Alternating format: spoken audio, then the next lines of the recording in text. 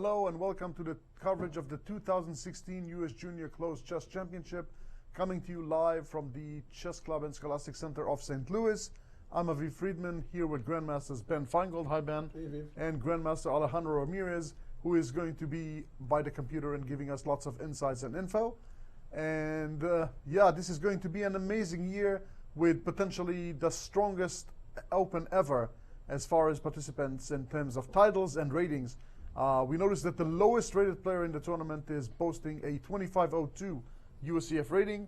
We have 2 Grandmasters, we have 6 bona fide IMs, and 2 IM elects who already crossed the 2400 and thus are guaranteed a title, presumably in the Baku Olympiad, the Congress after the Olympiad this year. What do you think, Ben? How do you compare this tournament, who is so amazing, with the ones that you played? I know that you played in 5 such championships yourself. Well, it's great to be here with you and Alejandro here at the U.S. Junior Championship. I remember, a long time ago I was a player, and well, things have gotten a lot stronger since then. Yeah. When I played my first junior championship in 1984, there was one player over 2,500, and there was nobody else over 2,400. I was in my 2,200s, and I scored -1. I was +1 with 2 rounds to go. I was one of the average players. Incredible. And it's not like that anymore. Now the players are not only Grandmasters and IMs, a lot of the IMs are Grandmaster Strength. The FMs have already getting their IM title very soon. And I think all of these players over the next 2 or 3 years will become Grandmasters. And junior chess in America is really shining. And this is a really good example. We have a great tournament here in this great facility where we also have the Sinkfield Cup, U.S. Championship, U.S. Women's Championship. The U.S. Junior Championship deserves a great venue like this to showcase their great talents and how strong chess has come in the U.S. for juniors over the last few years. Absolutely. It's an amazing time for junior chess, scholastic chess in general, and, well, I would say chess in general, because the UCF has 3 of the top 10 players in the world, yeah. And I think that just trickles down all the way to scholastic chess. And as we are talking, we're seeing a running picture of the venue. The beautiful venue. Beautiful venue indeed. It's the boardroom of the Chess Club and Scholastic Center on the 2nd floor of the club. That venue already hosted several tournaments such as U.S. Women's and Open Chess Championships, several tournaments such as the Sinkfield Cup, and matches among top players of the world. We had world champions and the current world champion and ex-world champions playing there, and I'm sure it's going to be very inspiring. And comparing this to when I was playing in the juniors, often we would be like at a college campus, in a dorm, sharing rooms, trying to find some space to play. We weren't playing on DGT boards with wood pieces, if you know what I mean. And now we have great prizes, and of course the winner goes to the U.S. Championship. And we had that prize also, but there weren't the other extra prizes and nice playing venue and nice hotels and great arbiters and food and drinks for the players. Things have really stepped up in the last few years. Absolutely, and we're going to talk in detail about the prize fund later, but enough to say that the top prize in this tournament is $6,000. Yes. Just to give people an idea, when I was talking to resident Grandmaster Robin van Kampen, who is coming from Holland, and I mentioned that to him, he just paused for a second and said that this is just about the top prize for the Dutch Championship for Ben. Yeah. Enough said. Easy, and not to mention that this is not even... It's not even clear that's the best prize, going to the U.S. Championship next year. Playing against players that normally normal Grandmasters don't have a chance to even face, let alone 3 of the top 10. And a guaranteed, like in the 2016 U.S. Championship, the last place prize, which is not necessarily what they're going to get, they can do better than that, was $4,000 on top. Right. And the right to play. Imagine being invited to a tournament, a category 15 or so, playing against 3 of the top players in the world, or maybe even higher than that, and being paid $4,000 to do that, on top of this prize. No, it's amazing. And the reigning champion, Akshat Chandra, obviously had a bad U.S. championship. Right. He'd like to go back and prove himself. Absolutely. And it was a learning experience. Try to win 2 in a row. It's going to be very difficult this time. Absolutely. And just to give you an idea of how strong it is, let's take a look at today's pairings for the first round of the championships. And let's take a look. We see that newcomer Nicolas Cheka, FM but IM elect, is playing IM Alexander Ostrovsky. Another newcomer in Michael Brown is facing the reigning champion IM Akshat Chandra. Luke Harmon Valetti is playing against Grandmaster and newly crowned Eagle Scout Caden Troff, who's going to be celebrated later this week. Strong IM Ru Feng Li, who has been having a scorching summer, is playing the highest rated and the heavy favorite for this tournament, Grandmaster Jeffrey Xiang. And the youngster of the tournament, A1 Liang, is facing another one of the veterans, I am Michael Bodak. And for the key matchup of the day, why don't we go to Grandmaster Alejandro Ramirez for some insight. Thank you, Aviv. Before this tournament started, I think it was obvious that the matchup everybody wanted to see was Rufeng Li against Jeffrey Xiong. And let me explain why. Rufeng comes from an amazing summer. He won the Open in Las Vegas only a couple of weeks ago ahead of many, many grandmasters. He had a fantastic result in the World Open where he was just half a point shy of a GM norm. And had he won his last game, he would have won the entire tournament, one of the top Opens in the entire world. But even that pales in comparison to Jeffrey Xiong's summer. He has crossed 2640 in the FIDE rating list. That puts him at the top of the junior list, and he's, I think, number 4 currently in the under 20 in the world. And on top of that, he just won the Capablanca Premier Tournament in Cuba. He's had an amazing summer. He seems to be skyrocketing. That comes after having a really good performance in the U.S. Championship where he scored 50%. This is going to be the game to see. And this is a rivalry. Both Jeffrey and Rufeng are from the Dallas area, and they have played an amazing 37 times. 17 wins for Jeffrey, 17 wins for Rufeng. We see Jeffrey on the screen right now, and only 3 draws. So a very bloodthirsty set of games there between these two youngsters from the Dallas area. It's going to be a tiebreaker game here in the first round of the U.S. Junior Championship. And many would say this actually would set the pace. Whoever wins in this game would become a not very heavy favorite, but definitely a favorite to win the event. This is one of the key matchups of the entire tournament and certainly the most important game of round 1. Thank you, Alejandro. And indeed, it's hard to disagree. When such a matchup occurs already on the first round, that clearly sends the signal that there are no free lunches in this tournament. Every game is going to be very meaningful for the final results, and it's really you can say that maybe some players are favorites, but and maybe you can say that some players are maybe not absolutely favorites, but you can tell that they already have the scalps of very strong players under their belt, and anybody can beat anybody in such a tournament. No, I agree. And also, the fighting spirit of the players, which Alejandro was referring to earlier. I played Rufeng Li last month in a norm tournament here, and it was the first round, and I thought he was going to be the strongest player I would face in that event. I had the white pieces. I offered an early draw, as I like to do against the better players. He refused with the black pieces. Very competitive game, which he ended up winning, and that's the way he plays chess. And even though there's a 30-move draw rule in this tournament, players can't agree to a draw until both sides have made 30 moves. That's and this tournament's going to be somewhat unnecessary because these are fighting players. We don't see early draws, and especially in the junior championship. But these juniors in particular, they don't like draws. They play fighting chess. And I was amazed by the statistic that Alejandro gave: 37 games, only 3 draws. That's just crazy. Yeah, that's very, very unusual. 17-17. We can say that today's game is going to be the temporary rubber game, I guess, between the two, because I'm guessing this rivalry is going to continue for years to come, and it's just phenomenal. We're really expecting lots of decisive games. Everybody has something to prove. First of all, as we say, the coveted first prize with the entry, the guaranteed entry to the U.S. Championship, but also people are after raising their ratings, after titles, and let's go again back to Alejandro Ramirez for even more insight. Guys, I agree completely. This is a very strong tournament, but let's not forget, this is a very young tournament. Even for a U.S. Junior, we don't have players that are at the top of the rating list crossing 18, 19 years. I mean, the top players are 13, 14, 15 years old. Jeffrey Xiong is only 15. Rufeng is still 14. He hasn't crossed 15 this year just yet. And let's talk about A1 Liang, who's also one of the very strong players in this tournament. He just scored a GM norm in El Salvador maybe a couple of months ago. He's had a series of good results. He's only 13 years old. I think that he's one of the players to watch. I'm also going to be paying close attention to his game today.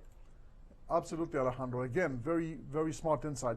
And we can see that, like you said, the younger players are the ones that are actually the higher rated ones, and mainly because the players who are at slightly older are already choosing a very corrupted way of life, meaning they chose college over chess, and that is quite terrible. You got to be chess coaches like us to call college a corrupted way exactly, of life. of course. Everybody understands that we do it tongue in cheek, and of course we are representing chess, so we're trying to be very biased on the topic. And yeah, again, one thing that really makes this tournament unique in my eyes is the diversity of those people. And when I was reading their bios and thinking about the people that I know less of, because some of them I know very well, I was amazed to see that, okay, we have the known fact that Luke Harmon Valetti, who at the age of 15, 16, is already a senior in UCLA, having a double major in applied mathematics and I think computer science. And in his spare time, he is programming for a startup in Silicon Valley. You have someone like Nicholas Cheka, the newcomer, who is he has such a quiet demeanor, very soft-spoken, but he has a black belt in karate. You know, I could have used him sometimes in my life. Softly and carry a big stick. Exactly, and still water run deep. So, and many of them are so talented that they really have so many other hobbies, and yet they manage to really become the best in the country at chess. Yeah, speaking of Cheka, he just did a very good tournament at the World Open, which just finished last week. We have some of the players here coming from Philadelphia. Right. And Cheka, actually, if he had won his last turn, I think would have tied for first, but still, he won a lot of prize money for the under 2450 FIDE prize. Yeah. And had a fantastic tournament. Yeah, quite astonishing. And we're looking again at the live shot. Just disappeared, but let's try to see if we can get it back. A live shot of the playing area. And we can see the Chief Arbiter Tony Rich is making announcements now. Exactly. The executive director of the chess club and also Chief TD, Tony Rich, is making the obligatory announcements before the round about the regulations, about the players. There's absolutely zero tolerance to speaking and leaving the tournament area. I know the players were wanted for electronics. There's no electronics rules. Boy, Jeffrey and Rufeng look pretty serious. Yes, as a matter of fact, for a moment I thought that we froze because they're moving. Yeah. And Jeffrey is doing his famous Sphinx imitation, where he's just completely immobile in total concentration. And I know that one of the things that I'm always amazed by Rufeng Li is that he's able to sit at the board for hours. Yeah. When I was watching some of his games in the aforementioned GM Norm tournament, everybody's walking around, going to the kitchen, getting some drinks. He is sitting and just not moving from the chair for hours, even if it's not his move, and if he's not necessarily thinking at the position, he is just in complete war mode. So very admirable. You can see the assistant arbiter, Michael Kummer, there in the blue shirt, and some of the well-known parents. You know them very well. Right, very good. Akshat Chandra's father, very loyal companion and a huge supporter of his son. And talking about Akshat Chandra, the reigning champion, when he was I think it was 2010. In 2010 he was 1500. Wow. And in 5 years he made a progress of 1,000 points with very little instruction. Much of it is by himself. That's an amazing progress. And he has a beautiful blog, questforgm.com, that he writes very eloquently about his pursuit of the GM title and his successes and adversities along the way. Yeah, very actually, impressive. Definitely one of the stronger players in the tournament. He won it last year, which I think was to a surprise to some people. He was definitely not one of the favorites. He qualified for the U.S. Championship. He didn't have a great tournament, but he's also had a really decent summer. He just made his, I think, 5th GM Norm in the New York International. So he comes from a very strong tournament with very good results. He's one of those players that says, hey, I haven't been showing as much progress as maybe some of my peers, but I can still win this event. Agreed. He had a very rough US Championship, but I think he took it as a learning experience. He jumped back, he bounced back. He won that aforementioned, right, Grandmaster Norm, but +2. Yeah, and he is, again, he has a long career ahead of him. And we were talking before the show, Ben, you have mentioned to me how last year was basically, from the get-go, a two-person show. It was a kind of a race between Akshat Chandra and Jeffrey Xiang. And I think it's fair to say that this year we're not anticipating such an right. To me, there's 4 real favorites. This tournament, Jeffrey's the big favorite, being over 2,700 USCF. Of course. But we also have the new Eagle Scout, who'll be, I guess, given that title on Wednesday, the free day. There's actually, if any of you watch here coming to St. Louis, you can go to Forest Park, and we have chess tables set up, and he's going to give a simultaneous exhibition on the free day. And recognize. So Caden Trofe is one of the big favorites, also over 2,600 USCF, a veteran of this event at such a young age. And Akshat Chandra and Rufeng Li. Those, I think, are the 4 that somebody expects one of them to win. But of course, the other players anybody can win a game in this tournament and beat anybody. So there's no easy games. And I'm very excited that in the first round we have this big matchup between Rufeng Li and Jeffrey Zhang. And of course, Wonder Liang shouldn't be underestimated. He's also had a good summer, getting a GM Norm, and so young and improving so quickly. And I remember the chief arbiter here, Tony Rich, he beat a Wonder a few years ago, when Tony was a lot higher rated than a Wonder, but things have changed over the last few years. Definitely. So this, again, the tournament is shaping up to be a monster tournament, And we see that the games have started. And without further ado, let's start by visiting our first matchup of the day. And we can see that this is going to be some sort of a close Sicilian. Rufang Li is white with the white pieces, Jeffrey's black. And after e4, c5, I'm assuming knight c3 was played first, right? Yep. And d6, Jeffrey is making sure that he's maintaining the option to play one of the sharp Sicilians. So in case of knight f3 or knight e2, you could still play knight f6. And instead, Rufang Li, unsurprisingly, because he's chosen it many times in the past, is steering towards a close Sicilian. Now let's see how Jeffrey is going to treat that. I'm assuming that, oh, here we go. Yeah, after a refresh, knight c6. He's playing the standard system. You have with knight c6 and, of course, g6. The bishop on the long diagonal is counterpart. I think usually in the junior championship, we see more open Sicilians than closed Sicilians. Definitely. But Rufang Li, that's part of his arsenal, playing the close Sicilian. I'm assuming it's the influence of his coaching. And he has actually pretty decent results in it. I'm really curious to see how he's going to do against Jeffrey in this game. One very tiny bit that has nothing to do with today's games is we're going to be remiss if we didn't mention, apropos Eagle Scouting and chess, that Jeannie Siegfeld, wife of Rex and one of the co-owner, co-founder of the club, is almost single-handedly responsible to the fact that there is now a chess merit badge at the Boy Scouts, and there are, I forget how many tens of thousands of people already have it, and it's being pursued consistently. So kudos to her for such it's a great thing, and we see occasionally, they have these things where you can try to get the badge here at the chess club, and we see Boy Scouts coming, and we see more chess, and the mixing of chess and kids, it just keeps growing and growing, and due to Rex and Jeannie's generosity, and not only the financial generosity, but the thinking about how do we get more kids interested into chess, and having chess camps here, having tournaments like this, having Boy Scouts get merit badges, and there's more and more ideas that come out every year. And, well, Caden Trofe will be, I guess, the only person in the world to be a Grandmaster and an Eagle Scout. Right. That's a very unique double title to hold. And let's go now to our second game. Let's see the A Wonder Liang game. He's playing with the white pieces against Michael Bodak, and let's see what happened here. So d4 was played. Right, so A Wonder played d4. And G6. G6. A little unusual in a junior tournament. Yes, we have to remember that Michael Bodak has the tendency to play sidelines, odd variations, the obscure opening here and there. So anything by him can't be considered a surprise. Okay. And A Wonder played very classically with e4. Okay, so he went into an e4 opening all of a sudden. And White can play a lot of moves here: f4, c4, c3. He just developed both of his knights. Okay. And now Michael changed the game a little bit, playing c6 and d5. So it's going to be something like in the Gorgonidze type of system with d5, yeah. And now to prevent bishop g4, because there's some pressure on d4, he played the move h3. Yes. And quickly, Bodak played knight h6. Very interesting. And I think the idea is when there's a trade on e4, or even if the pawn moves d5, we have the f5 for the knight. Right. Something like this was shown to me a very long time ago, before any of these players were born, by Mark Ginsburg. He always wanted to play this with black, play this knight h6, and try to get the knight to f5, because he's also a very unusual thinker, international master in the U.S. Right, and Arizona.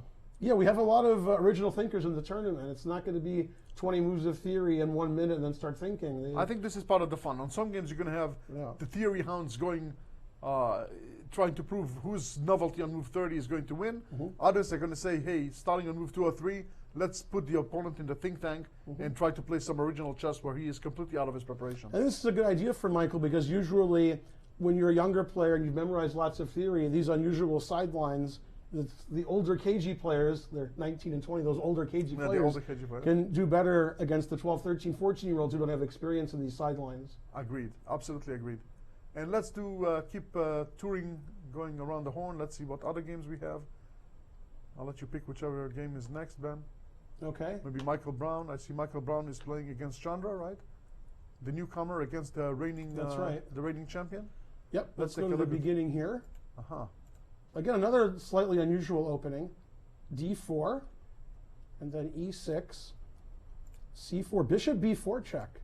Okay. Seems guess like who used to play that when he was active? When he was active? Yes. I'm going to guess Aviv Friedman? Yes, exactly. Okay. I always had problems with d4 and tried to play all kinds of nonsense to take my opponent out of theory. Yeah. And that was one of my favorites. Yeah, this is something that I would think like Jonathan Spielman would play a lot. Right. Well, they did it with the F5 thing. I don't think I ever Yeah. had the guts to do that. Only And after knight Bishop C3. D2, he played A5. Is that what you played? No, I taken C5. And I see that Alejandro is wanting to contribute something. So let's go back. Let's go to him. Thanks, Aviv. And yeah, actually, this bishop b4 check line is something that I've used quite frequently, so I feel kind of comfortable talking about it. And the idea is that you can try to get some kind of good Nimzo-Indian positions depending on the move order of your opponent. I've always thought that here the move bishop b4, bishop d2 is definitely the most challenging to the black side. I don't think that knight c3 is particularly good. After the move a5, which has become very, very popular in this position, actually I think Michael already makes a slight imprecision. After the move a3, which I think is not the best, queen takes, bishop takes e2, queen takes d2. Here it's black to move, and after the move knight f6, which was played in the game, black's eventually going to get a very normal Bogo-Indian type of position, but with two important details inserted, the move a3 and a4. In the long run, this is going to be a problem for the white side, because if I ever put my pawn on a4, and I somehow manage to reinforce it, it's going to be impossible for white to break open on the queen side or to expand on the queen side, and he's going to have some light square problems on this side of the board, especially because this bishop on f1 usually likes to be fianchettoed on the long diagonal. This is actually not the best for white. I think that black actually equalizes comfortably from the positions stemming from after knight f6. So I think this was quite a success for Akshat. And going back to the other game that you were showing between Mawonder Liang and Michael Bodek, we have a couple of new moves actually. We have this position on the board, and I think you guys left it off right after bishop d3, which still looked more or less like a normal position.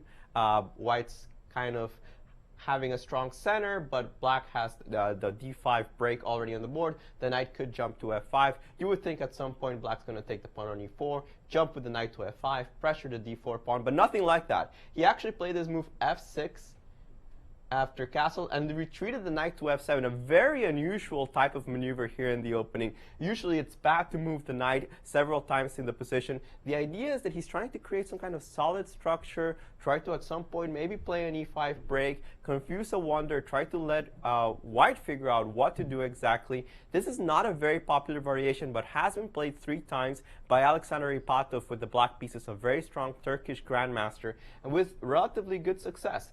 A wonder played the move queen e2, which is relatively unknown in the database. Almost everybody chose the move rook e1 with the idea of pushing an e5 break. Queen e2 does something very similar, but with the queen instead of the rook. Very sharp position in some sense, because black does have to be very careful of not being completely bound down. If I ever get the move e5 in and I'm unable to develop, this could be very dangerous for black. Bodek has to be aware of the dangers of his position. He's the one that chose this variation, and he has to show exactly what he has prepared in it.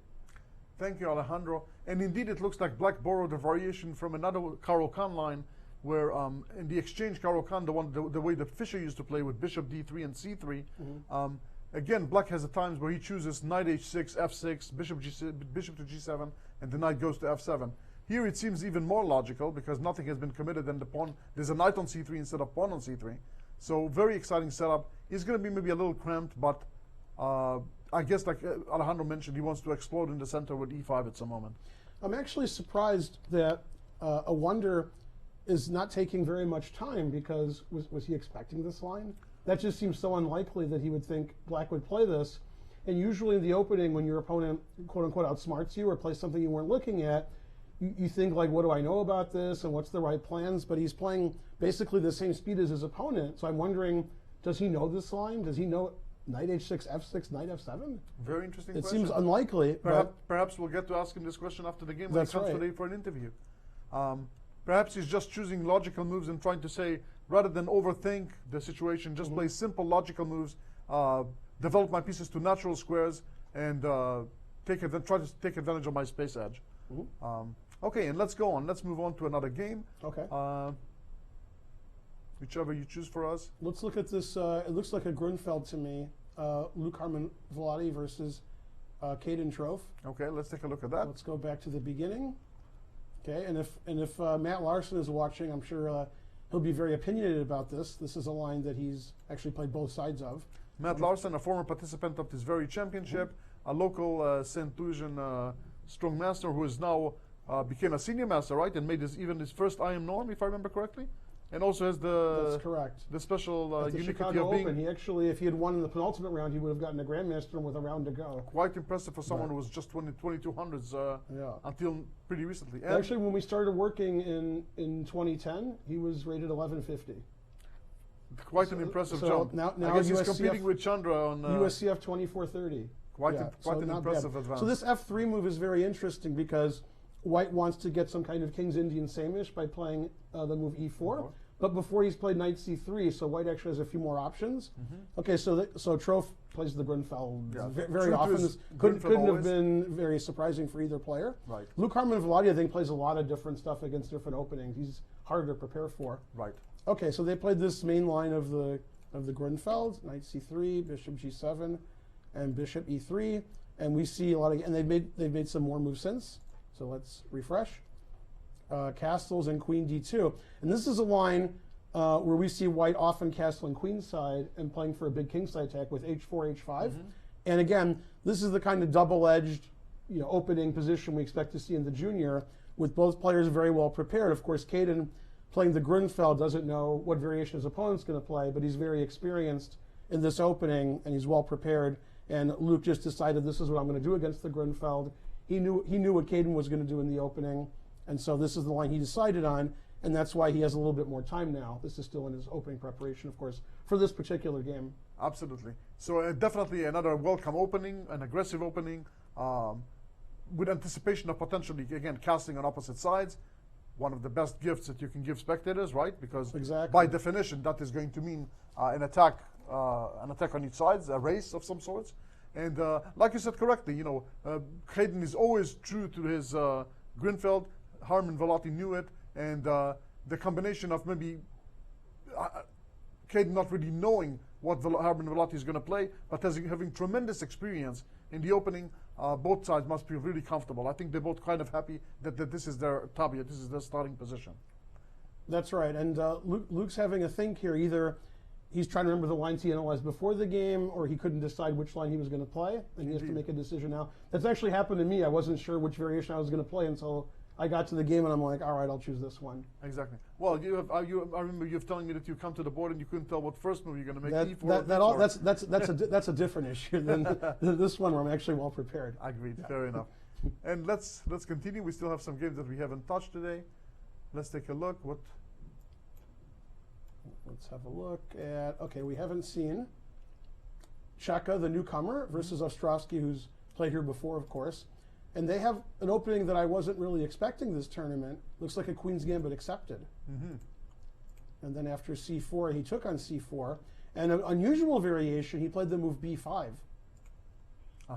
Yeah, I've seen it somewhat of late. It used to be almost a no-no move, I thought, for a longest time. Yeah. And then of late, you've seen this being used in some Grandmaster games. I think that soon we're going to visit Alejandro for some insight on this opening, and perhaps after a look at the database. But let's take a look at, is this the current position, or have No, they played more? so he played They A4, more. Right, following the normal. Finegold rule. When they played B5, you play A4. Right. And now he played the move B4, immediately giving up the C pawn. Right, realizing that probably you cannot keep the pawn anyways, right? I mean, it's just, it's not possible to play A6, obviously. Yeah. And after C6, I'm assuming there's going to be a B3 after the capture. So probably Yeah, Black will have to C6, give up the pawn and his structure under much worse circumstances. Right. So either immediately or take on B5 and then B3, just looking very... But after B4, bishop takes C4, Black played the move E6. And usually when Black's playing B5, B4 in any kind of queen pawn opening, you're hoping as a White you haven't played Knight C3 yet, so you're not losing a tempo. So I don't see why White shouldn't be happy here. And the C4 square is definitely White. Yeah. Well, let's see what Alejandro has to say about this turn of events where Black's playing an unusual variation in the QGA. Absolutely. Well, actually, this variation brings back a very painful memory for me, as I was White in this side against Azarov, Grandmaster Sergei Azarov from Belarus, in a game that I had to win to qualify for the top 4 in the Millionaire Chess Open in the inaugural year. And, well, I ended up losing with the white pieces. Azarov went off to the tiebreak. I think he didn't quite make it to the top 4, but he still was in a much better position in the tournament than I was. And I was unfamiliar at that point with this variation. I also thought it was very strange, as you mentioned, to just give up the c4 square, to not allow the knight to come to c3, but I'd never put it on c3. I could just maneuver it to b3. But actually, it's not so simple for white to prove an advantage in this point. Black's plan is very simple. He's going to put a bishop on b7. He's going to put a knight on d7. He's going to break with c5. And it's not so clear how white's going to make a lot of progress. Normally here, at some point, white has to castle, play the queen to e2, the rook to d1, and hope to push e4. But white just doesn't have enough time to do everything that he wants to do. Usually, if white wants to get some kind of advantage, he actually has to sacrifice a pawn. He either sacrifices a pawn on d4 or e4 by breaking through in the center, trying to exploit the fact that he has more time to develop. This comes as a very sharp option. If he doesn't take this option, usually black equalizes very comfortably. It seems to me, just by the amount of time that the players have taken, the Czech is not familiar with the variation. It's hard to come up in the game with this kind of pawn sacrifices, and Ostrovsky, with probably better preparation, finds himself in a comfortable position from the opening. Thank you, Alejandro. So we can say another check mark for an opening with lots of potential for a very strong aggression, especially if a pawn sacrifice is going to be tried in that position. Yeah, we see Nico Čeka up there, like, oh, he must have heard me. Yeah, so looking at the camera and feeling quite comfortable. Yeah, waiting to see what he's going to answer to Ostrovsky's very aggressive approach of the Queen's Gambit. That's funny. I always thought I was good luck until I met Nico. So my first U.S. championship was in 1994 in Key West, and the winner was Boris Golko. And either the previous or the next year, one of the tournaments was very bad for him, and the other one he came in clear last. My next U.S. championship was 1999, and guess who won? Boris Golko. The year before and the year after, not good tournaments for him. And I thought, okay, I'm really good luck for Boris Golko. Whenever I play the U.S. championship, he wins. Well, Nico Čeka is sort of the opposite. Nico's having great tournaments all the time. He's very young. He's over 2,400 at the age of 13, 14. He's beating everybody. And then when I'm just at the tournament, not even playing, and I'm there, then he just does terribly. And so twice I've been to tournaments where he's had really bad results. So I'm hoping I'm not the bad luck charm for Nico Čeka. So we'll probably find out pretty early this tournament if maybe I'm far enough away in the basement here so that 2 floors away, maybe he's still okay. And that explains another thing. I saw them buying a voodoo doll of yours yesterday. Oh, yeah? Now I understand why you bought that. That was what it was. Right, exactly. Yeah. Good reason. But yeah, this is a very long thing so early in the game. And this is what I expected more from like a wonder, because if you didn't expect what Bodek is doing, you have a think, you're like, okay, what do I know? What don't I know? Why is he doing this? And this is what Nico's doing now. He realizes, like, this isn't what he prepared for. This is an unusual line, and trying to figure out what the right plan is. And that's what you generally do when you're...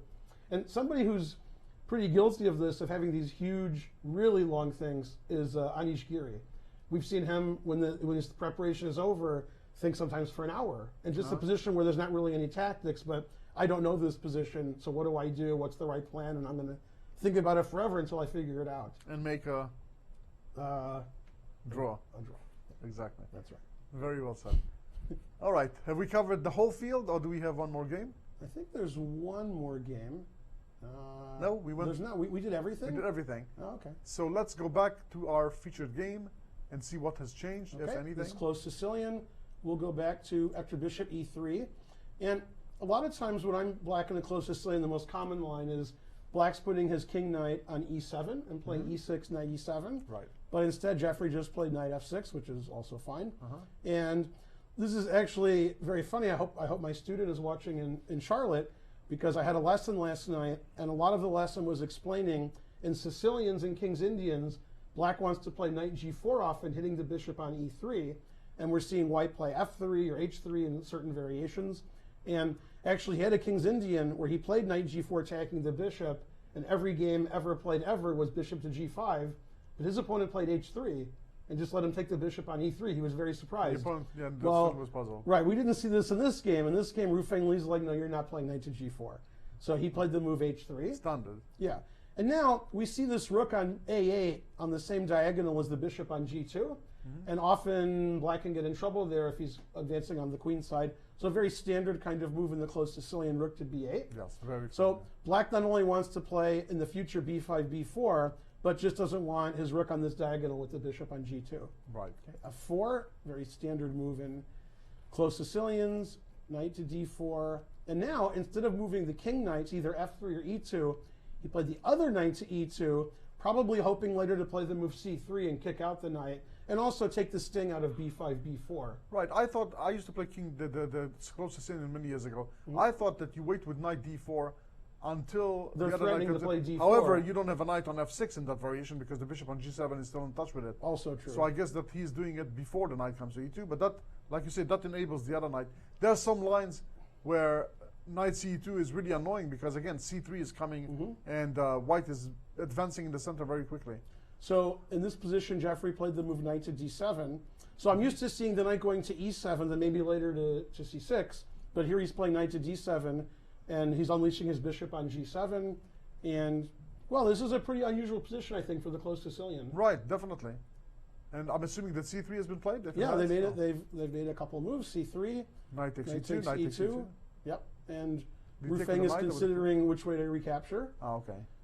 So it's between queen takes and the knight will go to its natural place on f3. And I have to say, like, personally, I'd rather have white here. I think this knight, waiting with the knight on g1, and knight g4 was played pretty early. Now we have this c3 idea. Right, exactly. And if white captures with the knight, then perhaps he continue in the standard g4, knight g3, later on with castles and pushing his pawns forward. Yeah, he has more than one plan. He can play on the king's side, or he can forget about the king's side and just have a big center with d4. Right. It looks like white has a very comfortable, easy game. But I think that black is going to act very quickly with b5, b4. After either capture, I'm expecting not to castle, but rather go b5 with the instant b4, with the idea of b4. And I wonder how that's going to happen. So if you take with the queen, then c3 is a bit loose. So like queen takes, let's say queen takes e2, b5. Let's take a look. Can we make those moves? Yeah, sure. Queen e2, b5, knight f3, b4. Yeah. Yeah, the idea of taking with the queen, of course, is Rufeng decided I want my knight on f3, not on e2. Exactly. And then, but is c3 weak? Right. Okay, black obviously has counterplay here. Right, and the question is, can you play, do you have time to play d4, or is it going to be captures with check on a5 and quick opening of the rook on the b file? Could also play c4 and try to block up the queen side, because the queen is defending b2. Right. And then we could play on the king side again, your other plan g4, and so lots of planning, and really very junior exciting. chess, a big attack on the king exactly. side. Exactly what we want to see. Yes. So, okay, we'll anticipate and see how Rufeng is going to recapture on e2 and what plan he's going to go for. Okay, let's have a look at the Grunfeld that we were looking at between Luke Harmon Velati and Caden Trope, because they made a lot of moves, and I think there's the theoretical moves.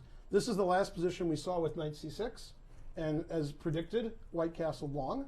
Yes. Queen d6 was played, and I know this is a really topical theoretical line. King b1, following my very famous rule. Always play king b1. Always play king b1. It's really hard for black to do that.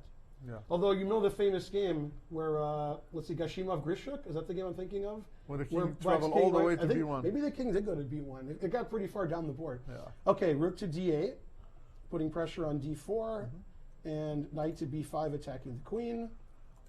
Queen moves, d5, and the move a6. So wow, we got some really sharp chess pretty early on. Right, and I'm curious if this is still theory, and I see that Harmon Velati moved. Maybe we'll go to Alejandro to get some insight about the evolution of this specific variation. Alejandro, what do you think? Well, this is actually a very theoretical position in a slightly different move order, but we have some top names playing this with both sides. Fabiano Caruana, the reigning U.S. champion, is a practitioner of this variation for the black side, and we have a couple of games by him. He's always chosen to move a6 in this position, and here the main move is knight c3. This is, I believe, what Luke Harmon chose. Yes. Yes, okay, so knight c3 was played, and now here black has a couple of choices.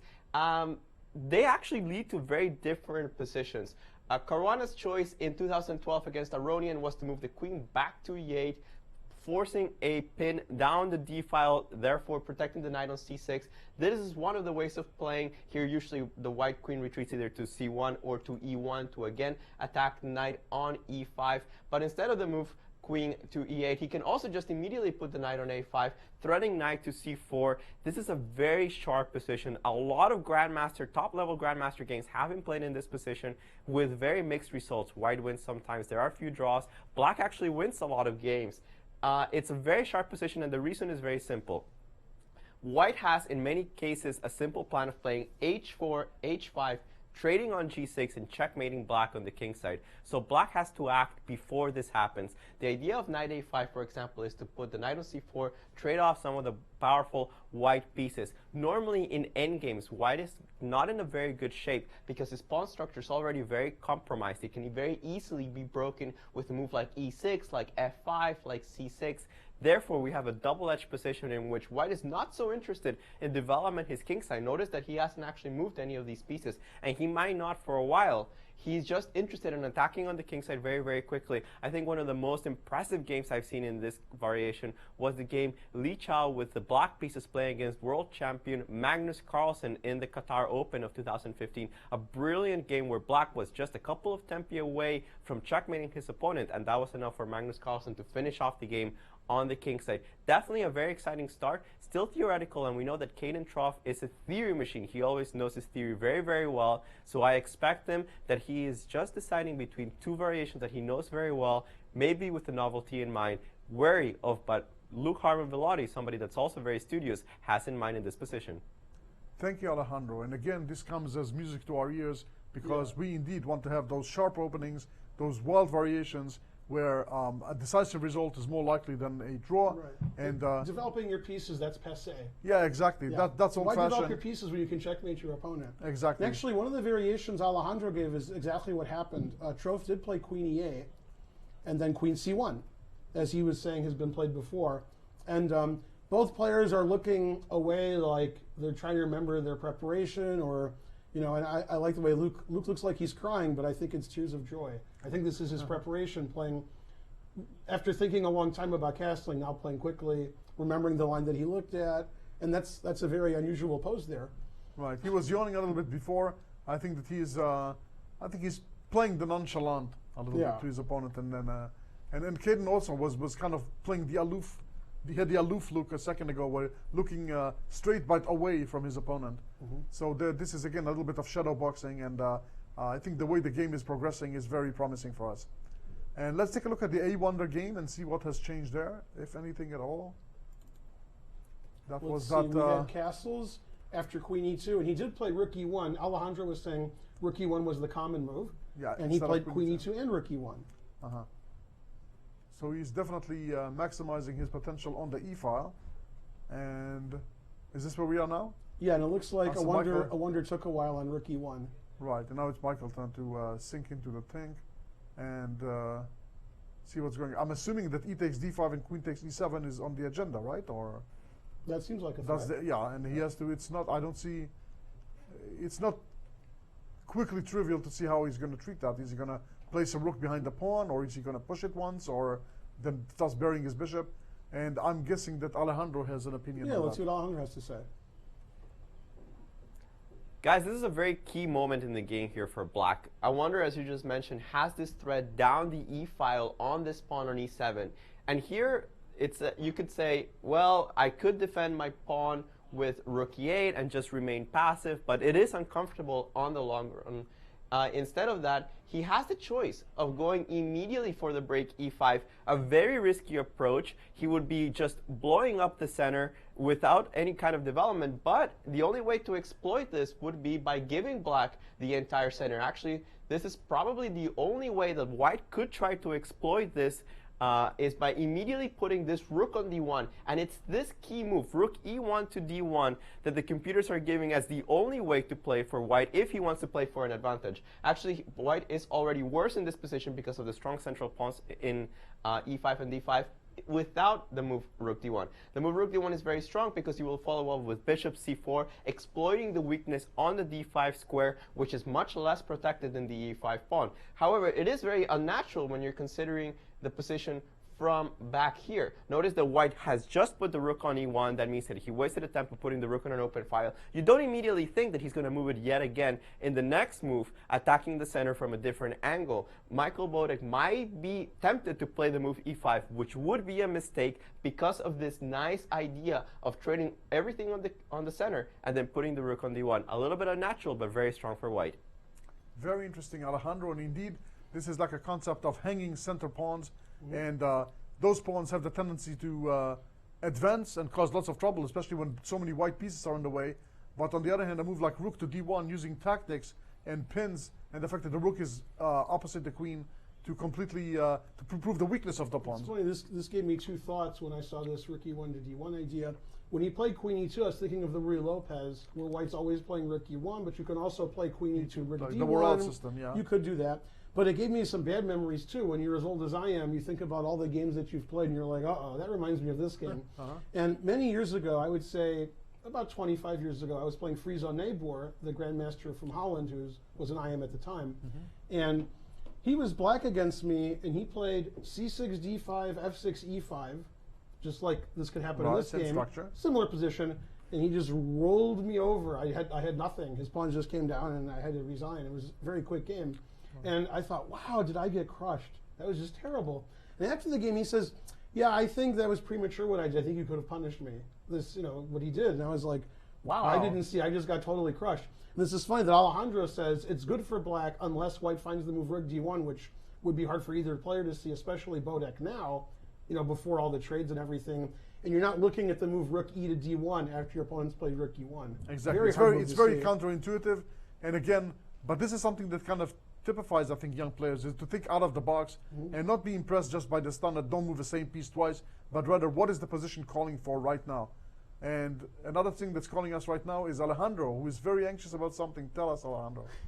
Well, one of the things about the U.S. juniors and juniors overall that are the top of the world in chess is that they're very creative, especially when it comes to the opening. They're not easily impressed by the top level chess. They say, well, I have my own engines, I have my own way of looking at chess. And here we have Caden Truff with a very interesting approach. Maybe he made it up over the board, maybe it's part of his preparation. I guess we'll have to ask him after the game. Instead of putting the knight on a5, which has been played many, many times, including in a blitz game between Hikaru Nakamura and Wesley So here at the St. Louis Chess Club in the Ultimate Blitz Challenge, which has been played by everybody. Everybody has to always play knight a5 in this position. Caden Truff comes up with a novelty, and he puts the knight on a7, a completely different approach, not trying to put the knight on c4 to harass the bishop on e3. Instead, right now, he wants to put the knight on b5, for example, after the move h4, which looks very natural here, trying to exploit the h-file. Knight b5 would be the follow-up. The idea is that this knight on c3 is under attack if you trade on b5. Now watch out, because after a takes b5, the rook on a8 is suddenly very active. There's danger to the king on the queen side. A very active position. This is entirely playable for white, but would require a lot of courage. Notice how this rook could easily be joined by the queen on a4 once the pawn pushes to b4. Who would be checkmating first would be the question of the game. Knight a7, a very cool move. It is a known idea in the structure, but in this particular position, it is a novelty. Thank you for this insight, Alejandro. And again, if we can continue on our own analysis board, just for one more second, sure. To go knight b5. Okay, it's So right to move. So let's say h4, of Sure. course, yeah. Knight Knight b5. And again, I'm not going to take a takes, which of course is not recommended.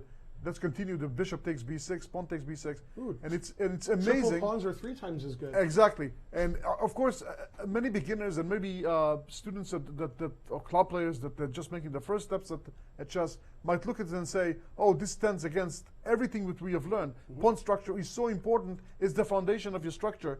But again, goes to show how in games, open lines and diagonals and king safety are so much more important than that. This will be positional capitulation by white, right? Yeah, this is actually my chess lesson yesterday I was talking about earlier. I was telling my student that Kaidanov was complaining to me once, Gregory Kaidanov, the grandmaster from Kentucky. He said, when I go to chess camps, people talk about their pawn structure, they have an isolated pawn, double pawns, and they start crying. He says, piece activity, they don't care about that. That's and incredible. He was like, it's so much more important how active your pieces are and the immediate threats than maybe a temporary pawn structure snafu. Obviously here, white has all of his pieces on the first rank. Black has the 2 bishops. Black has an open A line to the king. Black's bishop on g7 is fantastic. So for piece play and for bishops and for development, Black's doing great.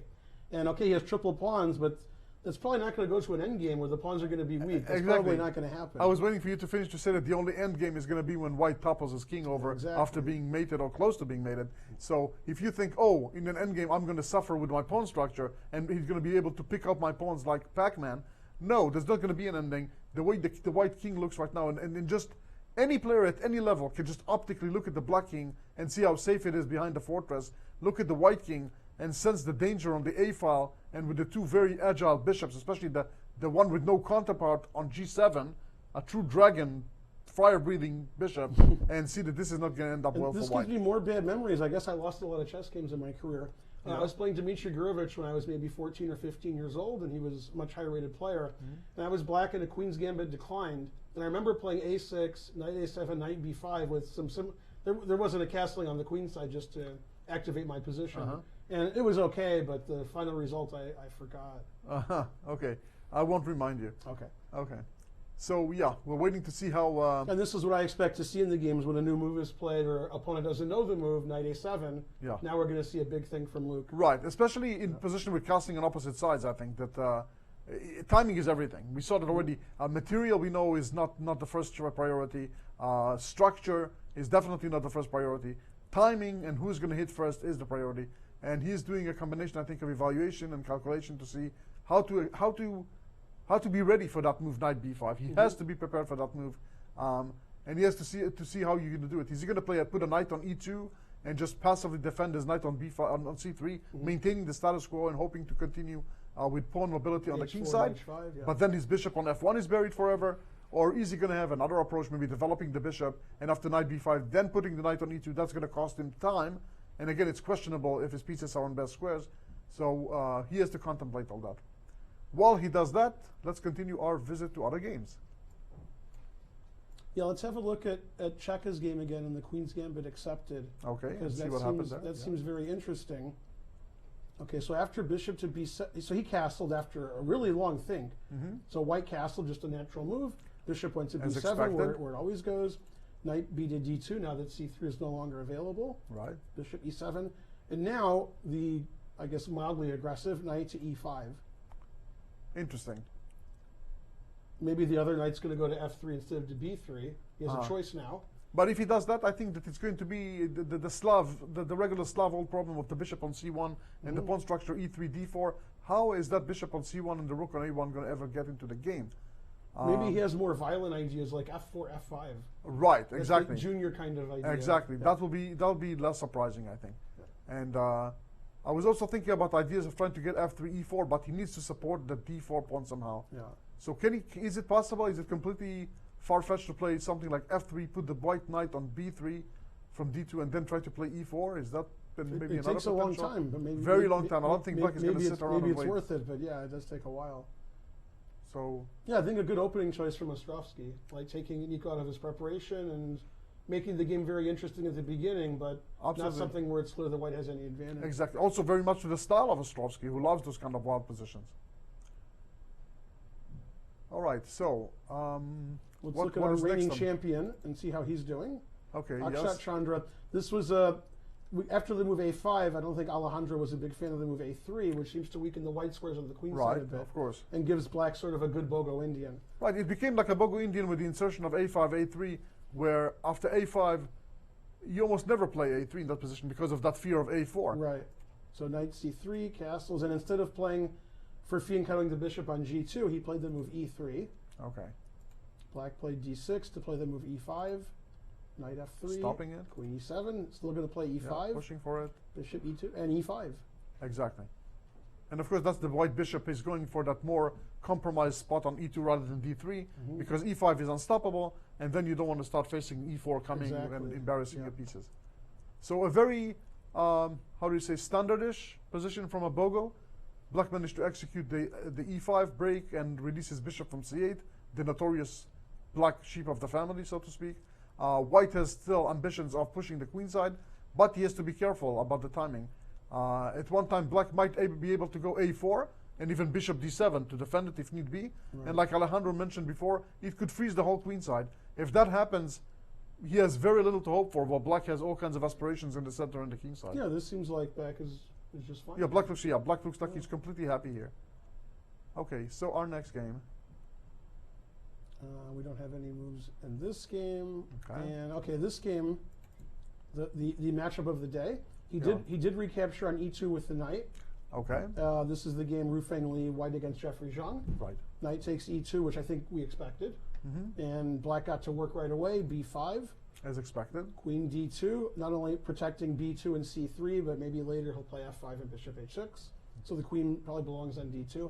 And instead of attacking quickly with b4, Jeffrey decided to develop his last minor piece with bishop to b7. Okay. Both sides castled. And again, I wasn't sure which plan white would do, g4 or d4. Maybe he'll do both. But he decided, I'm a junior, so we're going to play g4. Okay. This is the closed Sicilian after all.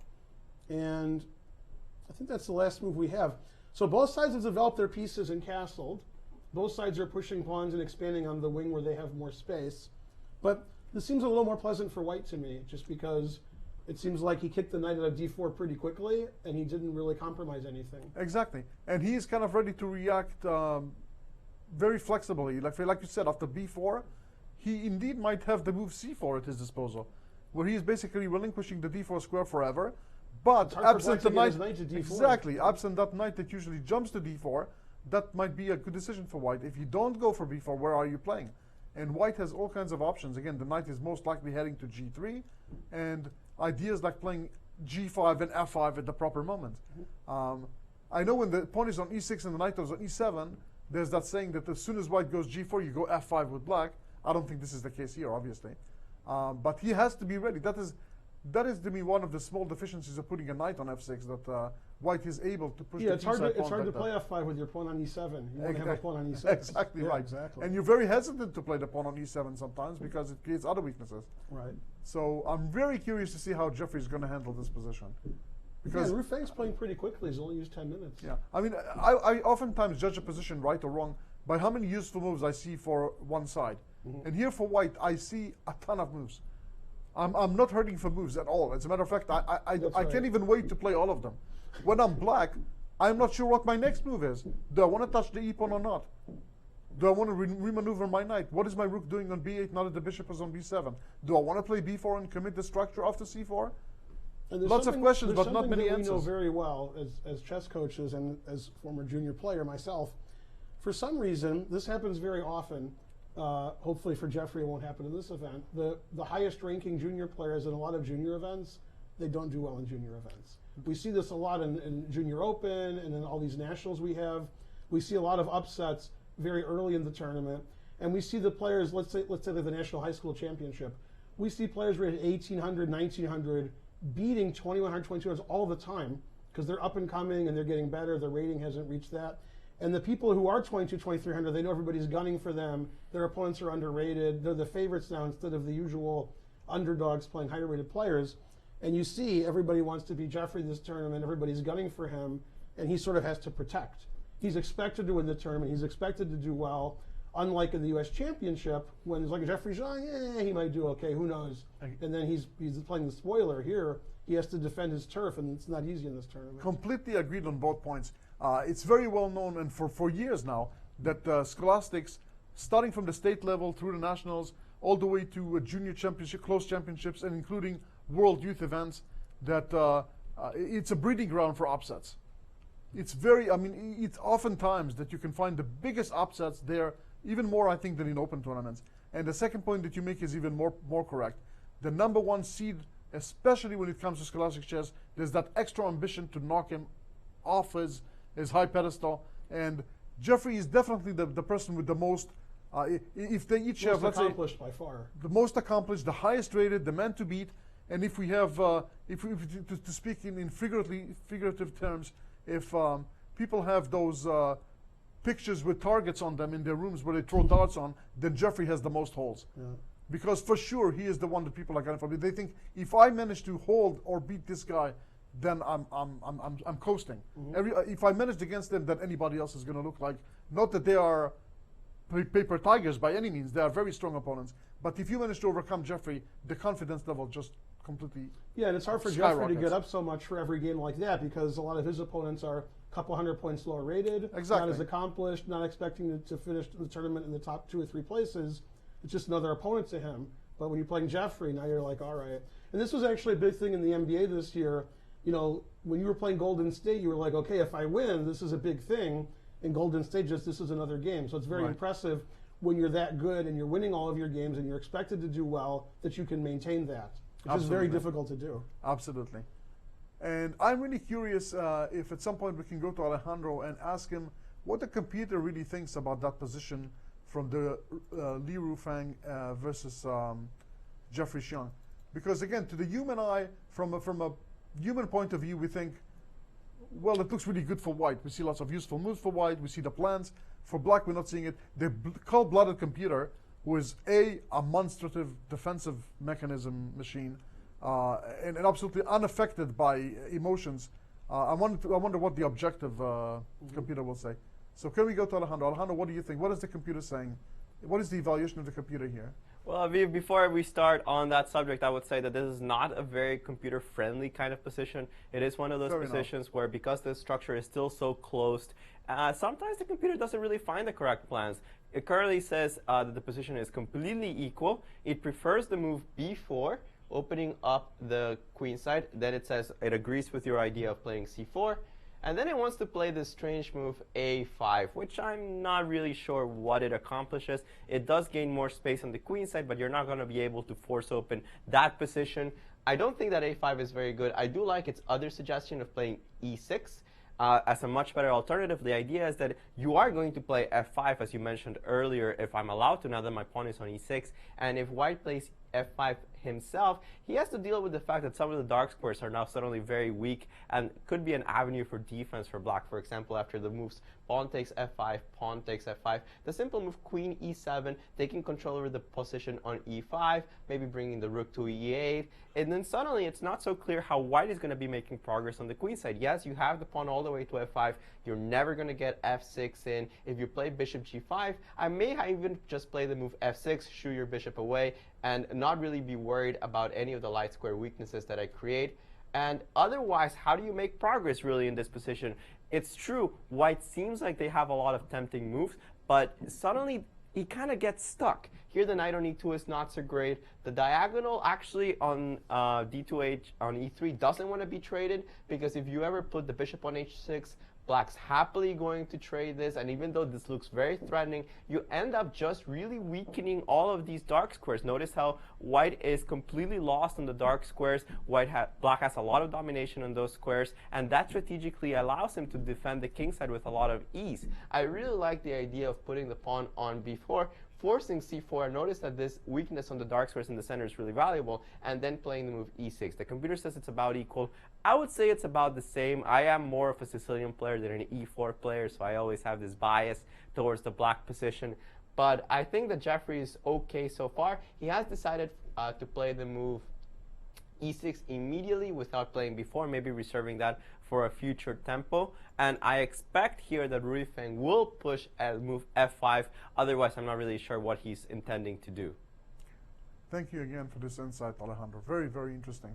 So, yeah, indeed, very interesting to think that b4 with the idea of c4 followed by e6 is the main recommendation, and very logical one, come to think about it. Again, this is probably the only way to get some sort of a counterplay. Yeah, the position, you know, for a human is white's doing everything that he wants in the closed Sicilian, and black is just sort of waiting around. But the computer doesn't see that white has anything spectacular happening, and black's position is pretty solid, so it just thinks everything is okay. And that actually reminds me of another story. This one isn't detrimental to me for once. I'm a bridge player also, as you know. Yes. And I haven't played in a while, but I remember there was a very good player in Michigan, one of the top, and she was playing against one of the best players in the country and the world. And the guy was saying to us, he says, "Yeah, when I play her, I can never beat her." And we were like, "You're one of the best players in the world." And he says, "Yeah, because she always beats herself." Okay. And I was thinking, from Jeffrey's point of view, he might be thinking, "Okay, come on, like I'm going to wait here. I'm going to be solid. I'm playing okay, and I'll get you." And I think actually this is why Rui Feng lost in the last round of bowl again. It looked like he played really aggressively because he needed to win for GM norm and win the tournament. Yeah. And he was pretty confident. He hadn't lost a game. I don't remember the last time he lost a game. He didn't lose a game in Vegas. He didn't lose a game in the World Open. And he's white. He played ultra aggressively, and in the end, I think he had some weaknesses because of that. And that can happen when you go too far. Right. And I think maybe that's what Jeffrey's thinking. Like, if I just play chess with him, he plays okay. Maybe if I give him a little rope, then he can make some weaknesses. So far, white's playing very solidly, but if white goes all out, maybe that's not the right strategy. He could be left with weaknesses that he cannot walk away from. Exactly. Very well, very well. Okay, so very exciting game. And again, can we see if there's any developments in other games? We certainly can. In the meantime, we can see Jeffrey Shang in his full concentration mode. And of course, you'll almost always see Rui Feng Lee sitting opposite him doesn't get up much, as we mentioned before. And we are watching You know, a long time ago, when Topalov was becoming good and winning all the tournaments in Spain, I hadn't seen him. This was in the late 80s. And they told me he doesn't get up from the board, ever. Like during a game, he doesn't go to the bathroom, he doesn't walk around, he sits there like this. I think for it's 6 hours. pretty true even nowadays to the Yeah, Classical. the- If you watch him in the Classical, he he is almost always seated. Yeah. He's stuck in full, great concentration Yeah, and great unbelievable stamina. that you can It's do incredible. that. So he did move his e pawn Bodak, but not to let's e5. go back to the analysis board and take a look. Yeah. So after rook e1, we were looking at e5 earlier. And Right. Alejandro was saying White could try to punish that, but instead he played e6. So very following one of my other rules, never do anything. interesting. Talk about doing nothing. But That's okay, it. it saves the e pawn. It does, true enough. Although I'm looking at the bishop on c8, and all of a sudden Yeah, not so happy? I'm starting to choke a little bit on tears because Bishop on g7, bishop on c8, not your two favorite bishops? not exactly. That when you say two bishops, that's not exactly. Okay. And a wonder did play bishop to e3, Also developing, interesting. which is also unusual, blocking a queen and rook, but getting his last Right, piece exactly. You developed. play queen e2, rook e1, and then put a bishop right in front of them. Very interesting setup. I mean, I didn't predict this position before the round. no, I didn't predict the position 2 moves ago, so. I mean, e6 and bishop e3 didn't seem to be like first choices. I thought that he might play rook e8 to maintain the possibility of playing e5 at the comfortable moment. He could have been tempted to play e5, but like Alejandro said, was a little premature. And again, bishop e3, I understand he cannot play bishop f4, definitely not further, and not bishop f4 because of an e5 probably with a tempo, and then maybe things would change. But bishop e3 in front of the queen and the rook is kind of bizarre. Yeah, it's not really easy to find a good plan for either player. No, I'm anticipate queen b6 at some point by black, because the pawn on b2 is looking like something that needs to be attacked. But again, hard to find a long-term plan. The bishop on c8, where are you going? Well, I know what my dad would say about this position. What would he Both say? sides stand badly. Yeah. Neither heard that side has before. really a good plan or has great piece activity. Both because sides are it's- worse. You know, nobody has traded anything, so everything's sort of blocked up. Right. There's a big, just like a big traffic jam in that Yeah, block. very hard to play for both sides. Let's go back to the game we were just looking at because Something happened. Rufeng played f5. So he decided to go for it. Indeed. Yeah, he And- probably was worried that black would play f5 and just totally block everything up. I'm having a guess now that if black is going to play b4, white is not going to play c4. I'm guessing that he is not going to deny himself a potential d4 and not just give away, because by playing c4, he gave up e5 forever. Yeah. And if he doesn't touch the pawn, yeah, black is going to have his long-range bishop on g7. Maybe he's going to open the b file later for the rook. Maybe even give better life to the bishop on b7. But d4 is still on the agenda. But my favorite thing about this game so far is looking at Rufeng. He just played f5, a very aggressive move, and looks super bored. Right. I like that. But, and actually, again, getting back to my dad, he told me once, I really like this player. It was a visiting player from another country. He was in Michigan for about a year. Zoran Gajic, I think he's a professor. I remember. now I at played him Rutgers. before, yeah. Yeah. And he says, I like the way he plays chess. He always looks like he's suffering. He sits there like this, his queen That is up, a very queen true. down. He's sitting there, yeah. And Rufeng doesn't look happy, although you would think the way the opening is going. Yeah, when you play a move like f5, you should it be. seems like he should be pretty happy. Yeah, when you play an aggressive move like this, it's like, yes, I'm going there. But he's like, suffering. play Good the- chess player suffers. Yeah. Very interesting. And Alejandro, is there any developments as far as that game goes? Well, that game will have a lot of excitement. I expect that, as you were mentioning, if black does play the move b4, that white will never answer with the move c4. But actually, I was taking a look at this game between Awonder Liang and Michael Bodik, trying to figure out some kind of plan for both sides. And I agree with you guys that the move bishop e3 seems just so unnatural in that position. I can't really bring myself to put the bishop in front of both the queen and the rook. I prefer the move b3 with the idea of just putting the bishop on a3, maybe the knight to a4, pushing c4 at some point, just slowly expanding on the queen side. That's the kind of player I am, very solid, just kind of slow. The computer, though, wanted to play the move h4, taking advantage of the fact that the bishop can no longer go to the g4 square, trying to exploit the weaknesses on the king side and just playing h5 on the very next move. And the computer was saying that there's already a very difficult position for black. He doesn't really find a good way of dealing with the pressure on the king side. Perhaps Awonder still has this possibility after putting the bishop on e3. We see that Michael has put the pawn on b6, probably with the idea of playing a5 and trading off this pretty bad bishop. But again, you have the possibility of playing h4, h5, trying to make black defend a weakened king side.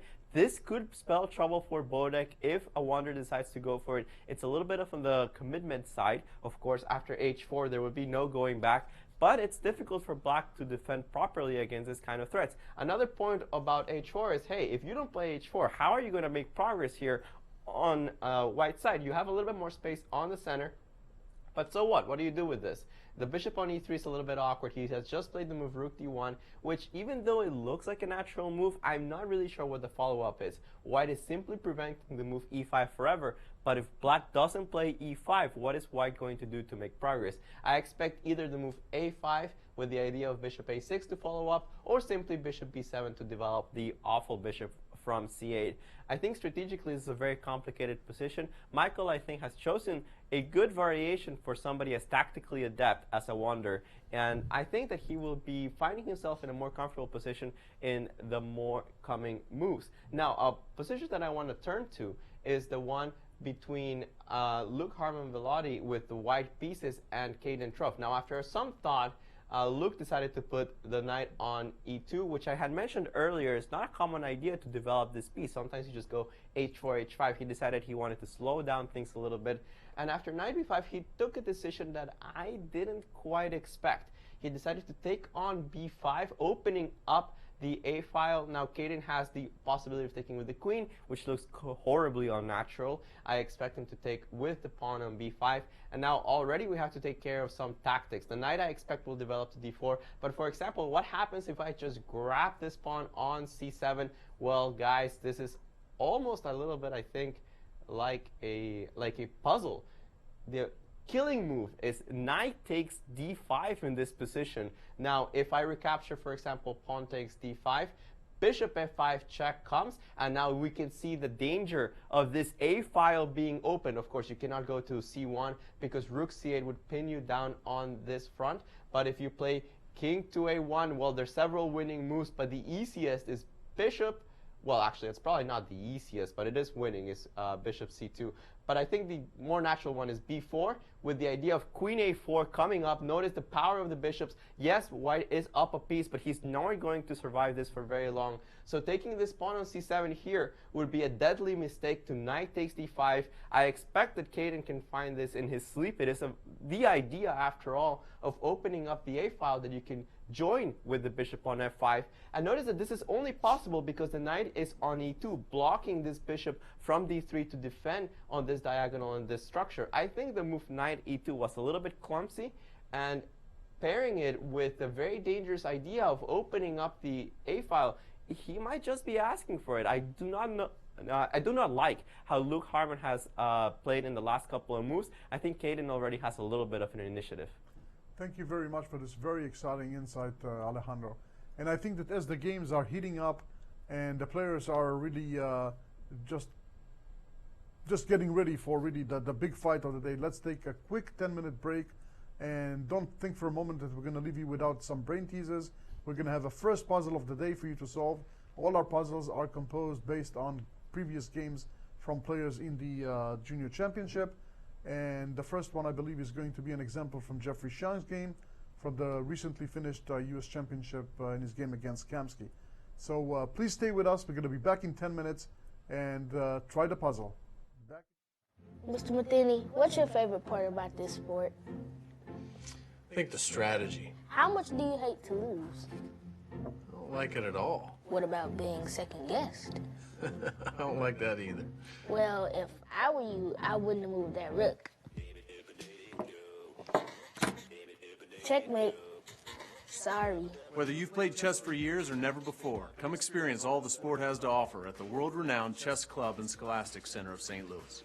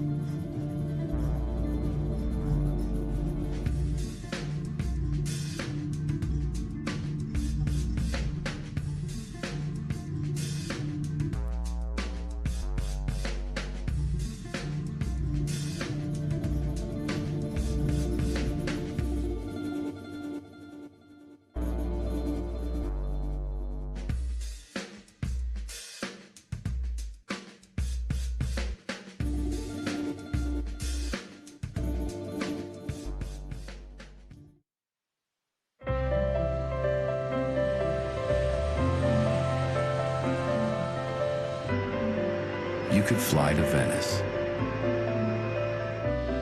or Paris or even Copenhagen.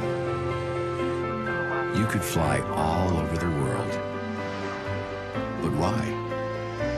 When you could just come to St. Louis. Your trip begins at ExploreSt.Louis.com.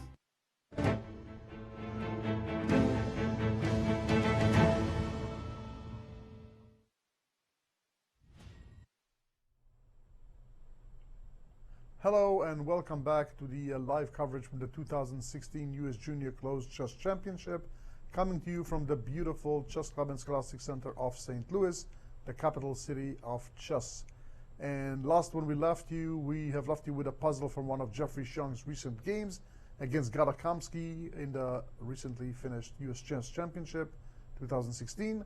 And for the solution, we are going to go directly to Grandmaster Alejandro Ramirez with some beautiful insight. Alejandro, take it. Well, this was a very important game in the tournament. It was still quite early, and Gada Kamsky came out guns blazing. It seemed like Gada got a really nice advantage from the opening, but he let it slip. Very resourceful Jeffrey was in this game, and he got to this position. Gada just took this pawn on f3, which turned out to be a huge blunder. There's actually two good ways of punishing this position from a white's point of view. So either one works. You could either play rook takes d4 and take advantage of the fact that after rook takes d4, you cannot actually capture this rook, because even though it seems like there's checkmate on g2, this is actually check, and you are able to pick up the knight on e3 just in time. There is yet another tactic on this position. Instead of putting rook takes d4, Jeffrey chose a little bit of a more elegant and precise solution. Instead of that, he decided to take the knight on e3 with rook 1 takes e3. Now, this seems to be a blunder, because after pawn takes e3, the pawn is attacking the queen on d2. But there's another important intermediate check here based on the weakness of this king on g7.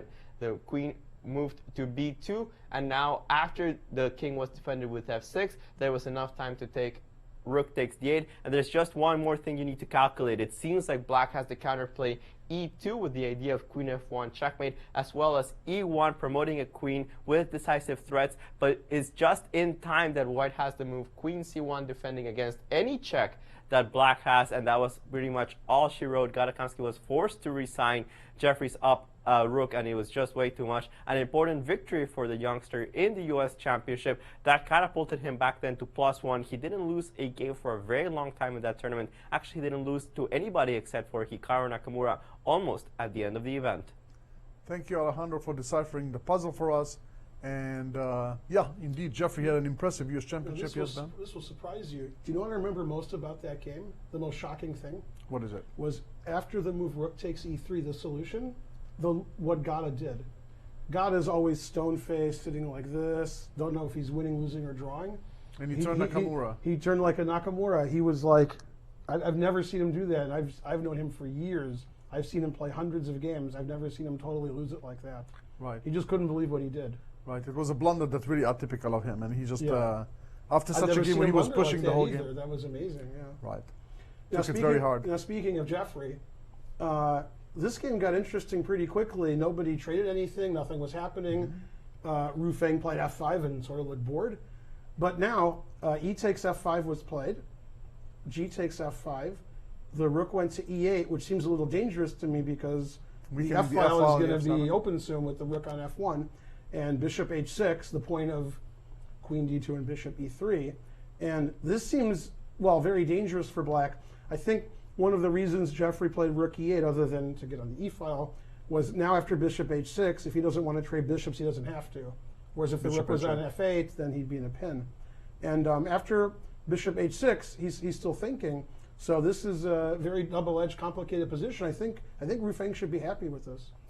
Again, like to the human eye, it seems really, really nice because you're already envisioning the queen coming to the h-file and a capture on g6 and something happening on f7 and h7. But of course, this is kind of wishful thinking. Something tells me that the computer is just going to be shaking his hand like chicken hawk and saying everything is okay. I'm putting my horse on e5 or something. There's never any problem at all, exactly. Yeah.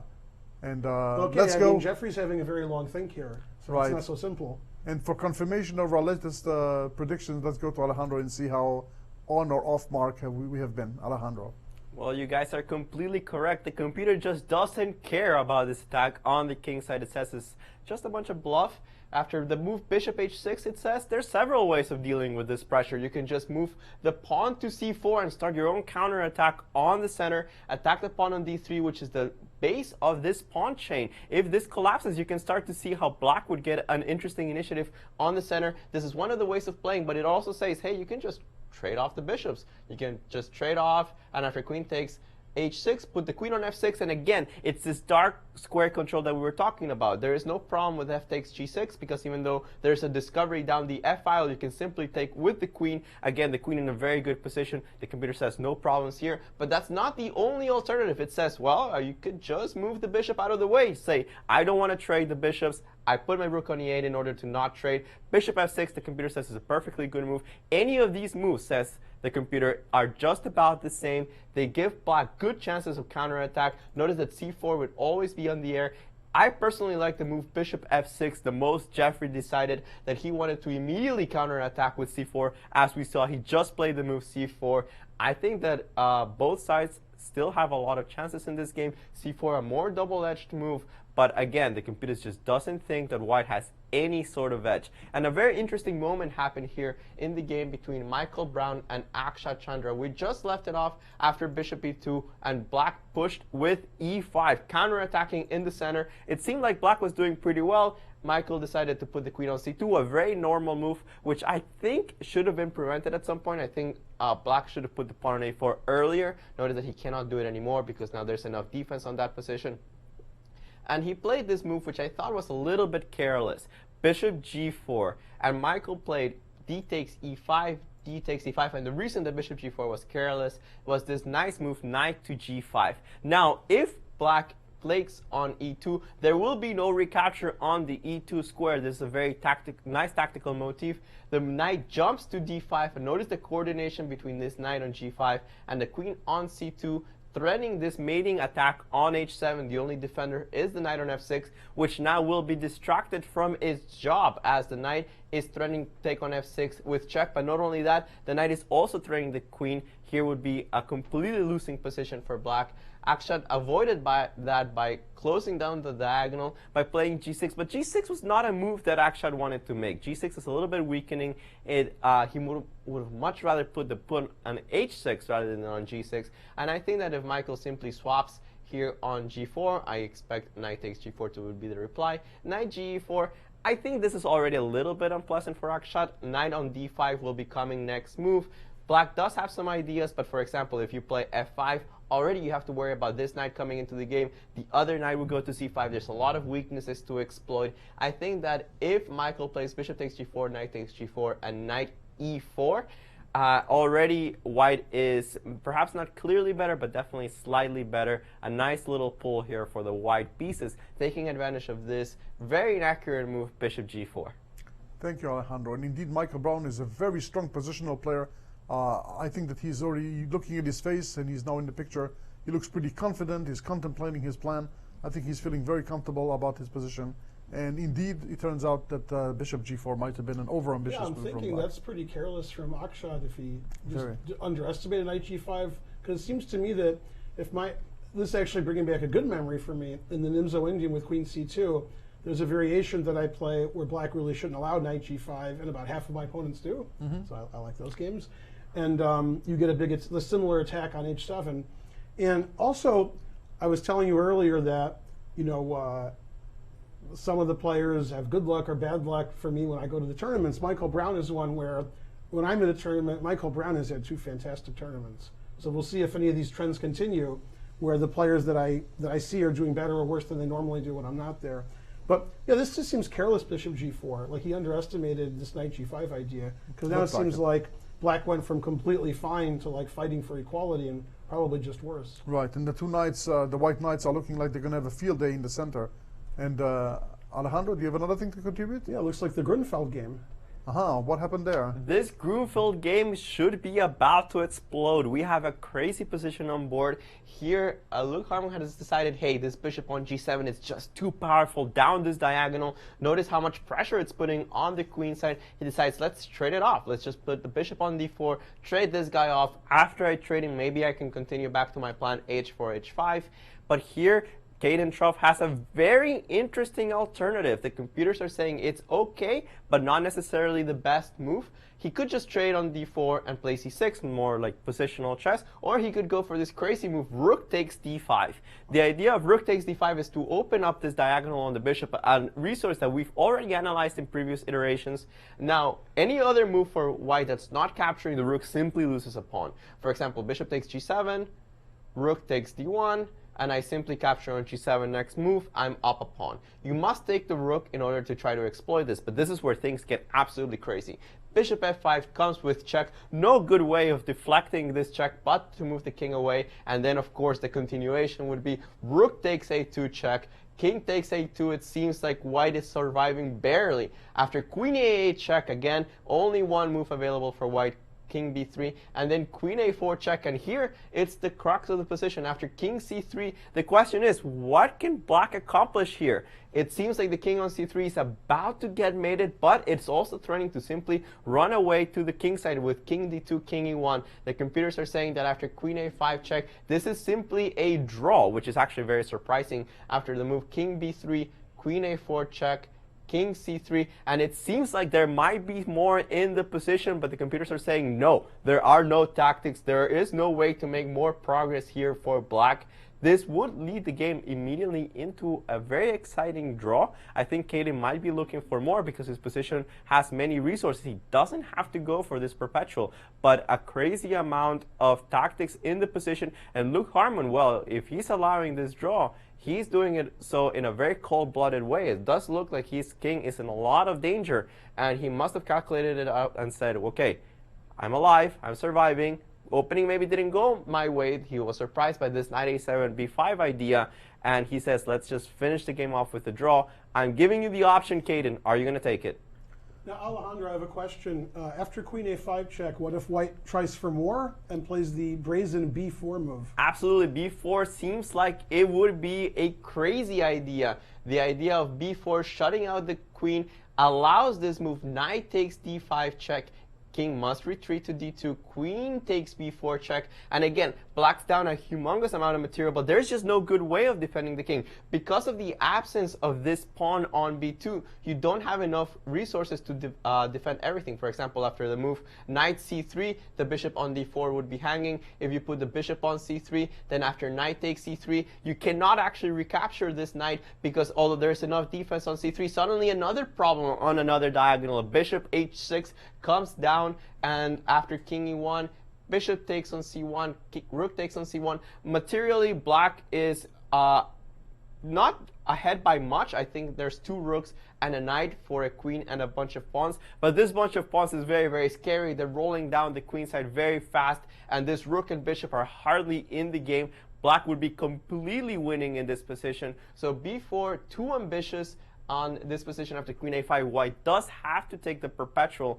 b4 just doesn't work out for him. So maybe a resource that Luke Harmon Velotti was counting on if he didn't want the draw, but it just doesn't work. Welcome to 19th century chess. My goodness, Wow, wow. what amazing sacrifices. I mean, I'm not a big fan of draws, but if a game ends in a draw like this. 19th century chess with 21st century technology helping us out. Exactly, yeah, it's incredible. The combination is just lethal. Yeah. Wow, so we are really wondering if he's going to go for that. Wow, rook takes d5. That's really, that that's would be amazing if he plays it. a fall off the chair kind of move. And I'm pretty certain that someone at Caden Truff's level can see that, right? You have to think of rook d5. Yeah, I mean, one of my favorite games and favorite moves was by Caden Truff in the World Youth. Was it in Slovenia? Yes. When he played these amazing moves, Rook tactical, e2 or something. Or rook yeah, e1 tactical finish. I showed almost everybody I knew. I couldn't believe that he saw all the tactics all the way to the end, and it was the only way to play. Yeah, it was a so if fantastic anybody game. can see this variation, it's Caden, and you know he's thinking a long time. He's probably looking at all the tactics. Right. He's also questioning whether he probably sees that he has no more than a draw, and he's asking himself, do I really want to go for the draw? It's fancy, it's nice, but it gives me only half a point. And you Do I might want be to do thinking, you know, when Yasser's sitting in this chair, he likes to talk about Mikhail Tal and how when Tal played these crazy sacrifices, he usually had the drawn hand. You have a perpetual maybe if the sacrifice isn't working. And he may think, I don't see a win there, but maybe when I get there, I'll find one. And if I don't find one, okay, I have this draw. So then I'm okay. So it's sort of safe, and it has an advantage of maybe I am winning, I just can't see it now. And maybe 5 moves down the line, when I actually get to the position, oh, there's the easy win, which turns out doesn't exist. Exactly, agreed completely. And let's see what else has developed in other games. We haven't seen a Wonder in a while. Can we go to that game again? Yeah, that was a very unusual game. Yes. And speaking of unusual, so after Rook A D1, and I don't think we were big fans of Bishop E3, Rook A D1, the computer was suggesting that White should play for H4, H5, which is very hard to do when you've played H3 and you're playing for a solid center position, then all of a sudden go on the big attack. Right. Bishop B7, and now I was thinking, but I didn't say it out loud because I didn't want to get laughed at by everybody, that White might think about playing Bishop C1 at some point, getting out of the way of the Queen and Rook. The Rook on A1 got to the center. Then maybe we can play the correct idea of like B3, Bishop A3, or Knight A4 and C4. And so I was thinking maybe this bishop goes to C1, and okay, we play again. But instead he did something else, also retreating, Knight B1, one of the favorite moves of Greg Shahade.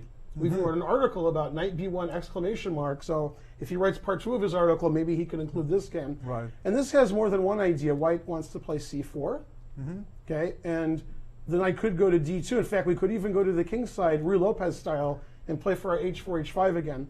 We could also play C3, so that we bolster up the center more.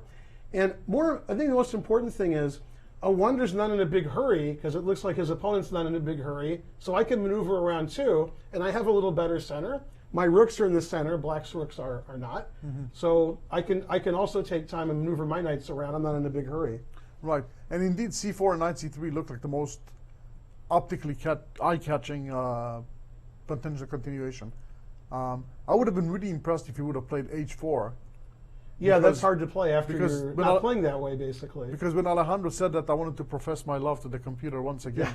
It's really so amazing how out of the box the computers are. I mean, it's like in a position where a human... I have a movie you should see, Her. Did you see it? No, I haven't, but I'm not probably... If you're going to profess your love for the computer, exactly, then you should see Her. Maybe, yeah. But Her, in this case, is going to be Stockfish 7. Yeah. Who is sexless, right? You can tell that it's a he or a she, right? Yeah. So I can say it's a she. And you know, even better than Stockfish 7 at some point will be Stockfish 8. That's right, exactly. But always can improve. So Knight B1, didn't see that coming. No, definitely not.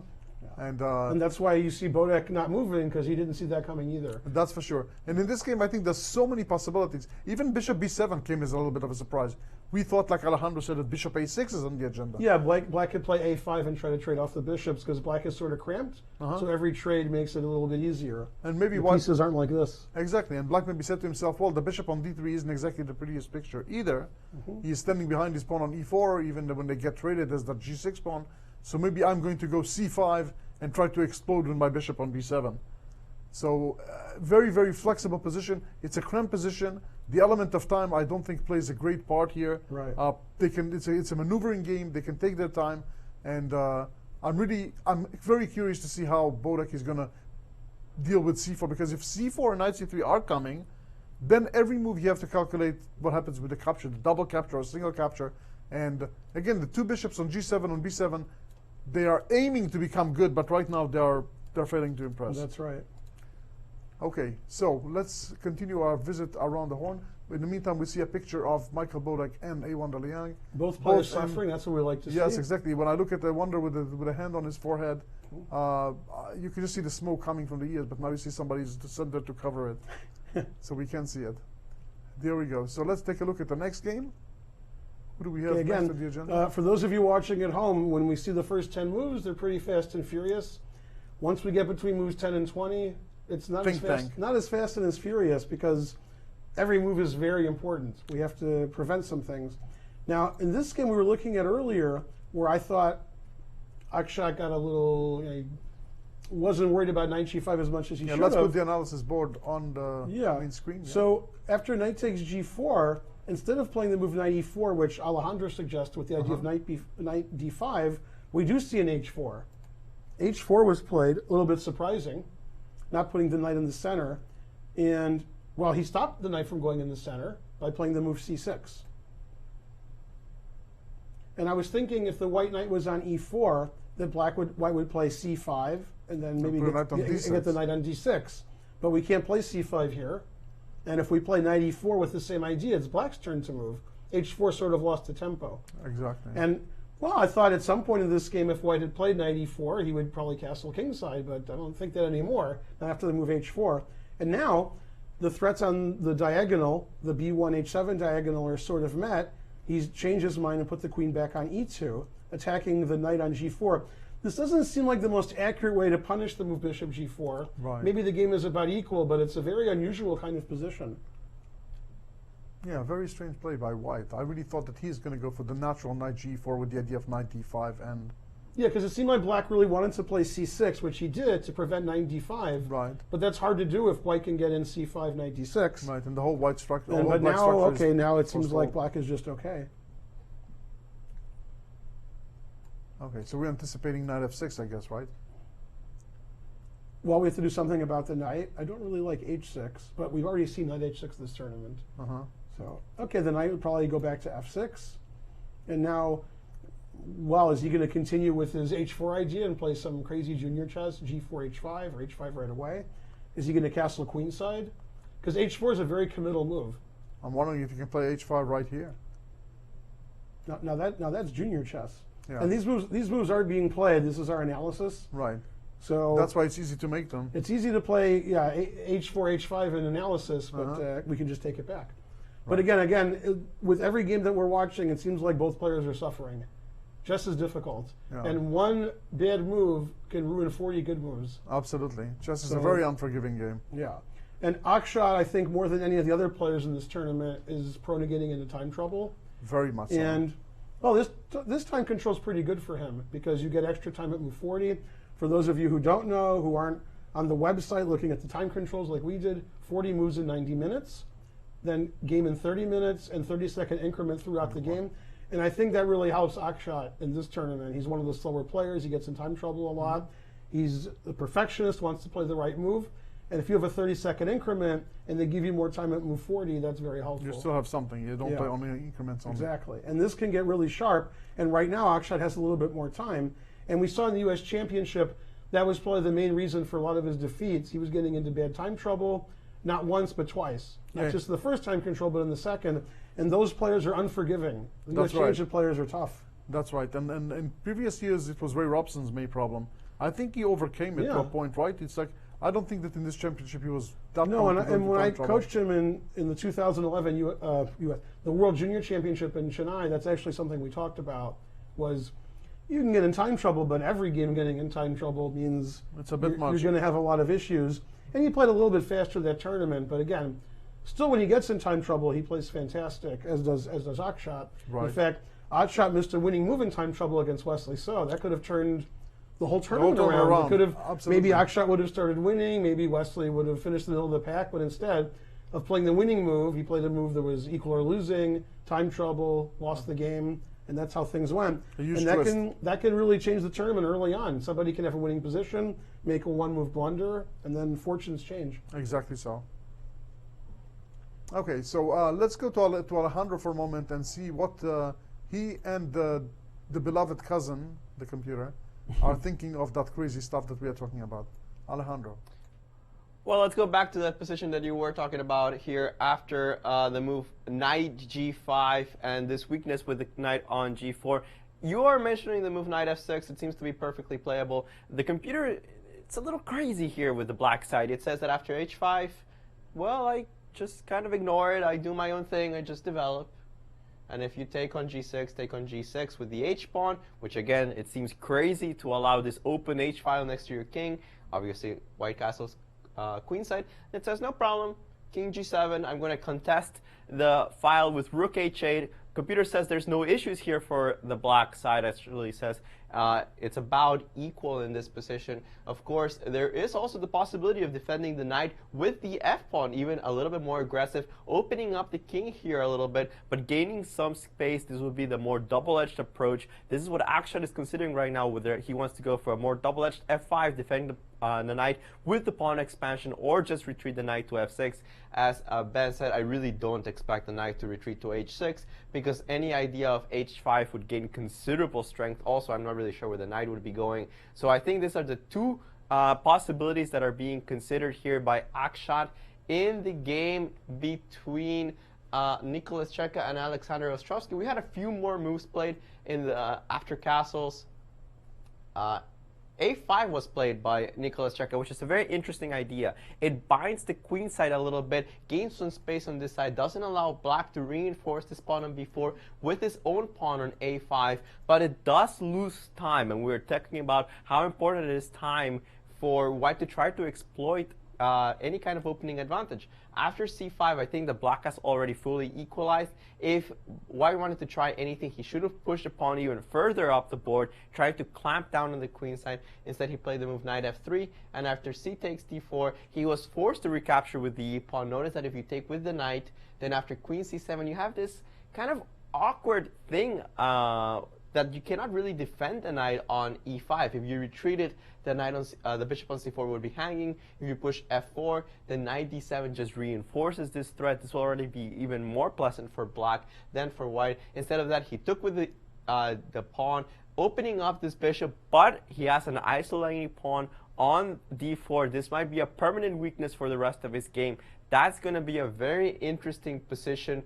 I think that black is doing okay, but thanks to this expansion with a4, a5, it's not a normal isolated pawn position. Chances should be about equal in this position. And speaking about equal, well, equal in a crazy way, we do see that Caden Trough has chosen the move rook takes d5 as his idea. Luke Harmon must take on d5. He must calculate out that he's not in danger of losing if he takes the rook. Otherwise, he's going to end down just down a pawn against a very experienced grandmaster. Thank you, Alejandro. And indeed, what a roller coaster of tournament we have here. And if we have the possibility to have a camera that is in that playing role to somehow concentrate on the face of Luke Harmon Valetti, yeah, as he just faced that bomb of rook takes d5. I would have bet a lot of money that Caden didn't play rook takes d5. I would have lost a lot. That he wouldn't go for it. Yeah, I didn't think he'd play rook takes d5. Yeah, but you know, first round, black pieces, it's not the end of the world. But Wow. yeah, here we go. Our wish is their command, and look at this. Wow. And Luke Harmon is looking like, where did that come from? Yeah. And he is contemplating it, and I don't know. Yeah, and I actually, think this that is he looks another surprised. thing I was talking to my students yesterday. When your opponent plays a surprising move, it was a game that we were looking at. The gut reaction is to like sort of move quickly because like you're surprised and you don't want to show surprise. But when your opponent plays rook takes d5, You don't want to move quickly. The top players, whenever they're surprised, they think forever about what the implications are. Absolutely. Right? And wow, there's a lot of. In fact, look at this look. Wow. Yeah. That wasn't happy. We have a Nimzovich blockading of the look. Right, So, exactly. yeah, but but even from players this always angle- defend the others from. Even from this angle, he doesn't look very happy. Right. So I think that his kind of realization is setting in. With the white pieces in the first round, an ambitious player, not a professional player, so of course he always comes to play. I don't think he comes to draw any of his games Yeah, here. and he might know that black has at least to draw in this variation with sacrificing another rook. And that's always a discouraging maybe there's a part. win. So he's like, that's not good odds for me. In other words, like to say, it's another way of playing for two results when you are on the one result that you want is not counting. Right. And a lot of these situations, when you have where you can either lose or draw, you're not sure. He might just say, okay, I'm a pawn down, but it's a doubled pawn. I better do that. But man, that d5 pawn was pretty important. Absolutely. That's a big pawn. Yeah, if he plays down the pawn, I think that I'm going to put my money on Caden for sure. Yeah. And so the amazing variation that Alejandro was showing was the point of the rook sacrifice is to get rid of the e4 pawn. So we open up this diagonal to the king, and then we further sacrifice by opening up the file to the king. Queen a8 check, the only legal move. Queen a4. And this position, which both players obviously see in their head, is there a mate? Is there a forced win? And even if black doesn't see one, as Alejandro pointed out, we have this perpetual check with queen a5, where they repeat the position. And for those of you who are sticklers on the rules, you can repeat 3 times and claim a draw before move 30. That's the only way you can. You can't agree to a draw, but if they repeat the position 3 times, you can claim a draw. Right. It'll be actually very slightly before move 30. And it's funny, even though black has done a lot of material, you can see white's rook on h1 and bishop on f1 aren't really participating in the defense of the king. And, well, this would be amazing if this happens. And even if Luke sees this and doesn't see a forced win for black, he might just be too afraid to play it and simply be down a pawn with a really bad position. Right. And even if he does, it's kind of a demoralizing moment for him. Yeah. Seeing that, already his opponent has a draw at hand, and who knows? I mean, at some point in that maze, there might be a move that he's missing, right? Then he can just be over. Right, but yeah, but rook takes d5. I'm glad I'm not playing in this tournament. I've played in this tournament 5 times. When you face moves like that, you're like, I missed a tactic against a junior player. That's not good. Right, exactly right. Okay, so he might eventually take enough time, compose himself, and find the draw and realize that it's only a draw, and it's not out of the question that they're going to go down that path. Alternatively, he might be just playing down a pawn. That's a lot more discouraging, I think. Okay, let's take a look at another game. How are we doing with our preview matchup? Yeah, they haven't made a lot of moves, or maybe they haven't made. Oh, they've made one move. After the move c4, which was the last position that we saw, right, which was one of the fine moves that black could play. Right. I think we maybe more were expecting to save the bishop because he played rook e8. So maybe he wanted to play bishop f6. Right. But okay, rook e8 also attacks the e4 pawn. And this is an interesting idea. You have a bishop and a rook attacking a pawn. As Alejandro pointed out, you attack the base of the pawn chain. So you can really just destroy white's center and hope that you don't get mated in the meantime.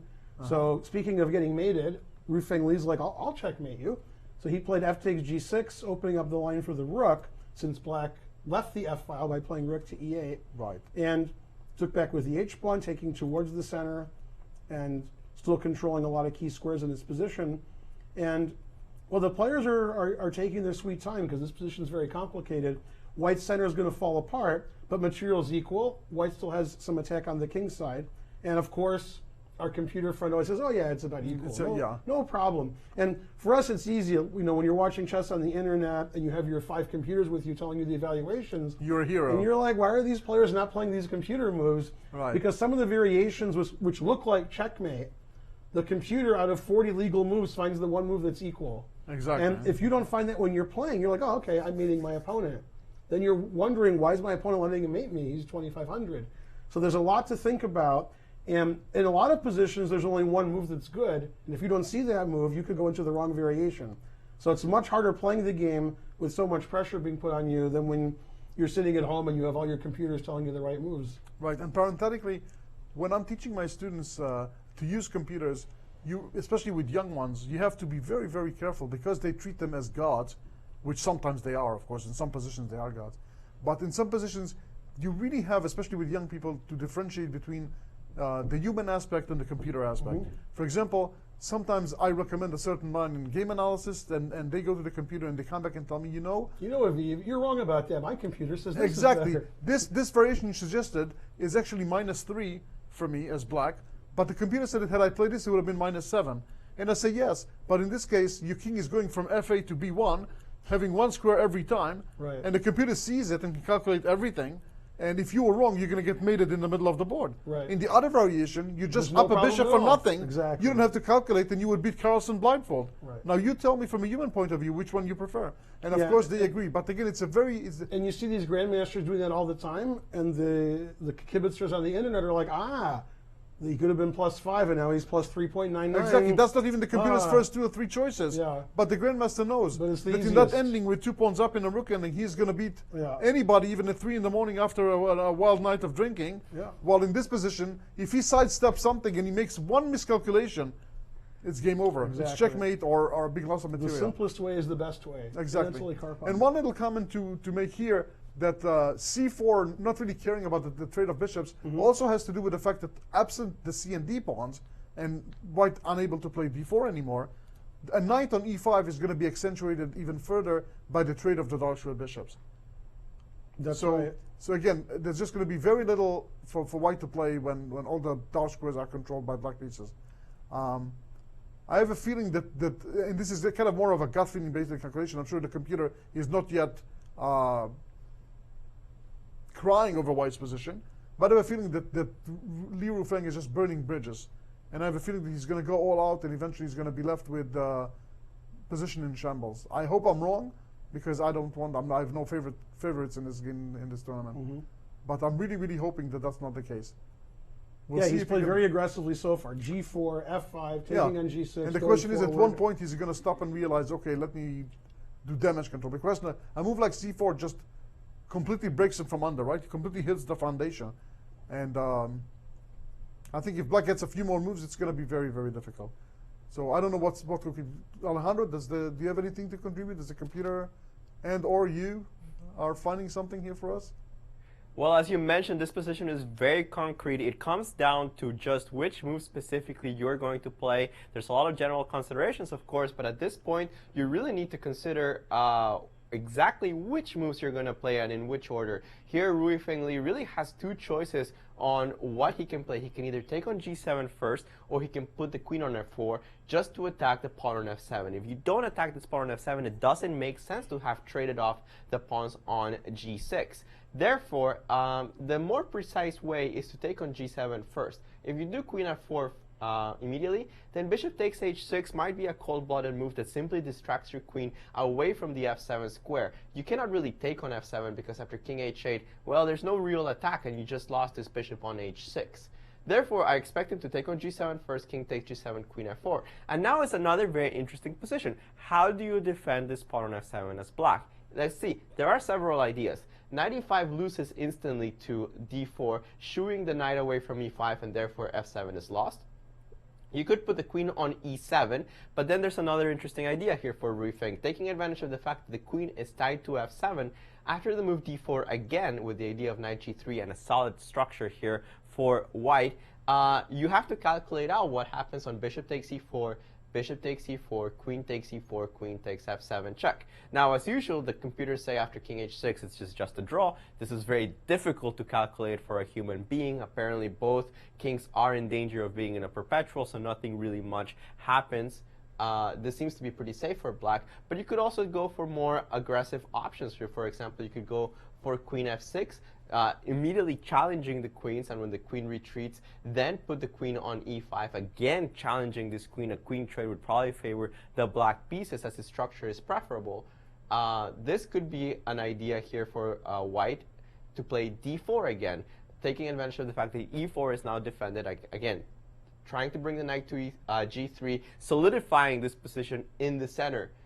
Lastly, the craziest line, I think, after queen f4 is to simply ignore it, say, I don't care, and just take on d3 with the pawn, exploiting the center and saying, hey, you have to kill me or the structure is just going to be really bad for you. After queen takes f7 check, king h6, it seems like white doesn't have a killing blow. The knight will come to e5 to defend, the queen will go to g5 to defend, and it seems like black is slowly taking over the initiative if white isn't careful. White still has a couple of moves to make threats. This would be an absolutely crazy variation with the king on h6, very underprotected. This is probably what the players are looking at. It's a sharp position, and every move is going to count huge. Incredible variations, Alejandro. Thank you for them. Really amazing chess. It's amazing how often behind the scenes variations are no less exciting than what you actually see on the board, sometimes even more. That's right. And while he was talking about this game, I saw that Akshat Chandra made a move we didn't talk about at all. We were looking at f5 and knight f6 and saying knight h6 was bad, and we sort of forgot about h5, which stops white from playing h5, but it seems pretty weakening of black's king. And it's funny, both knights are on g4 and g5, both sides have moved their h-pawn, but it's not clear to me where white's king is going. So h5 surprising. Very surprising, because I think that white is aiming to put a piece on e4. In order to fight that, you might want to use your f-pawn. That's right. Now you can g5, you give up forever. Exactly. Yeah, so for example, if white, for example, plays knight e4, and then black plays f5, and we go back to g5, then we can't play f7 and offer a draw. We have to leave our pawn on f5. And so it's unusual that if you're thinking about playing f5 that you would play h5. On the other hand, he may have been very concerned about white playing h5 when the computer's like, oh yeah, don't worry about that. Exactly. But humans are like h5 and the h-file's open, there's a knight on g5, I'm scared. Exactly. When I suggested h5 is just as a free move in analysis, it looked really scary because giving up the exchange in case you took it, And like Alejandro said, the computer just cold-bloodedly said, listen, I'm not impressed by your h5, I'm going to go 97, I'm holding. But to the human eye, and again, optically speaking, it looks very scary and hard to blame that he doesn't allow that to Right, happen. and black playing h5 basically stops white from playing h5 forever. Yeah. We don't have to worry about that anymore. Both sides have a knight sort of on the same square, so what should I be worried about? Yep. That's what he was thinking. And that was a long think over h5, a move we really didn't talk about. Very interesting. So somewhat surprising, but okay, maybe reasonable anyway. And just like a child who is in pursuit of a candy, what's happening in the Caden Trophy game? Did he play? Did he play? Did he take it? Caden took on Anything d5. happened? And he's still thinking. Thinking. Yeah, this is a good time to think. Oh, absolutely. If you're going to It could be think, the last this think of the this game. is the position. Yeah. Yeah, it could be the last big think of the game. Wow. Yeah. That doesn't look like the happiest person on No, earth. but it looks like the. If I had to guess, I'd say that he saw the draw and this is what's going to happen. Yeah. It's not that I'm losing or I'm going to play a pawn down. It's more like I think it's going to be a draw. That shouldn't be super That's not- upsetting. He might actually be more No. upset that he didn't see rook takes d5 rather than it's a For good sure. move. Yeah, exactly. Yeah. Yeah, drawing trophy is not exactly a disastrous result. Although I don't think Luke Harmon Vallady came here to draw his games. The opposite. He's a big fighting player. Yeah, I mean, I think that year-round he doesn't play that much chess, probably less than anybody else, fewer games than anyone Yeah. else. So busy with his entrepreneurial life, school, academics, and other things. And I think chess is always second, third, or fourth hobby of the many He may things not he play a does lot in of life. chess, but he really knows how to suffer.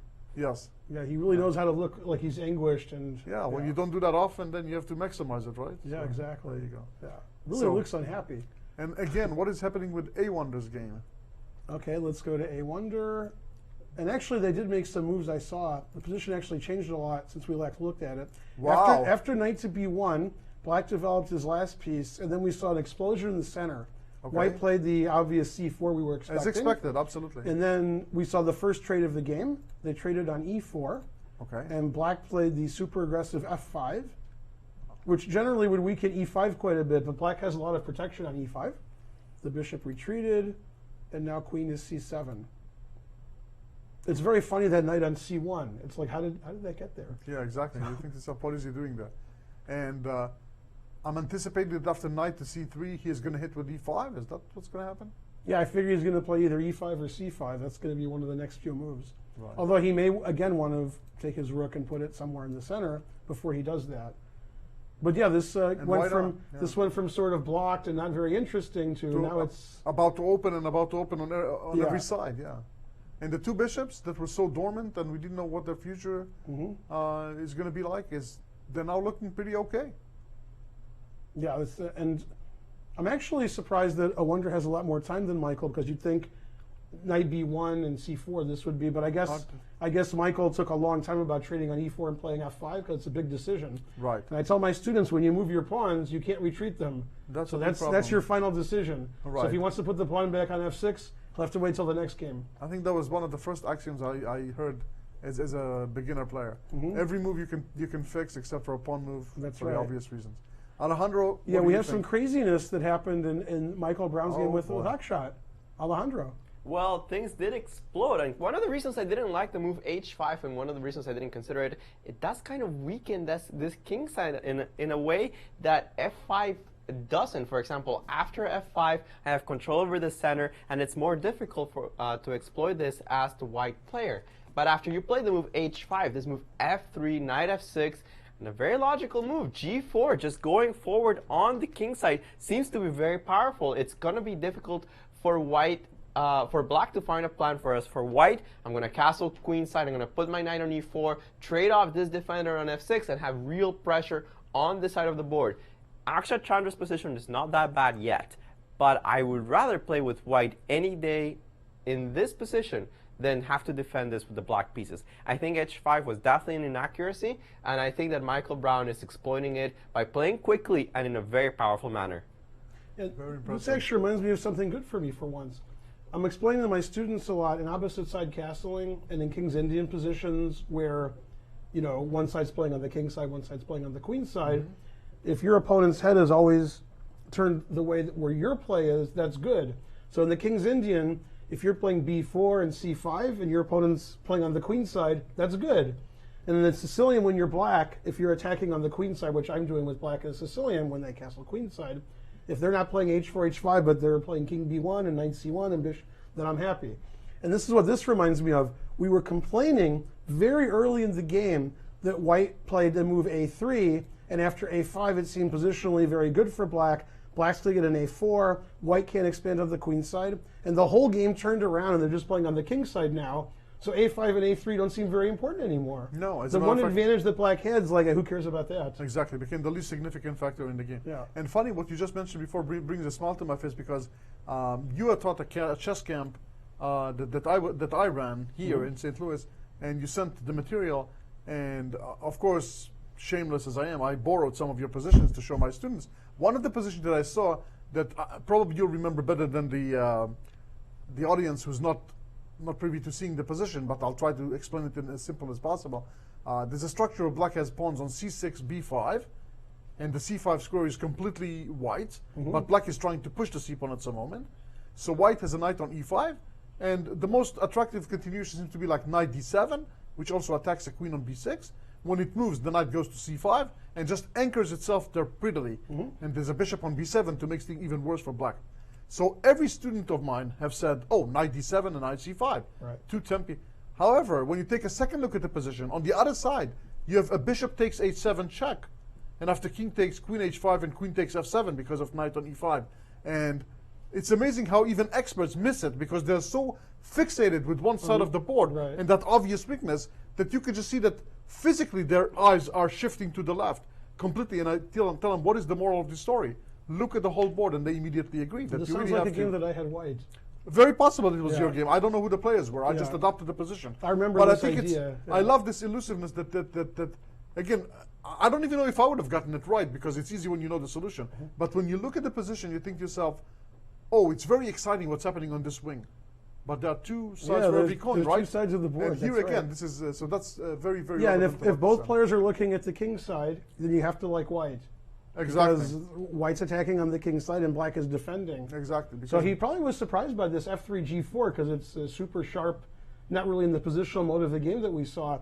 And Michael Brown got really aggressive. Absolutely. Maybe he thought, positionally, I don't like my position after a3, a5. Let's make it tactical, aggressive, and interesting, and maybe I can win that way. And again, I think we have reached a point where the players are in the think tank, and in such position, we do what we do best, and that is go for a short break. Again, 10 minutes. Please don't leave us. A lot more exciting chess is promised to come, and this time we're going to be merciful, because so many exciting positions exist. No puzzle.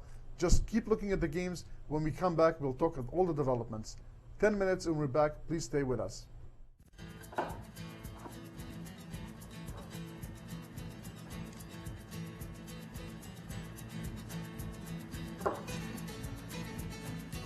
I'm Mike Matheny, manager of the Cardinals and chess fanatic. Many people don't know that St. Louis has a chess history as rich as its baseball. At the world-renowned Chess Club and Scholastic Center of St. Louis, across from the World Chess Hall of Fame, our goal is to teach, play, and promote the sport. Come to the Central West End and experience all that chess has to offer.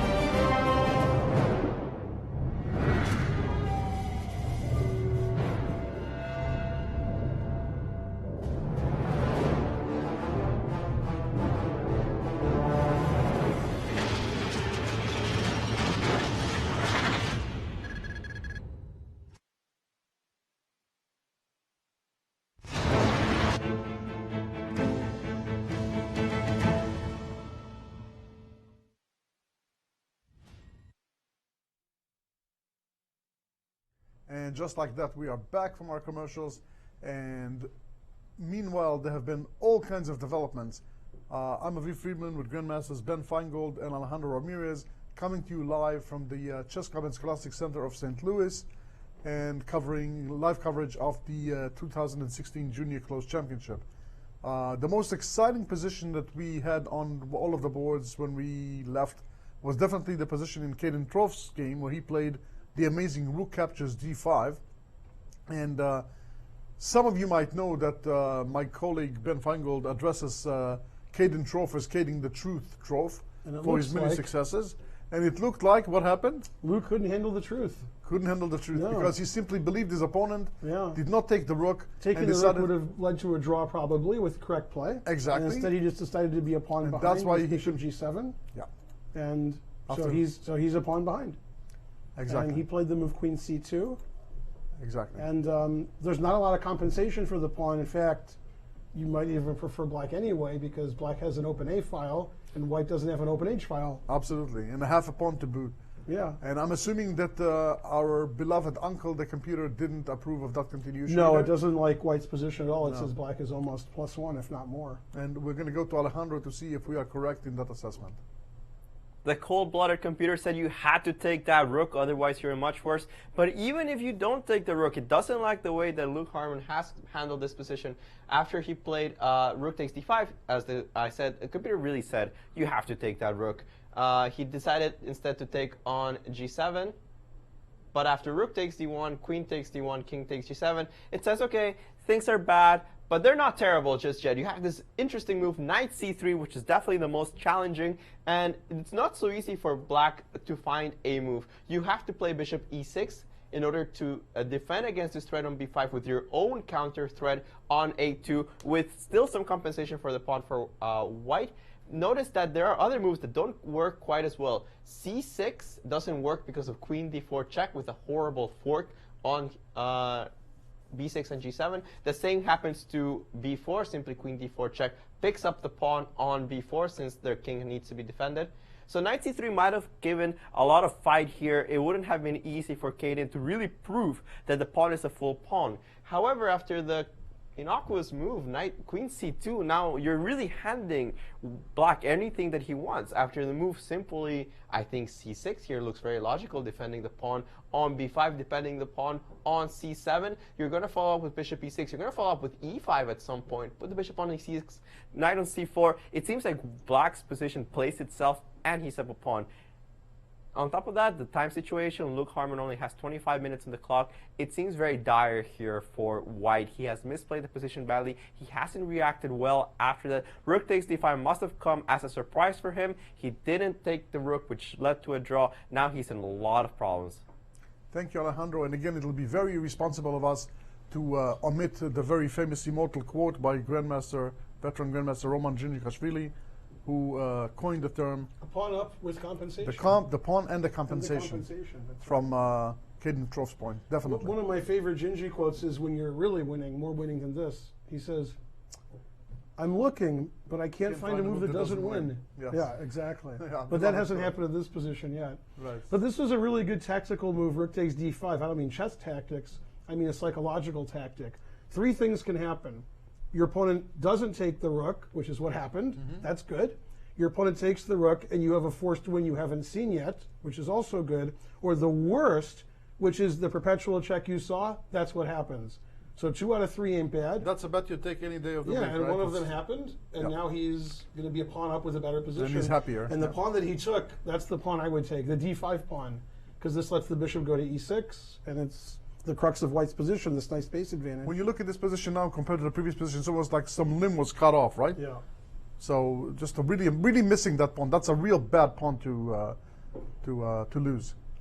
So yeah, we're definitely betting on Caden Troff in that position, and we think that Herman Valetti lost his way in the complications. And now we're going to go maybe back to our main featured game. Yeah, that's getting very What interesting. happened there? So we saw trade on g7, again, the game between Ru Feng Li and Jeffrey Xiong, and Queen F4 threatening the F7 pawn. As mentioned by Alejandro before. Possibly the D6 pawn as well. And I'm dying to see if he took on D3. No, he played the move Queen E7. Yeah, you have to be very, very cold-blooded to take the Yeah, pawn on ignoring D3. all the pawns hanging is Oh my God, but your dangerous. king is like running around half-dressed and losing the F7 pawn. So D4 is the logical move. And now, we thought that white was attacking on the king's side, but black took over the H file. This is actually an idea in a similar position we saw in Akshat's game in one of the variations where the H file got open and black just plays King G7, Rook H8. We see this all the time, and that's what Jeffrey did. The knight went to G3, and he's going to double rooks on the H file. Rook H4 attacking the queen. The queen retreated, and the rook on B8, which hasn't really been doing much this game, goes to H8. And who's attacking whom? That's a fantastic question, yeah. And it's funny, now that it seems like black is sort of taking over on the king's side, now my computer likes white. So I guess having a king side attack is a bad thing. Funny. I mean, one thing you have to say that as long as white doesn't do anything dramatic here, like push one of the pawns, or right now the bishop is pacified on B7, the knight on D7 can go to C or E5, and maybe white can start doing something useful with his A rook. I don't know if he can bring it to maybe E1, E3, F3, or do something else with it, but let's get some insight from Alejandro and the uncle. Guys, you mentioned it yourself. What happens when you just focus on one side of the board? You lose perspective on the rest. It's the king side that you guys are talking about. The rooks coming in, the open file on F7 pressure. The bishops are somehow still on the king side. There's a queen side, guys. There's something that you have to worry about on the other side of the board. How do you reply to A4? This is the question that Jeffrey really needs to ask himself. If Ru Feng is able to find the move A4, which is the computer recommended move, how do you deal with this? If you take on A4, Rook takes A4, forks the A7 and C4 position, that's going to be very dangerous for him. Otherwise, if you play A6, well, you're allowing this horrible penetration of the rook down the A file. Both Rook A7 on the 7th and Rook A5 attacking the pawn on B5 are very powerful moves. After A4, you might even be forced to sacrifice a pawn. Just say B4, I need to get this pawn out of the way so I can keep the queen side closed. But hey, C takes B4 is a pawn. Suddenly, black has to prove that there is enough initiative for the pawn to be worth it. You have to continue with knight F6, and now the position gets into a very double-edged mode. A4 is the key move in this position. If Ru Feng finds it, it might put Jeffrey under some pressure, force him to find good resources to compensate being potentially down a pawn. I can only hope that the student to whom I show your puzzle isn't watching and laughing at home, that we missed exactly what the lesson that we tried to teach. That's right, I got to steal this position for my new lessons. Exactly, This is A4. I think that this is a great position to adopt for a chess coach. When you think everything is about the king side, so what should I do? Should I now advance my A rook and bring it to the E file? Should I move my queen away and prepare a doubling of the rooks? Should I start contemplating what pawn to push in the center? No. Like Alejandro said, with the advice of the uncle, A4, and again, immediately opening a new front on the queen side, and immediately you have the favored white. You just have to feel like white is calling the shots, white is having the threats, and it's one of my favorite rules, but when everybody's playing on the king side, you forget, because B5 was played so long exactly, ago. so and A4 has to come B5. naturally, exactly. Yeah. Very exciting. It's funny, just from this angle, it looks like Ru Feng's head is actually tilted towards the king side.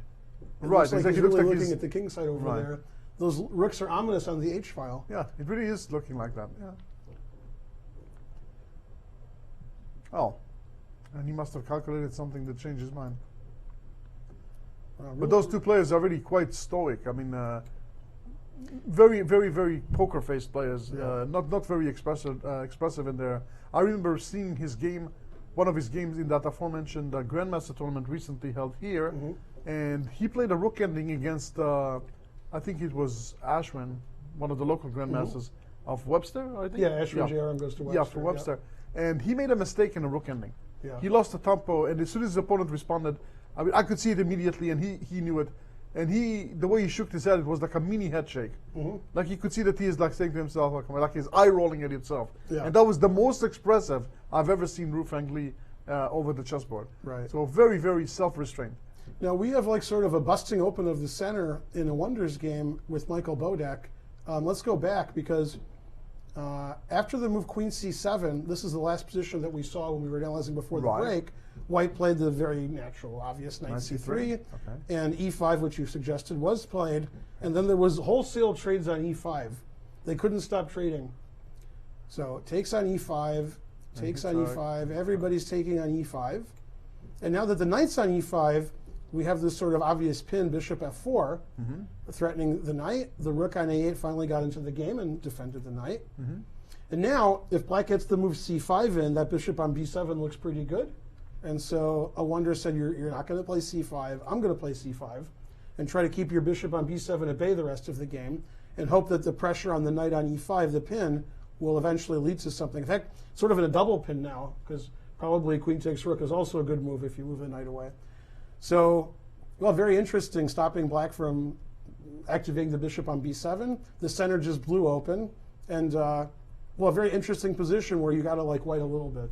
Yeah, very, very exciting position, actually, yeah. No, for sure, if black would have gotten to play c5, it would have been Yeah, very, the end of white's very hopes on reasonable. the- Yeah. Yeah. More than reasonable, because now the white bishop on c2 would sort of be dead after c5. Now we have this diagonal on a2 to g8 in case the bishop wants to change tack. And we're not really so worried about b takes c5 and black being a pawn up, because that's a pretty a simple very pawn. broken pawn structure, and the bishop on b7 is still going to be pacified. So all 5 games very interesting. Yes, they definitely came to play, and we're getting our money's worth. That's exciting. And let's go around the horn. Let's keep traveling. What's happening in Michael Brown's game? I'm curious. Well, let's see what Alejandro has to say about this. Okay, let's go directly to Alejandro. Yeah, Alejandro, he has some opinion about Michael Brown's game. Yes. Well, this was an interesting game. Up to this point, we had seen the idea of playing g4, opening up the king side. But I think Michael Brown got carried away here after the move knight c4, which I thought was okay. The trade of the knights happened. Akshat decided, I cannot really defend the pawn on h5 anymore. I must trade it. But he said, okay, the pawn's going down. I'm also going to get rid of this powerful knight on e4. And after the trade on c5, we have a very complicated position in which I favor white a little bit. You have this idea of h5 opening the king side. The first thing I think of in this position, okay, why don't I castle, bring the rook to the d file, make my king a little bit safer, push h5 with more power. But Michael decided to play this move g5, which I'm not very convinced about. I don't think you needed to prepare the move h5. I don't think g5 from black was ever a good way of dealing with this pawn, as it would just give white a passed pawn on this side of the board. And after g5, I'm very curious, if Akshat just plays rook d8, and he has played rook d8, cutting off the king on the d file, you can no longer legally castle long. What is your follow-up in this position? If you play h5, for example, e4 comes down, the queen suddenly attacks this pawn on g5, which you weakened for me. This was not a weakness before. The rook can come down to d3 and attack the e3 pawn. This looks like Michael Brown is not developing. He put a pawn on g5 as a weakness rather than an attacking pawn. I think tables are turning very quickly in this game. I much prefer Akshat's position. I wouldn't call g5 a blunder, but it gets very close to that. Very exciting, Alejandro. Yeah, it indeed. seems like he just didn't play h5 because he thought black would play g5 and stop the attack. So he played g5 first, but I mean, without No time for that. without castling queenside and tucking the king away, we could play g5, h5 when we wanted to. We need to put our king on b1 and a2 and hide. Exactly. The king's going to be on e1 for a long time or start running around the king side. That Exactly. seems very Must have lost dangerous. the thread of the game because I would call g5 a blunder. After rook d8, his king is just terrible now. Yeah. And anybody King would in the take black center. now. White has a Right. lot of pawn weaknesses, but I don't see the mating attack that I thought he was going to have at some point. Yes. So this Yeah, looks very, quite good very, for black. Very puzzling because rook a d8 must have been the only move to look at, right? Yeah, because we always had time to push on the king side. If we castle, the rook on d1 is really into the game. The king is much safer. Now my rook on a1 is terrible. My king on e1 is terrible. Rook a d8 just stopped castling. Maybe he missed it after h5, e4 is really Yeah. too much to handle. No, you can see he doesn't look very happy Yeah, now. very, very bad decision to play g5 in that position. Yeah, one move, as we said earlier, can turn around the game. Especially a pawn move. Okay, so we And are by the way, moving- we have the move we expected and hoped in the game of the day. Rufeng Li, Jeffrey Zhang, a4 was played. So somebody wasn't looking only on the king side. Yeah. Well, probably he was looking, does rook takes h3 and queen h4 win? Then we decided it doesn't. Okay, now I can play No, a4. He's probably looking at the king side to make sure he wasn't getting crushed. And he decided he wasn't, and he played the move a4. And now we like Rufeng's game because he has a nice center. Right. And now he's going to have an advantage on the queen side, and they're sort of fighting on the king side. Yeah, opening a new front. And Yeah, 2 out of 3 places, it looks like white's better. Yeah. So again, it looks like all this could rook control. The doubling of the rooks on the h file might have been a little bit illusionary from Black's point of view. He's hitting a roadblock, and with the h3 pawn, I don't think that sacrificing it gives him enough earlier in firepower. the game, if we can go back, when he played the move c4, he was thinking, I'm going to destroy that white center. And what ended up happening in the current position is white has this beautiful center.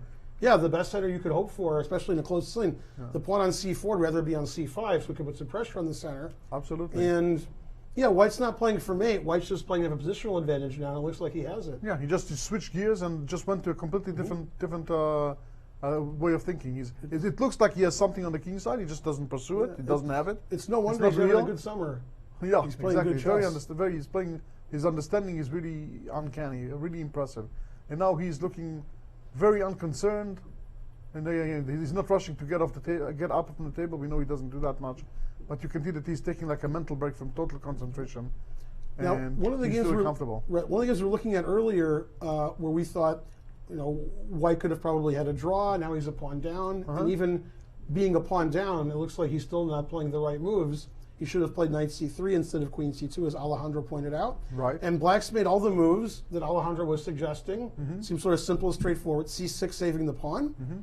Instead of going to c3, which doesn't really have any bite anymore, he went to c1. And after the move e5, again suggested by Alejandro, bishop e2. I mean, black's a pawn up, and I'd rather have black's position anyway because of the possibilities to attack on the queen side. It looks like his knight's better than white's knight. And I don't see white just has no compensation for a pawn. This just seems great for black. And to boot, black has a nice time advantage. So a really good position for Caden. Yeah, very, very surprising decision by Harman Velati. It's kind of really bugging me that he didn't pursue the. He had to have tested pawn takes d5. I know it's scary, but I mean, you calculate, you don't see the mate. You have to say, listen, if I'm either declaring defeat immediately. Right, by allowing him to just play a pawn down, or I'm really testing my opponent down. I'm not seeing the mate. I'm surprised he just trusted sort of him. like a bluff because he sort of bluffed himself. Yeah. Exactly. And he thought a long time about it. Now, what do you think, Alejandro? Has this is Black's increasing his advantage every move here? Especially the move that I want to talk about is the one that Luke Harmon just played. This move, bishop e2, signals to me that there's some discomfort, there's some psychologically, I don't know what to do kind of mentality going on in white's head right now. Because the more I look at bishop e2, the less I understand it. When you see top-level grandmasters, it's not like they don't make mistakes. They make mistakes all the time, but they recover very well. They defend well. They say, I'm in a bad position. How can I make the most out of what I have? How can I make it so that it's difficult for my opponent to win? Moves like bishop e2 just don't do anything. The bishop on e2 is almost as bad as the one on f1. If you told me, okay, I'm going to start pushing on h4, trying to create some counterplay, do something, make the win hard for my opponent, then I'm saying, okay, Luke Harmon's still in it. But with bishop e2, I'm just kind of wondering, like, what is the point of this move? Like, where is the bishop going? Are you going to put the rook on d1 and then what? Black's plan on the queen side is very clear. He's going to put a queen on e7, bishop on e6, queen on b4. And how is this rook helping you? If you're forced to be in a passive defense and down a pawn, eventually you'll see yourself in a position where you're doing trades, where you're going to be just down a pawn, and any endgame is going to be losing when you're down material. Thank you, Alejandro, for this insight. Indeed, hard to disagree. One more time.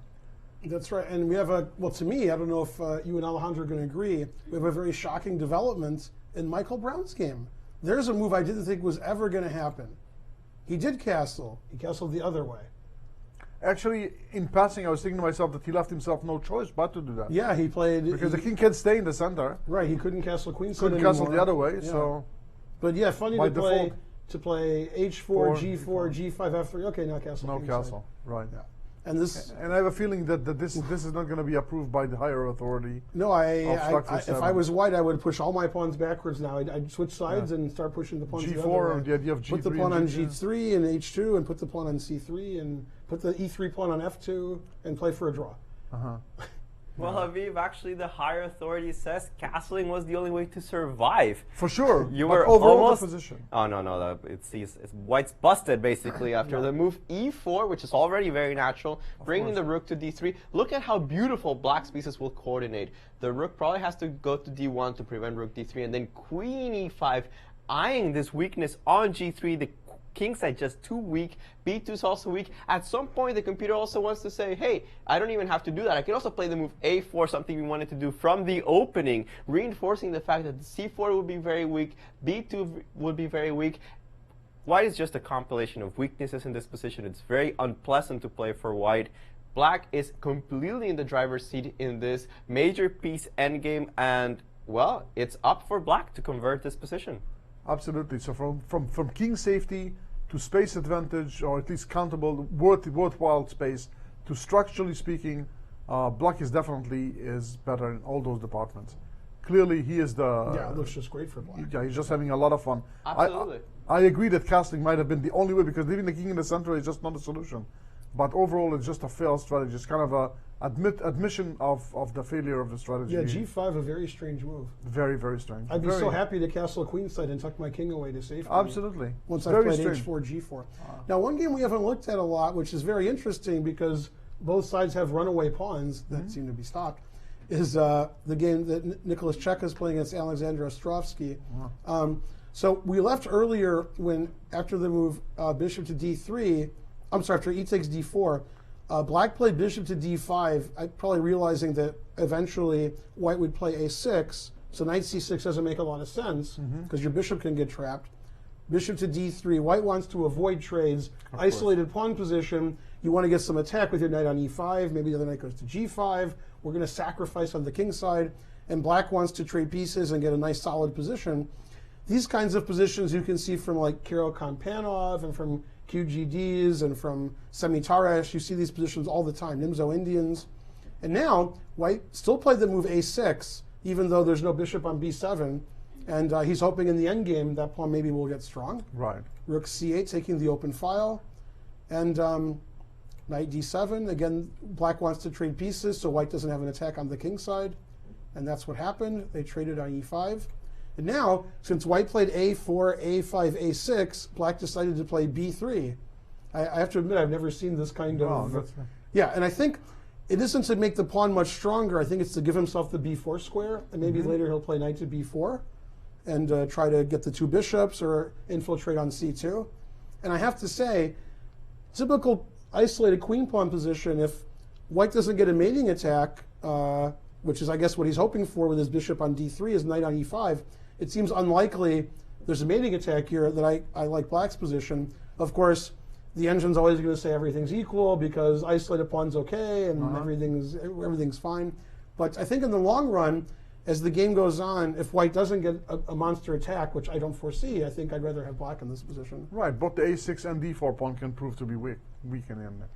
And boy, we're starting to get into some time trouble situation. And I've noticed in some events that I've been to that Cheka gets in time trouble, but here he has a lot more time than his opponent. And I'm not very familiar with Ostrovsky other than here and playing in the U.S. Junior. I haven't seen him play a lot. You might know him better than I do. Is he prone to getting into time trouble? Sometimes, not on a regular basis. But I remember even in one of the U.S. championships here, the juniors that he played, there were games that time trouble just ruined such a good game, such a good position that he... I mean, we're on move 17 and he has 13 minutes left. That's not a lot. That's not a whole lot, not for this position especially. And we see Cheka thinking here after the move b3.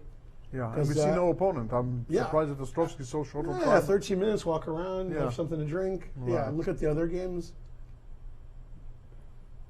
Very difficult position. All 5 games could be decisive. They're very interesting. And there's some clear favorites in a couple of games, but in some games I actually don't know who's the favorite still. Right. So in this game, it could go, all 3 results are possible. Exactly. This is junior chess at the best, I think. And we have a little unusual move, I think, in the game we were just looking at. Instead of playing e4, he played rook d6. So instead of playing for rook d3, he's just going to double rooks on the d file without playing e4. I guess it's very reasonable because every position, whether we trade rooks or don't trade rooks, it seems like it's just better for Black. Yeah, exactly, because some things are just fundamental. Yeah. Just not a rook a g1, rook d8, yeah, and it's... I think all the endings favor black. Much easier to get to the white pawns than to the black pawns. And we do have a couple of moves, and again, confusing Alejandro somewhat. Instead of white playing for this attack, which seemed like the whole point of the opening, Luke Harmon Vladi, knight c1, bishop e2, rook d1, very calm. I'm not down a pawn. It's just equal and everything's fine. When in fact the opposite is true. Exactly. And to borrow a line from Yasser, he is seizing the defense. Seizing the defense. That's right. Seizing the defense. So, And he's so, down a after, pawn on so top. after queen e7, he played the move rook d1, bishop e6, and it seems like black has all the trumps. So Alejandro, what do you think about this bishop e2, rook to d1? Now, I know you don't like these moves, but I'm going to ask you a tough question. What's White's plan? What's he going to do now? Oh man, that is a tough question. I was just here ready to say these moves are really bad. I have no idea why he's playing them. But okay, they're not that bad. But the defense here, he's probably just saying, I don't have any real threats on the king side. I'm just going to hold back, try to defend my position, consolidate, try not to lose any more material. The problem is that even if he does manage to consolidate, he already is down that pawn. And in the long term, he has some really strong strategical weaknesses. For example, the bishop on e6 is better than its counterpart on e2. That on the long term is important. He has a pressure on a2 in the long term. That's important. This rook on d1, I mean, it looks nice and everything, but it doesn't have any penetration squares. What is his plan? Well, I'm not sure, man. He's in time pressure right now. He has some problems with the diagonal. He did play the move b3 already, which again is a reactionary move. It's not a move that he wants to play. He's just doing it to prevent some threats on the king side. Oh, sorry, on the queen side. And I don't know, his position is just really bad. I expect that black will take a look at his position. He'll think, which one is my worst piece? Notice that the pawn on b3 has killed this knight on b6. He'll probably remaneuver it. I would expect knight to d7, just to put the knight on c5 or on f6, somewhere that's more useful. In another game, he might even play knight f8, e6, d4. It might be a possibility in the long run. Is just a very difficult position for white, not only because he has to react to so many of black's threats, but he doesn't have any way of creating threats of his own. So clearly black is for choice in the game. Yeah, maybe this knight a7, which is sort of newish, will become popular if Kaden continues to do well in this game. Right. Seems like he got a very good position.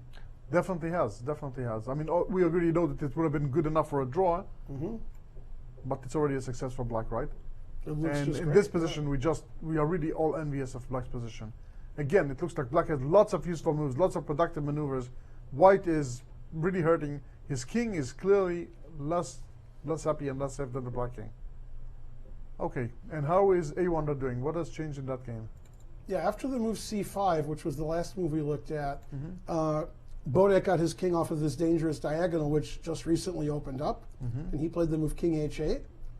And sort of to probe a little and increase space, he played the move queen e3.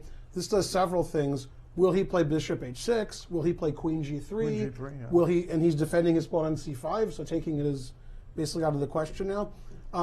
If it works tactically, I like this move queen e3 because it's sort of a creeping move, and black's not really sure what white's going to do next. Although to me, queen g3 looks pretty annoying because if that piece gets pinned enough and we can put more pressure on it, that's not nice for black. And with the time advantage, this seems like it's for choice. White's really doing well. Yeah, okay, let's take a look. Let's see what Alejandro and the uncle have to say about that. Well, I don't need the computer for this evaluation. White is definitely better in this position, but the computer is informing me that Michael Bodek has blundered. And actually, it's not surprising to me that this move b5, which was just played on the game, it looks horrible.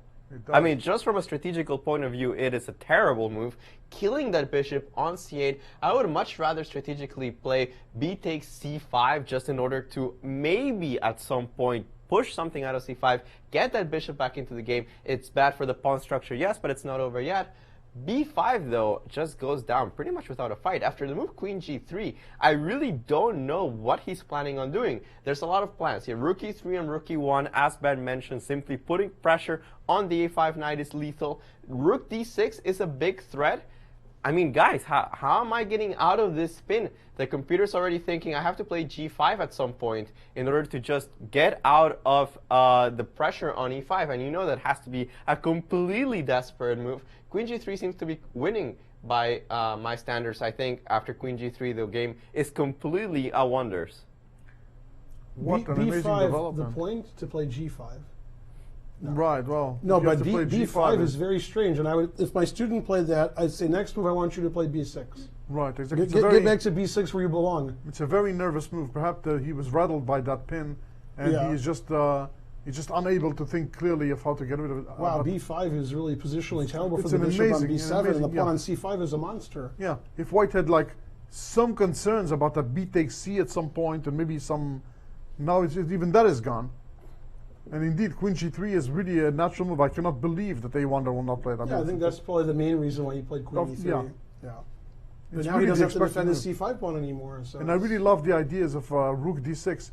On one sense, you're breaking the pin for a moment, but you're disconnecting the queen's defense on the knight.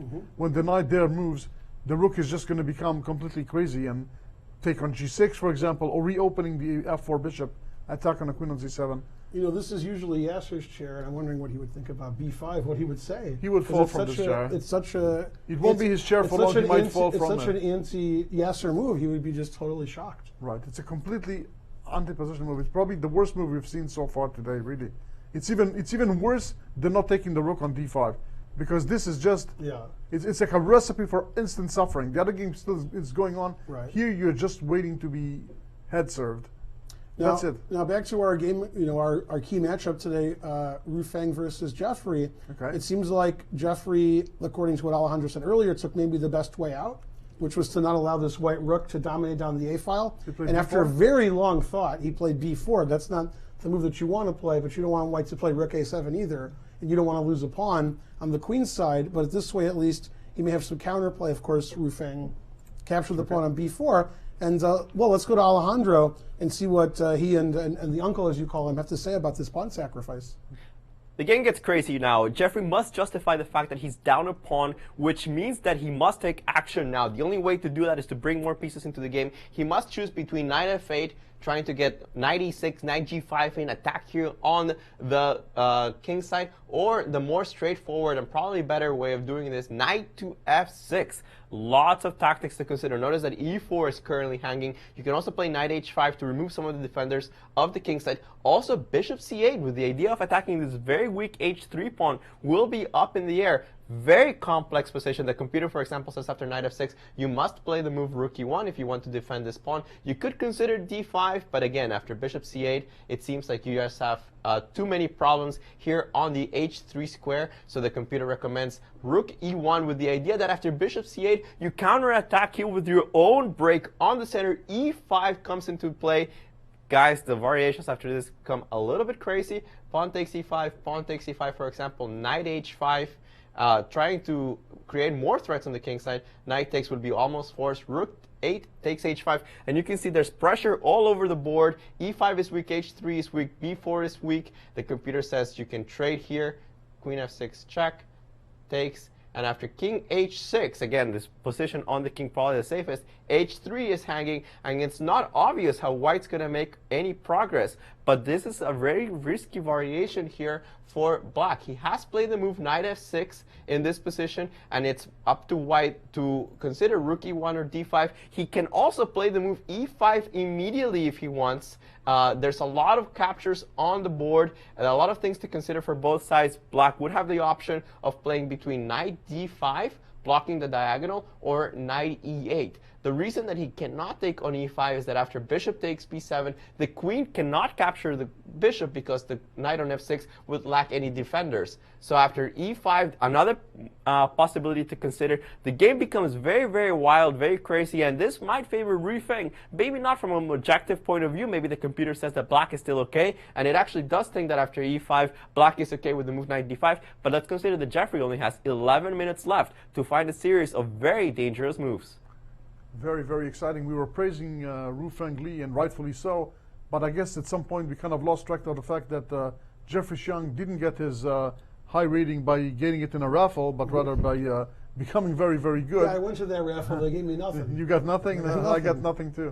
Yeah. Yeah, but Jeffrey Xiang definitely very calm, defending his position, gaining his counterplay, understanding that by pushing the e4 and h3 pawns, he might get his counterplay. And of course, Rufeng, it's a double-sided game, right? Rufeng has still his own chances. Rufeng has more time. He's got an extra pawn at the moment, and it's a very complicated position. Very messy. To me, it seems more like a Rufeng type of position than a Jeffrey position, but that can change any moment. Right. And yeah, I mean, I just favor white because white has more time and an extra pawn, but I'm glad I'm not playing this game. Right. This and is a Rook game where it's E1 really easy to blunder this game. And Rook E1 is the move I really want to see. I'm really curious if he'll play it because I think it's really going to be exciting. Rook E1 with the idea of E5. Yeah, our key matchup of the day isn't disappointing. Not at all. Very, very exciting. Let's see. We don't have a lot of moves in a lot of games because the players are slowing down a little bit. And well, guys, it's a good time to actually analyze some variations. Let's see what Jeffrey might be thinking about in this position, because let's remember this move E5 looks very, very dangerous. The computer says you have to play knight d5. We already explained that d takes e5 doesn't work because of bishop takes b7. Clearly, you cannot take the bishop on g2 because e takes f6 check forks the king and the queen. So you must move the knight away. Let's assume you move it to d5. And here, after pawn takes d6, Jeffrey has to really consider the fact that queen d7 is his only move. You cannot take on d6 again because this queen has a very important role. She has to defend the pawn on f7. And after queen d7, if you count the material, white's up 2 pawns right now, and it doesn't seem like there's enough compensation. Computer says everything's okay. Knight on f4 is a big threat in this position. Maybe b4 is a little bit weak too. You don't want to give up the bishop because after bishop takes d5, a lot of threats on the king side. So Jeffrey really playing with fire, but he says everything's okay. I'm down a lot of material, but my compensation is there. Definitely great play from Jeffrey Xiong in a position that would have otherwise been quite difficult. Rook E1 is definitely the best move according to the engines, but E5, in my human view, is very, very tempting. And indeed, I think that is one thing that differentiates very strong players from the lesser players. And again, I think it's true for almost every level that some people get completely affected by some mishappening in the game, like they lost a pawn, they had to play b4. And it really, really affects them badly. Strong players, and especially cool-headed, level-headed players like Jeffrey, are completely unimpressed by it and just correctly evaluating that they have strong counter chances with the initiative, even though they're down 1 or 2 pawns. Yeah, a player in the tournament who's not as experienced as Jeffrey, not playing a lot, is Luke Harmon Volati, and it seems like he didn't see rook takes d5. Exactly. His reaction was so inferior. And he sort of went into like the turtle mode, like, oh, this is terrible. I lost my d5 pawn. If I take the rook, it's too dangerous, so I'm just going to be pawn down and try to hold. And that's, you can see Jeffrey Xiong's having the opposite reaction, where, ooh, a4, that's a good move. Now we have to mess the game up a little bit and make it more interesting, so I have counter chances. Exactly. And it's not only the initial reaction to a surprise, rook d5 in one game, a4 in the other, but the consequent moves after that. Right. Luke Yeah, played just bishop the attitude e2, is rook different. d1, Yeah. and like you said, went into some turtle mode, where Jeffrey just keep finding the best moves and probably analyzing the variations to his fighting really hard. Exactly. He's really tough to beat. So we have a trade of rooks in Chandra's game where we really like black's position. After rook d6, we expected e4 and rook d3 with that idea. White traded rooks, rook d1. They traded on d6. And again, whether it's queen and rook, or it's a queen ending, or rook ending, white has a lot of weak pawns. Right. And of course, with the queens on the board, the king is exposed on g1. So I think white wants to trade, but just so he doesn't get in trouble on the king side. But again, h4, c4, e3, that's a lot of weak pawns. Right. Much, much, much easier to get than f7 and b7, for example, or e5. So just a very nice positional game for black. And again, black maybe can take his time and play e4, rook d3 later. Another idea is e4, and as Alejandro pointed out, queen e5, so that we have the And can queen you refresh it one more centralized. time? I think he played a move, and let's He see did what play, played rook f2. Again, not the kind of move that's going to change the not the most, evaluation of not the the most position. exciting move for white. Yeah, just very defensive. See, the problem was, even if he wants to trade rooks, he can't do it here because he'd lose his e-pawn with check. Right. And so if he can't challenge the d-file, I think he's just deciding he's going to protect the second rank and unpin the e-pawn and just wait and hope that he can hold this position because material is equal. But black really seems to have a big advantage here. Absolutely. And the question is, but after e4, I'm assuming he wants to play rook f4, right? That's my guess. Otherwise, rook d3 is just completely destroyed. That's right. And now would he Okay, play? so that's- Would he play queen e5? Defending his pawn, keeping pressure on b2. Could also defend it with rook e6, which The seems question a is, little can more I? passive. Well, yeah, but the question is, can I just keep attacking the pawn on e4 and? Yeah, I don't think he's going to play e4 No, I don't because think so he didn't anymore. play e4 earlier when probably it was better than it is Right. now. And I think his idea is just to keep his advantage. I was a bit surprised he took on d6 with the rook. Well, not entirely surprised because, but I thought he was going to take with the queen as well and then keep some other options intact. Yeah, it seems like both are good. It just seems really difficult to play white. It's a long, suffering Yeah. defense. Yeah, I think No black fun can at just all. play Karpovian style, king g7, improve his position. There's no rush. The weaknesses are permanent. Right. No need to do anything drastic or committal where you cannot justify it later. Alejandro? A lot of events have happened in that game. Akshat's definitely on the driver's seat. But I want to focus a little bit on the Ostrovsky game. After we left it off right around, actually we haven't seen it for a while. We had this position where black played b3 with the idea of getting the knight to b4. And I think Nikola's idea of bishop b5 was actually quite bad. He's underestimating the power of this rook coming to c2. Ostrovsky took a very long think, which honestly he shouldn't have done because he doesn't have that much time. We're only on move 18, 22 moves away from time control. After knight takes e5, which was played in the game, Nicolas took on e5 pretty quickly, the only move. And now the very powerful idea of rook c2 might change things up in this game. The queen must go somewhere, but it doesn't have a lot of good spaces. Let's say that it goes to g4, for example, and now this very nice move, not the only move, but one of the very powerful moves in the position, queen b8. The idea is that, yes, you could have taken the pawn on b2, but you let go of the pawn on a7, and suddenly we have these two pawns racing towards the finish. In this case, the queen is attacking the pawn, the bishop on b5, defending the pawn on a7, and suddenly it's only black that has a pass on to his name. You could be worried about something like bishop h6, but I have the resource queen takes e5 defending here on the g7 square and completely winning.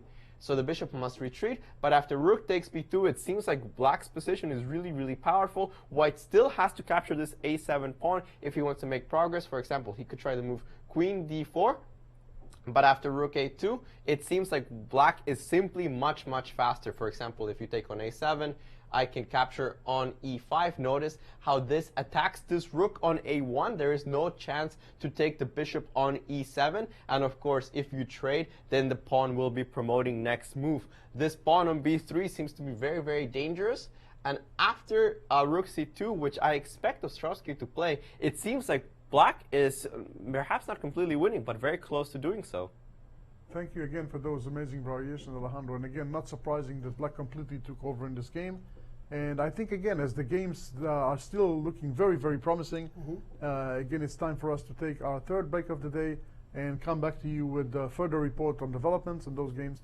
Please stay with us. A lot more exciting chess is promised to come next. We'll be back in just a few minutes. Please stay with us.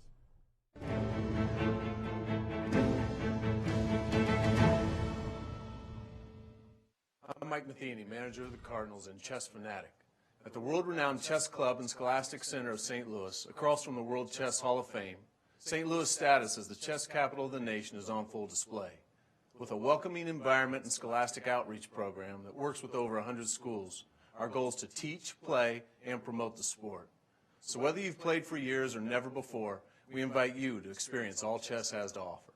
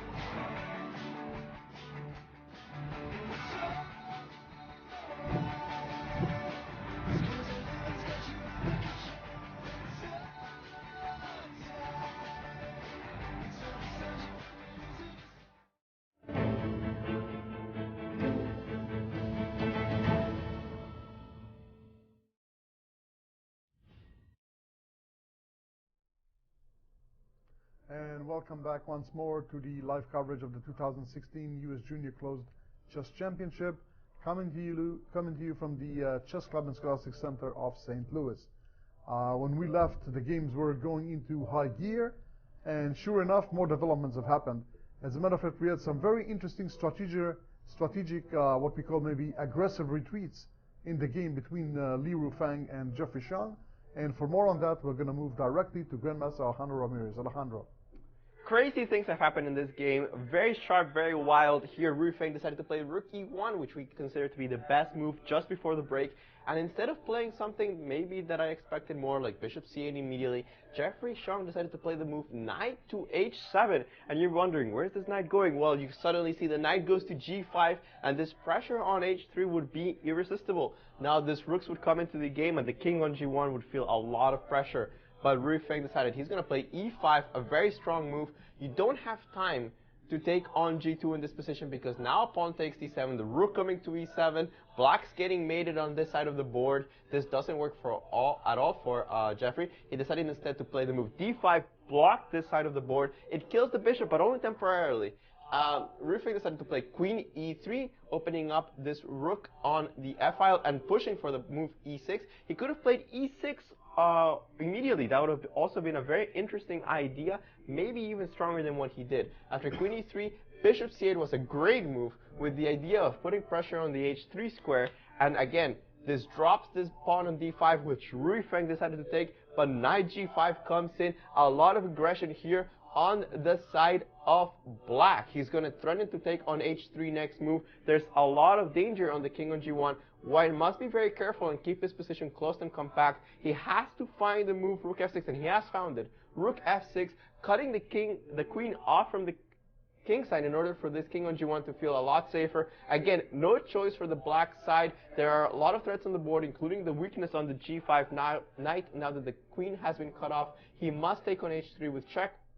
No choice again. The king must go to F1. The reason it cannot go to G2 because Bishop B7. The bishop returns to this diagonal, and if the trade of bishop happens, this would be absolutely disastrous for the white pieces. So we are currently in the position after Rook F6, Knight takes H3, and I see that Rufang has actually played King G2, which is a blunder. He had to play the move King F1, and after Bishop B7, I'm not entirely sure how he figures he's going to keep everything together. For example, after Bishop takes B7, Queen takes B7 is check, and you don't have the time to play Queen F3. You would just like to transition into an endgame, but after I take Knight G5 check, King goes, for example, back to G2 is very dangerous because of Rook H2. And if you go to E3, then Rook G4 and this Rook coming down the other H file, this is very dangerous already. Bishop E7 would be a huge move, giving Black the advantage. Jeffrey, I believe, is in quite severe time pressure,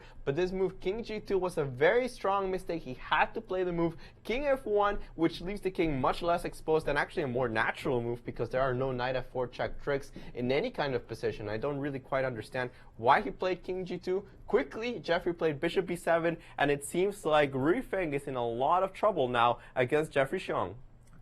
Incredible developments indeed. Just when it seemed like that he managed to find his way in this maze of bedlam that the game turned into, and I was so impressed by both of them. Then, sure enough, just when it seemed like he got out, they pulled him back in. Exactly right. Yeah. That's exactly right. No, but I mean, Jeffrey really playing well with very little time and with a position that probably wasn't the best, and finding all kinds of good chances, good counter chances, and now the time is about the same. For both players have about 8 or 9 minutes, and to play this crazy position without computer assistance, that's not incredible. fair. Really incredible. Finding all those strong moves. I mean, to think Bishop C8 and then Bishop takes D5 when the H3 pawn is so vulnerable. And the Bishop goes back to B7. Those are just hard moves to see. All those switchback moves. And he probably didn't see Bishop B7 because the Bishop just went to C8, so you're not looking for a move like that. that. That's probably the move that he missed. The position just changed. The D5 pawn went away. My heart goes really out to Rufang to defend, find so many strong moves.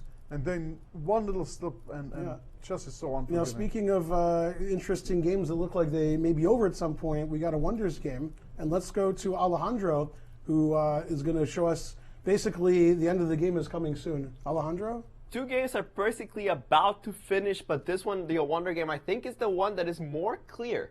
After the pin down on the F file, on this diagonal and the e file. Bishop f6 was played. Rook e3, very natural move. We had talked about this, the idea of pressuring down the e file. Queen g7, Rook e1 was played. I mean, there was just no stopping this possibility. Queen g7 was actually an inaccurate move. He had to play the move g5, which is a desperate attempt to relieve the pressure. After the move Queen g7, Rook e1, b4, which is currently the position that we have on the board. All a wonder really has to do is move the knight. He can move it to d1 or a4. It doesn't really matter. And there is just too much pressure on the knight. You cannot defend it. It's currently under attack, and it's pinned against this rook on e8. This is completely lights out. Another position that's completely lost here is a game between Alexander Ostrovsky with black against Nicolas Cheka. We left it off. This variation, a lot of the things that we had talked about happened. Rook takes b2 happened. This inaccurate move rook a4, g6 was played, and then we got to a variation that was very similar to what we had considered on air. After queen d4, the move rook a2 is very strong. The rooks must be traded off in this case because the rook ended up on a4, which is actually not a very good move. Queen takes a7 was very strong, it seems. It seems like you create a passed pawn as well as blacks, but that's not the case because after queen takes e5, this pawn on the a file is simply queening. After bishop d4, the very powerful move, queen g5, queen f4 also possible, but he decided to play queen g5 instead. And after f3, this is the killing blow. Ostrovsky found it very, very quickly. He had more than one, but this one is finisher. Bishop takes f3 is a great move. The idea is that here you must retake with the rook, otherwise you get mated on g2. And after, for example, a1 queen, and bishop takes a1, bishop c5 check is a very important move, and now suddenly the queen is lost due to this fork. This would be just completely lights out for Cheka. Bishop takes f3, a fantastic move, finishing off the game. The idea, of course, that you're distracting the rook from the a1 square, and that's pretty much all she wrote. I think that after rook takes f3, which was played, Ostrovsky will have no problems finding the distracting move, a1 queen, winning a queen, and pretty much the game. Thank you, Alejandro. And it seems that indeed winter is coming for both Michael Bodak and Nicolas Cheka. Looks like their opponent really played a pretty marvelous game, right? Yeah, I've never seen this kind of, both sides queening their a-pawn in this kind of opening. Both sides just kept pushing their pawns, and I was like, well, that's for positional reasons. Then they both tried to queen, and it looks like one of them is going to manage to do it. Yeah, and the b-pawn shifted to the a-file, and... Wow, bishop takes f3 is a really great tactic in time trouble especially. Absolutely. That's an amazing tactic. Right, and now he is sinking and probably going to find... I don't think it's that difficult to find. Well, I'm just wondering if he's looking at playing bishop c5 and immediately. he did it. Yeah. So promoted to a queen. a1 queen. It's nice to have two queens. Yeah, and I think the Cheka is really in a world of trouble right now. Yep. As Alejandro demonstrated in his variations. Very, very difficult. Wow, an amazing tactical turn of events in this game, and Ostrovsky played really well in time trouble. Marvelously. Yeah. Really played so many good moves. Really was and he's focused. going to be in time trouble for the rest of the game until they get to move 40 if White can make it that far. Right. But he did a fantastic job. Really impressive. Now let's have a look at Akshat's game, because it looks like he was taking over also, but I don't know what's happening now. We last looked after the move e4. Just before, yeah. White played rook f4, and now Black found the very strong idea, rook d3 to double rooks, to double on the d file. Rook takes e4, queen d6. Not only are we threatening to come to d1 and d2 and possibly win this queen, queen g3 is not such a bad move either. So White has a lot of trouble here. He played the move queen f3, rook d1 check, rook d2 check. He got his pawn back, the pawn that he gave up on e4, by taking on b2. Now, my computer doesn't like rook takes b2 as much as, I don't know, Alejandro has a better computer than me possibly. And after the move rook d4, the computer thinks that, my computer at least thinks that White is back into the game. I'm wondering, instead of rook takes b2, if there was another move that Black could have played to maybe increase his advantage. I'm thinking of a move like queen h2, but then rook e8 check is very strong. So the computer really likes Black here, but then after rook takes b2, on my engine at least, it's giving away the advantage. But to me, that's a very natural looking move, but it gives away the d file. And now Black has to be a little careful also because if we play too much for mate, then we can get mated ourselves. This happens very often in queen and rook endgames, both sides playing for mate. The kings are both exposed. Now maybe Alejandro has a point of view maybe the advantage wasn't so much for black as we thought, or was rook takes b2 a mistake, Alejandro? Or e4? Alejandro, what do you think? This was definitely a mistake by black. He shouldn't have taken the pawn on b2. He had several choices. I think the most precise was to simply put the king on f8. Say, you don't have any threats as white. I'm going to make my king safer, not allow your rook to come to the 8th rank. And then it's a lot of pressure. You can always take on b2 later in the game, as was pointed out. That would have been devastating. But I have an update. We have blunders on several boards. Now, first of all, I don't like the way that a Wander decided to play this variation. He decided to take on e5 immediately, whereas he could have just retreated the knight and then won the knight on e5 later. Instead, he decided to take and allow all of this variation with a lot of complicated trades. Also, it was better to take with the rook on this variation. And we, by force, we got into this endgame, which is completely lost for black, but still he can hold on for longer than he should have been allowed to. Now, for the real blunders, we have in this position a horrific blunder by Cadentroff, completely dismantling his advantage. I cannot begin to explain this move, but he did play c4. And after pawn takes c4, he's thinking for a long time. I think he forgot that after pawn takes c4, white simply has the move bishop takes c4. And because the d7 knight is hanging, you cannot actually recapture on c4. Well, you can, but it's not very good anymore. You allowed the capture on d7. And just like that, with a huge blunder of c4, b takes c4, black's advantage is completely evaporated. Here, white is completely fine. Well, he was blundered a pawn back. Usually you have to work really hard to get that pawn, and Cadentroff just threw it away. In the game Jeffrey Chong against Louis Ruffin, we have another problem here for white. After bishop b7, he should have taken on b7 and accepted an inferior endgame. Instead, he put the bishop back on f3. Bishop takes f3 came as a very powerful device. Queen takes f3, knight g5, and suddenly you can see these rooks on the h-file coordinating beautifully. There's a lot of problems here for white. If you put the queen on e3, then boom, queen b7 check, and notice how dangerous this queen is on the diagonal, unstoppable. This would lead to a mating attack. If you keep the queen on the diagonal by playing, for example, queen c6, then you're abandoning your king to his own devices after just rook h2 check, king f1, and the very simple either queen takes b4 or rook takes b2. It seems like the danger on the h-file should be sufficient for Jeffrey to win. He is down on time considerably, but he's already played the move knight g5, and this looks like it's a completely winning position for Jeffrey, as instead of taking on f3 with the queen, he decided to take with the rook, but the same problems. Knight g5, the rook doesn't have any good squares. Rook on h2 is coming down the board. This looks losing for the white side. Thank you, Alejandro. And indeed, it seems like time pressure is starting to rear his ugly head, and many mistakes are being made because of that. That's right. We just see a move on the board from Ruffin.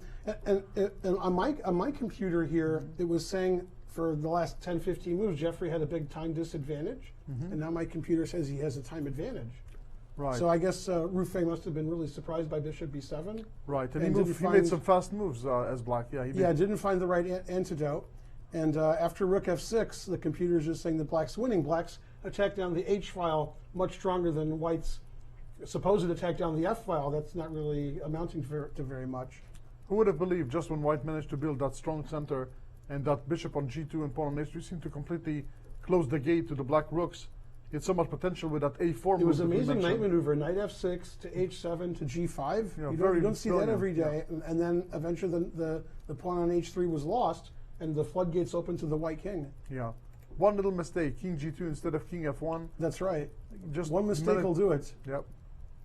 The trade of the bishop just accentuated the h1 a8 diagonal, and now somehow Cadentroff is a pawn down. And let's take a look at what's happening over here. So after playing c4, I like to say c4 is explosive for obvious reasons, and it really is explosive in this position. After b takes c4, he didn't take on c4 because he realized the bishop on e6 is going to be overworked. We can show the audience that if he takes, and then takes the bishop on c4, he loses the knight on d7, and white's perfectly fine here. So instead, after b takes c4, being in total shock, I imagine, having seen that variation, he played the move rook c8, and then takes, and now black has compensation for a pawn. Black is down a pawn. I didn't think I would be saying that anytime soon. And he played the move knight to c5. And this is just a double-edged position now. And the players are down for just minutes to make the last 10 moves or 9 moves. Very little time for both players, but White's back in it now. Totally amazing turn of events. Yeah, complete turnaround indeed.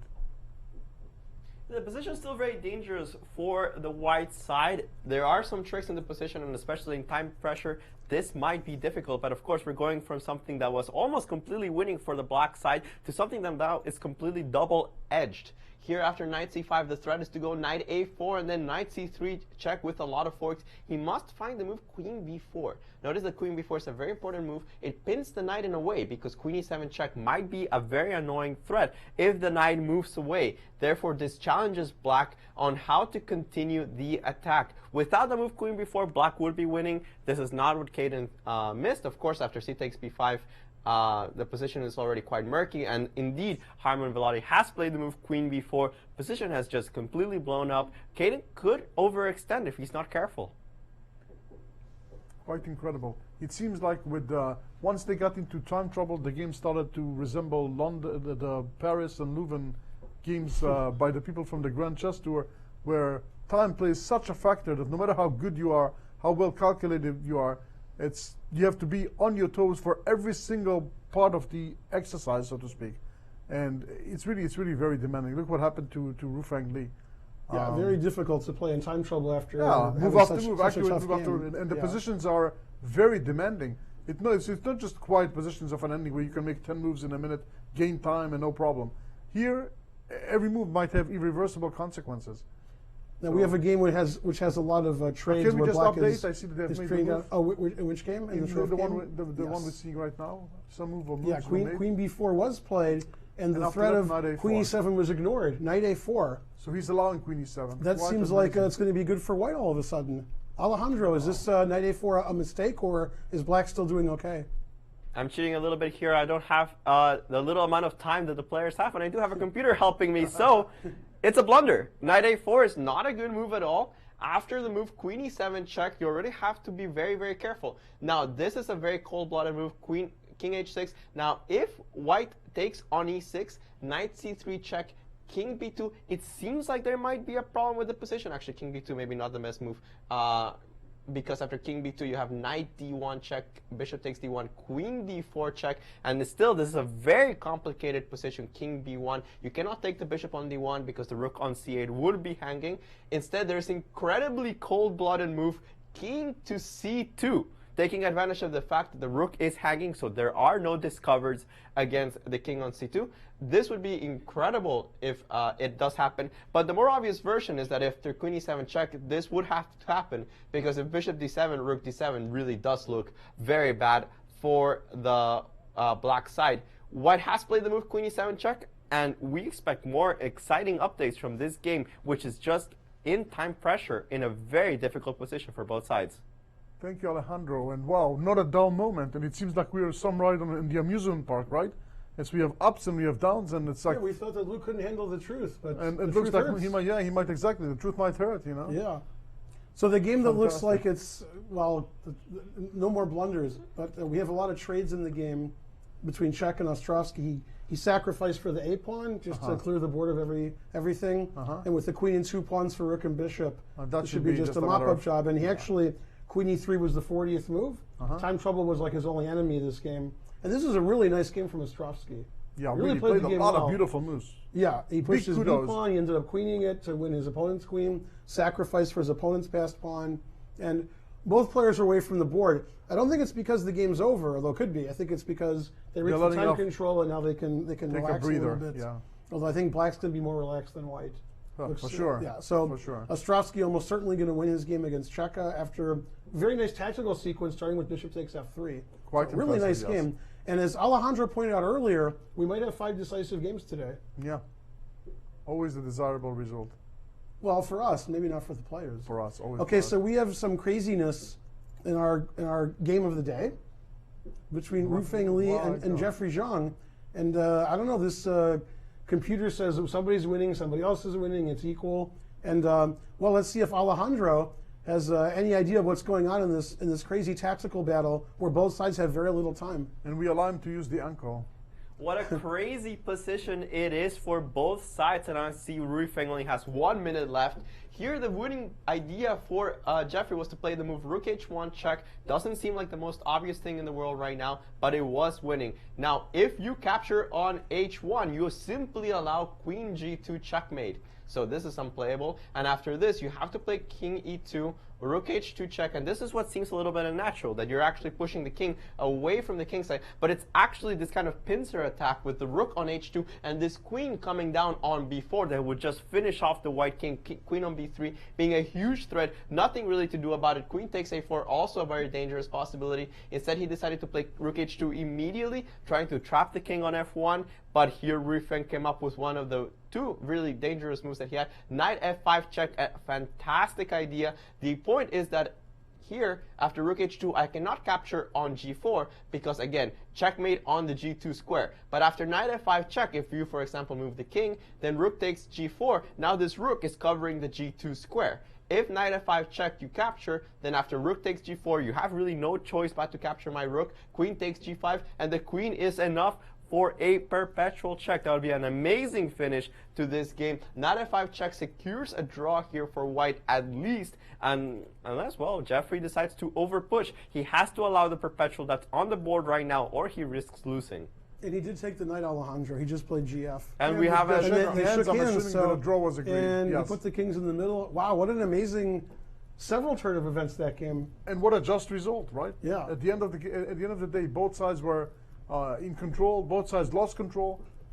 A draw. Yeah, it both seems like players a don't look really too fair very result. excited. After that game, I would be shaking. Yeah, because they were hoping to have a decisive game and decide their ongoing 10-year duel. That's right. Of 37 games. It's not the rubber game anymore. Yes, They're and still instead of tied. 18-17 to one side, it's going to be a 4 draw Wow. in that ongoing battle. A beautiful game, really a beautiful game, and I think that I would love to hear from to have Jeffrey here explain a little bit. Maybe both players. Yeah, both players. One. We'll start with Jeffrey, and then have Rui Feng also come and explain his side of the game. Wow, what an amazing What an game. amazing turn of events. The players like to prove me wrong. As soon as I explain there'll probably be 5 decisive games. Immediate draw agreement. Immediately. But listen, Yeah. this is anybody who says something about draws in chess. This is like a 4-4 draw in soccer. You know, it's like a you really get your money's worth. You can't say that was a boring 0-0 or like some repetition after move 12. No. No, it's amazing. This is an astonishing game, really full of This fireworks. is just round 1 of 9. Yeah, I mean, if this is I don't know. we take it? Are we gonna last? Yeah, exactly. This is amazing. In fact, another game that's went the way one of Alejandro's variations was after Queen E7 check in the game Luke Harmon Vladi Caden Trove. He did play King H6, Queen E6, Knight C3 check, and will waiting for Luke King play C2. the cold-blooded King C2? That's a hard move to play. But I think for a logical person like him, it really has to be. First of all, it's the best solution. Second, because Yeah, but according to the internet, both sides have less than a minute. oh, that's So that's challenging. going to be King C2 is hard to play with 20 seconds on your clock. Yeah, so perhaps the camera should really concentrate on that Let's game see. if he could. And he did move his king, obviously. He made And a I move, wonder where. and he went to A1, the one move we didn't talk about. King A1. The one legal move. Yeah, because now after knight takes D1, Queen D4 check could be annoying. Right. So that's why the A1 might not be the best square. So we're expecting knight takes D1. Right. Very difficult to play to play King C2 and with no time on your clock. Wow. And they are moving very, very fast. And I don't know if we can get a close-up of that board. Probably not. But let's take a look at it as it is. Here we go. Well, here comes. Is this an arbiter there standing there? No, I think it's one of the players. It's one of the players. Oh, he's standing pretty close. Right. And there's a perpetual check possibility in this game also. White can play Queen H3 check, Queen D7 check. Of course. So after I explained there would be 5 decisive games, You might have the players two just draws can't in a stop row. drawing. They can't do it. Right. Wow, so King A1 and Knight takes D1 was played, and Queen H3. So So actually, I I have think a feeling a that draw this is is it. I likely. think that the draw is coming. Amazing. Wow. Like, the second game where both sides were, again, Caden trapped his opponent with rook takes D5. The opponent refused the draw. He was in a losing position. Then Caden started playing some strange moves and was down a pawn, where White could have probably gotten a winning position with King C2. And once again, the game is stepping towards a draw, and again, a fair result, I guess. Yeah, amazing. And Queen D7 check. This is they're repeating moves. Right. Queen D7, King H6. making both players happier, making sure they won't lose on time, getting closer to the time control. They're both deep in thought because they both still want to win. And it's really funny. Somebody's going to look at the cross table and say, "Oh, draws in the junior as well." But no, these are not. Okay, and actually, friendly white can draws. play for the win here, as Alejandro pointed out. White can play queen takes d1 here. Aha. You can But take- first, you take should the repeat knight. moves, and then here, I think you already repeated one, so you can't do it again. So queen takes d1, and he's still back in the driver's seat. Holy cow! What move are they on? 37. Yeah, White's thinking about his What's 38th 38th move. move? Well, we have a lot of And he's craziness under a in round minute. one. He's under a minute. Wow. And he's looking visibly nervous. And he played. Yeah, looks like He took the knight. took I the think knight he on took the d1, knight, right? yeah.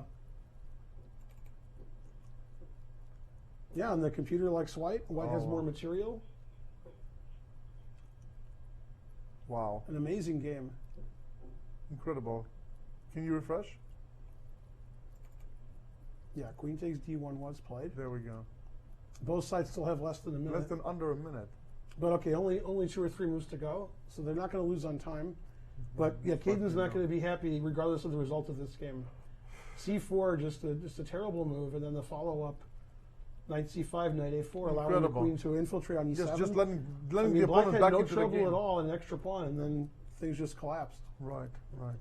So, okay, I think we should leave this game for a moment, and I think we should visit Alejandro because Alejandro is with a guest, Okay. and the guest is the highest rated player in the tournament, a player who has been really, really on fire in the year 2016, Grandmaster Jeffrey Xiong. And on we go to you, Alejandro and Jeffrey. Well, guys, thank you. Here with Grandmaster Jeffrey Xiong. I've had the pleasure of knowing him for many, many years now, thanks to the Dallas Chess Club. Jeffrey, how did you feel about the game today? You must have felt it was out of your reach at some point. Yeah, today it was a very interesting game. But for the most part, I thought I was in trouble, but at the end, it got out of control, and maybe I had something. When did you feel that you really let this game go? When did you think, right now, I'm in trouble? Well, actually, I think I messed something up in the opening, because usually Black wants some queenside attack, but I didn't get anything. So, yeah, this position is already difficult for Black, but I thought my only counterplay was in the center, so that's what I ended up doing. Now, we were analyzing this very key move, A4. Did you consider this at all? No, I was thinking about E5 for him. E5 immediately instead of A4. But yeah, it doesn't work. Rook takes H3. There's some interesting ideas with rook takes H3, and now the coordination of the bishops and the rook will be very powerful down this diagonal. Yeah, but A4 was a very good move by him. Yeah, here I spent a lot of time because I didn't know what to do. I didn't see this rook takes H3 idea because I thought B4, E5 again. B4. But actually, I think I have to play B4.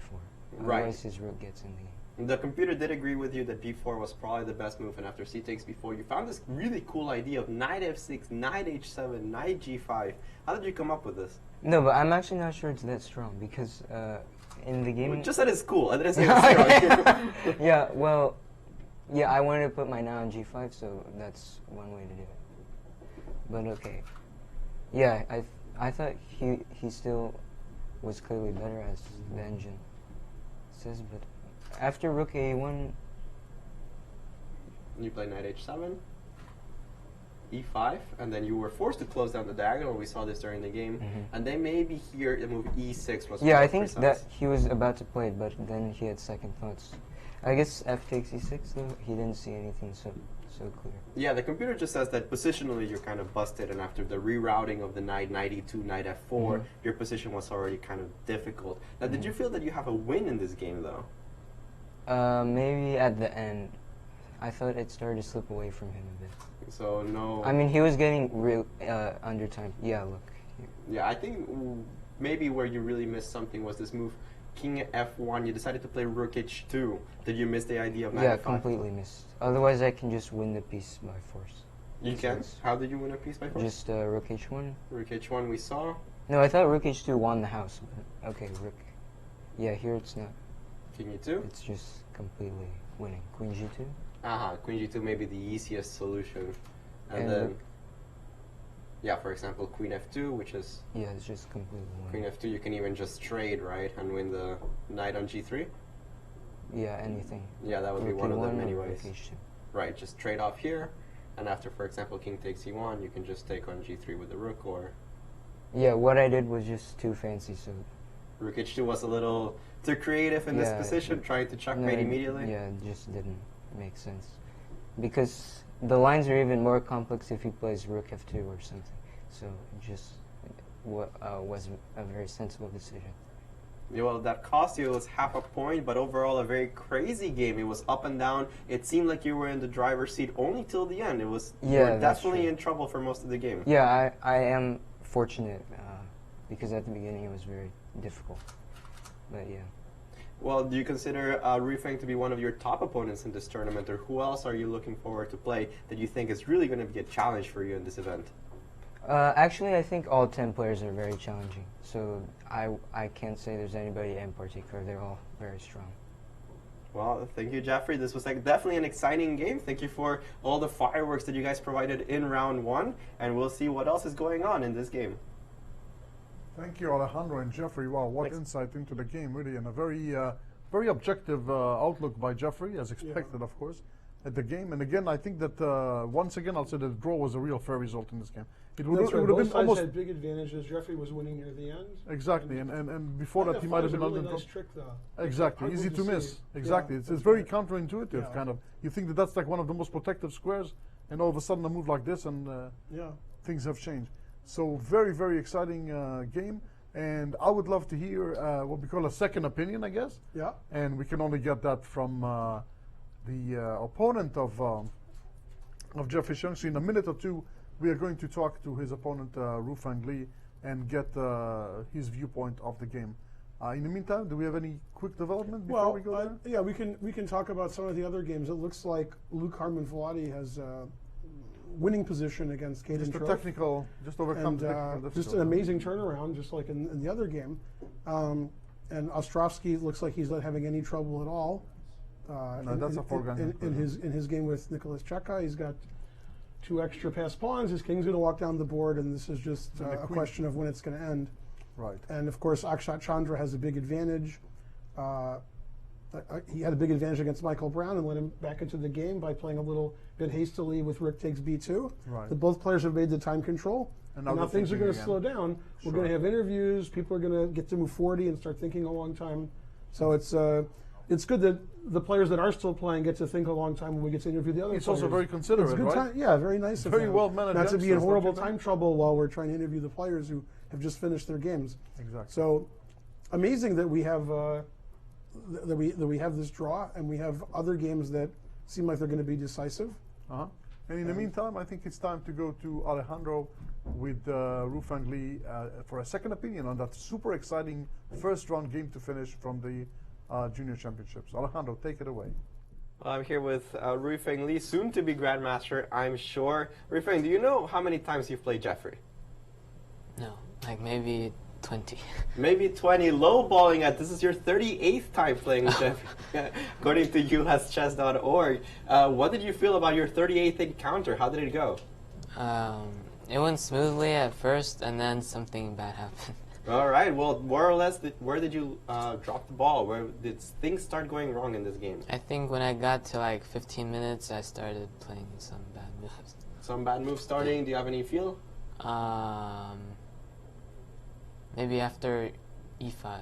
E5 you didn't like? E5 I liked, and then afterwards I didn't like. Jeffrey was mentioning that at this point you were reaching for your e-pawn, maybe thinking about playing e6, but you decided not to do it? Yeah, I was looking at that, but I thought he would just take. Yeah, e6, pawn takes, and we're looking at it with Jeffrey that after the move knight e2 with the idea of knight f4. I didn't see knight e2. I was only looking at some queen e3. Queen e3 in this position. Yeah. Also quite strong, actually, with the idea of queen e5, some kind of domination on the dark squares. The computer really liked this, and it said that you had an advantage without any real risk. But after queen e3, bishop c8, things got really dangerous very quickly. Yeah, I actually missed bishop c8. I didn't think he could give up d5. And we're assuming that this bishop moves might be a problem for you. Did you also miss that after king g2, there is this move bishop b7? Yeah. I was missing a lot of stuff. Well, that happens on time pressure. We noticed that after knight takes h3, you still had, according to the computer, some advantage after the move king f1, just making your king a little safer. Yeah. What did you feel about this position after knight takes h3? So my idea was like, I thought he had to play bishop e6, so I wanted to play king g2, and then if bishop e6, I could take, and double on the f file. Ah, you wanted to keep the rook open here for the for f rook. But unfortunately, that was a little bit too aggressive after king g2, bishop b7. Yeah. Well, you were lucky to find a draw, but what were you expecting here after the move king f1? Yeah, I thought rook h1 was probably just winning. Rook h1 was winning, but how soon did you find this move, knight f5, just drawing the game, something that he completely blundered? I saw knight f5 actually a bit earlier. Because I was, at first, actually I was expecting rook h2 as well. Rook h2 was your first choice, Yeah. thinking of queen g2 checkmate, but of course you found this really nice resource, knight f5, forcing the draw. A little bit fortunate for both players actually to finish in a draw. How do you feel about the result of drawing the highest rated player in the event? I think it should be pretty satisfactory. Pretty satisfactory, all right. Well, this is only your fourth draw against Jeffrey, surprisingly. It was a very exciting one. Thank you for the fireworks, and good luck moving forward into the tournament. We go back to Aviv and Ben. Thank you, Rufang and Alejandro. Man, this was really, I've seen lots of draws in my life, and I would say that this one comes up somewhere on top. Just an exciting game. You really get everything you can imagine. One side is pushing and having a big advantage. Another one is coming from the dead and taking The over. players even took a break and played e4, b4, okay, now back to the king side. Exactly. Almost like a little, it's just a fantastic game. Yeah. And even though it's not a decisive result, I'm completely all adrenaline up because of this game. I'm really hyper about it. And it's no less exciting than any decisive game that could happen now. Yep. And we have the assistant arbiter here, Mike Kammerer, making sure things are all in the up and up. As always, of course. Yep. We have, and I see that in the Ostrovsky, in the Czech Ostrovsky's game, lots of simplification. yeah, actually, if we can look at that, I thought that in this position, Black was going to move his king up the board and White would resign eventually. But instead, Black traded down to a winning endgame. It's also reasonable, going into this king and pawn ending. I actually looked at a similar king and pawn ending about 25 years ago with the f pawn instead of the e pawn. And I noticed that as long as Black's pawn is on h7, he's winning because of the tempos at the very end. Of course. And so he is leaving his pawn on h7. And, okay, so they've played very natural moves since then. The computer sees all the way to the end of the game, of course. Right. So there's very few legal moves. So it knows that Black is winning. It sees all the way to mate, actually. And it's fair to say that White is playing by inertia, right? Because yeah, he knows he's losing too, but, you know, why not reason to try it resign out? when you can keep playing. Right. And what ends up happening is, if I could just continue what I think will happen, White eventually gets stalemated, so we'll do that. We'll stalemate him. And now, if Black's pawn was on h6 or h5, this would actually be a draw, but because Black's pawn hasn't moved yet, he's ready for either White move. For example, after the move h4, we play h6, and then we unstalemate him. You can do it either way. And we, of course, make a queen. And obviously, if he plays h3, it's the same thing. We play h5, and then we unstalemate him again. So as long as Black's pawn is on h7, there's no issue. And that's how the game will end, although Checa looks pretty confident, but okay, maybe it's just looking confident. Maybe he knows the game is going to end. I think he just looks resigned to the result. I think Exactly, he realized it already from an hour ago. So this is the current position on the board, and Black can just play e2 check and king e3, and the game is over. And actually, because it's an e-pawn, there might be more winning chances for Black if he makes a mistake, because sometimes you can lose your e-pawn and win the h-pawn and still win. If you lose your f-pawn and win the h-pawn, You can't win. then you don't win because you're going to be boxed in forever. Yeah, so it's possible that everything wins, although of course e2 check is the best. e2 check was played. Okay, always good to check against Checa. And king g1 allows mate in 1, so we're going to play king e1. Or not play at all. Yeah, he'll probably play king e1. And then after king e3, I'm guessing he'll resign because you see that all the h-pawn moves lose. Yep, And he did play king e1. Black will play king e3, and I think White will resign there. That's my guess. Yeah, probably. Yeah, and king e3 was played. The last hurdle. Yeah, and yeah, whether you play h4, h3, you lose the tempo issue. The Black king is going to move, and then Black's going to get an extra queen. Yeah, and this is what he saw when he sacrificed his queen for the rook and bishop, knowing this is an easily winning endgame. And He h3 played was played. h3. He's testing him to make sure that he understands the tempo situation. Yep, he's got he doesn't have to play h5 here. He can play king f3 or king d3 and also win. Right. But I think he'll play Yeah, he'll play h5. He'll play h5. And he will resign here. I don't think he'll play h4. And yeah, resign. and he immediately Yep. resigned. Okay, very exciting game again, and a very good show by Ostrovsky. Very good game by Ostrovsky. Especially in time trouble, Yeah. where he made some really serious moves. And I would like to see him as the winner. I think, we'll get to hear his. we can get Alexander down here later and Right, and explain how he found this. He's really this. And Alejandro was explaining with the help of the engine. The Ungles, Right. you call him Queen B8. Sure. And he played all the Queen B8. moves. He played all the Very best calmly. moves. That's Very with, calmly, with too. very little time on his clock. Okay, he's an experienced IM. Listen, and he's been going. He just finished his second year in Baruch College in New York, and he is of course seeking a future in finance. So I guess that every once in a while you get this chess hunger, and you really get to play, kind of under much less pressure. You're not pursuing titles or norms, and you have another career. So chess is really a hobby and becomes fun again. But I hope this isn't a harbinger of things to come, because I told you when I go to tournaments, certain people do well and bad, and I said Cheka has bad tournaments when I'm there. So I hope it's not me. I hope it's not you. I know Gulko's not going to play in this tournament. So Yeah. So okay, let's see what else is. 2 games are done and 3 more going, and let's see what happens in the A Wonder game. Actually, let's have a look at this position here. In Caden's game, I think we have Caden Alejandro, and he's very opinionated about White's winning chances here. And let's take a look. I have been impressed by Alexander Ostrovsky's handling of that position with black. He played a very clean game against Cheka. Nicholas wasn't up to par, and he just lost the game. I thought that Alexander played the game of the day as far as precision goes. If there's an opposite award for that, it would definitely go to Luke Harmon Velotti and Caden Troff, as they seem to be blundering the advantage back and forth.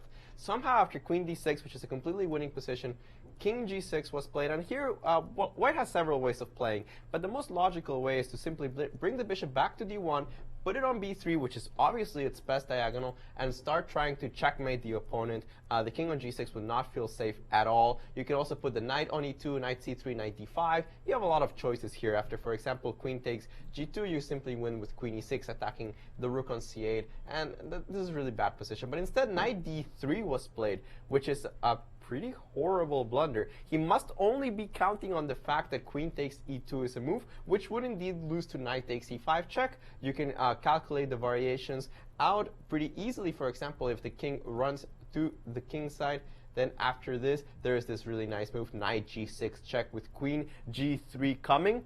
But that's not the only resource that black has. He doesn't actually have to take on E2. The move queen G1 check, king B2, queen takes G2 would be extremely powerful. The problem is that after knight takes E5, king H5, suddenly you don't have a pawn to push to the G4 square. So the king on H5 is pretty safe. Notice that there is this threat on E2. The bishop hangs with check. E5 is also hanging. That would be a huge problem. After king B2, queen takes G2 already, there's no good way of defending this bishop on G2. If the knight retreats to C1, the rook can trade itself for the knight, eliminating this defense, and that would give an approximate equality to the game.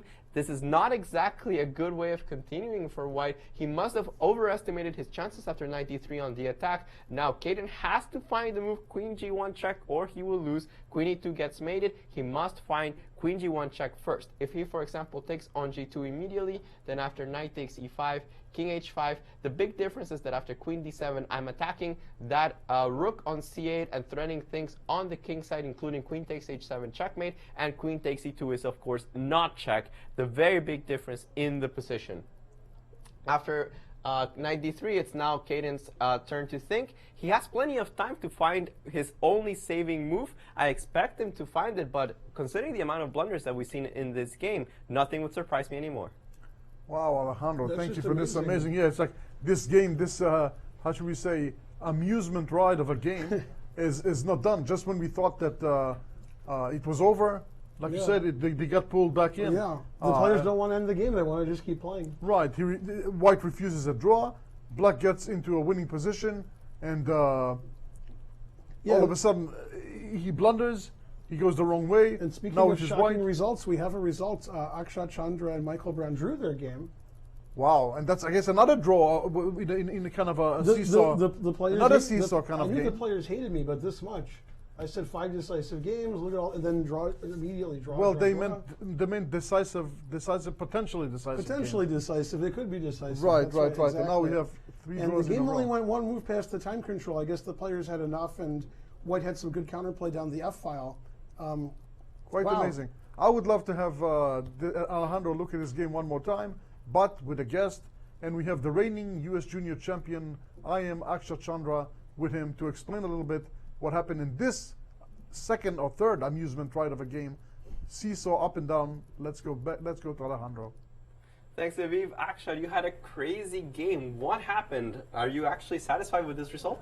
No, not at all. I mean, I felt like I was much better at some point, but I probably rushed things with Rook D3. Should have probably just kept the tension with Queen E5, and I'm probably just much better. In this position, you mean Rook D3 you felt was a mistake? Yeah. You thought keeping the tension with Queen E5, which was another interesting possibility, was better? Yeah, because I mean, after Rook D3, White has to take on E4, while after Queen E5, he has no forced move, so it's harder to manage for him there. So I thought that would have been a better try.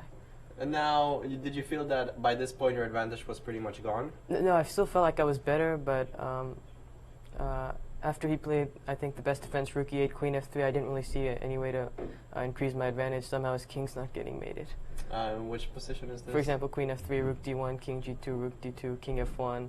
Queen D3 doesn't work because he has King E1, I think. Yeah, the computer was liking Queen D3, King E1, trading the rooks and going into a very favorable Queen endgame. But also, we were looking at the position. We didn't like Rook takes B2 at all. We liked this move, King F8, simply securing the king for the time being.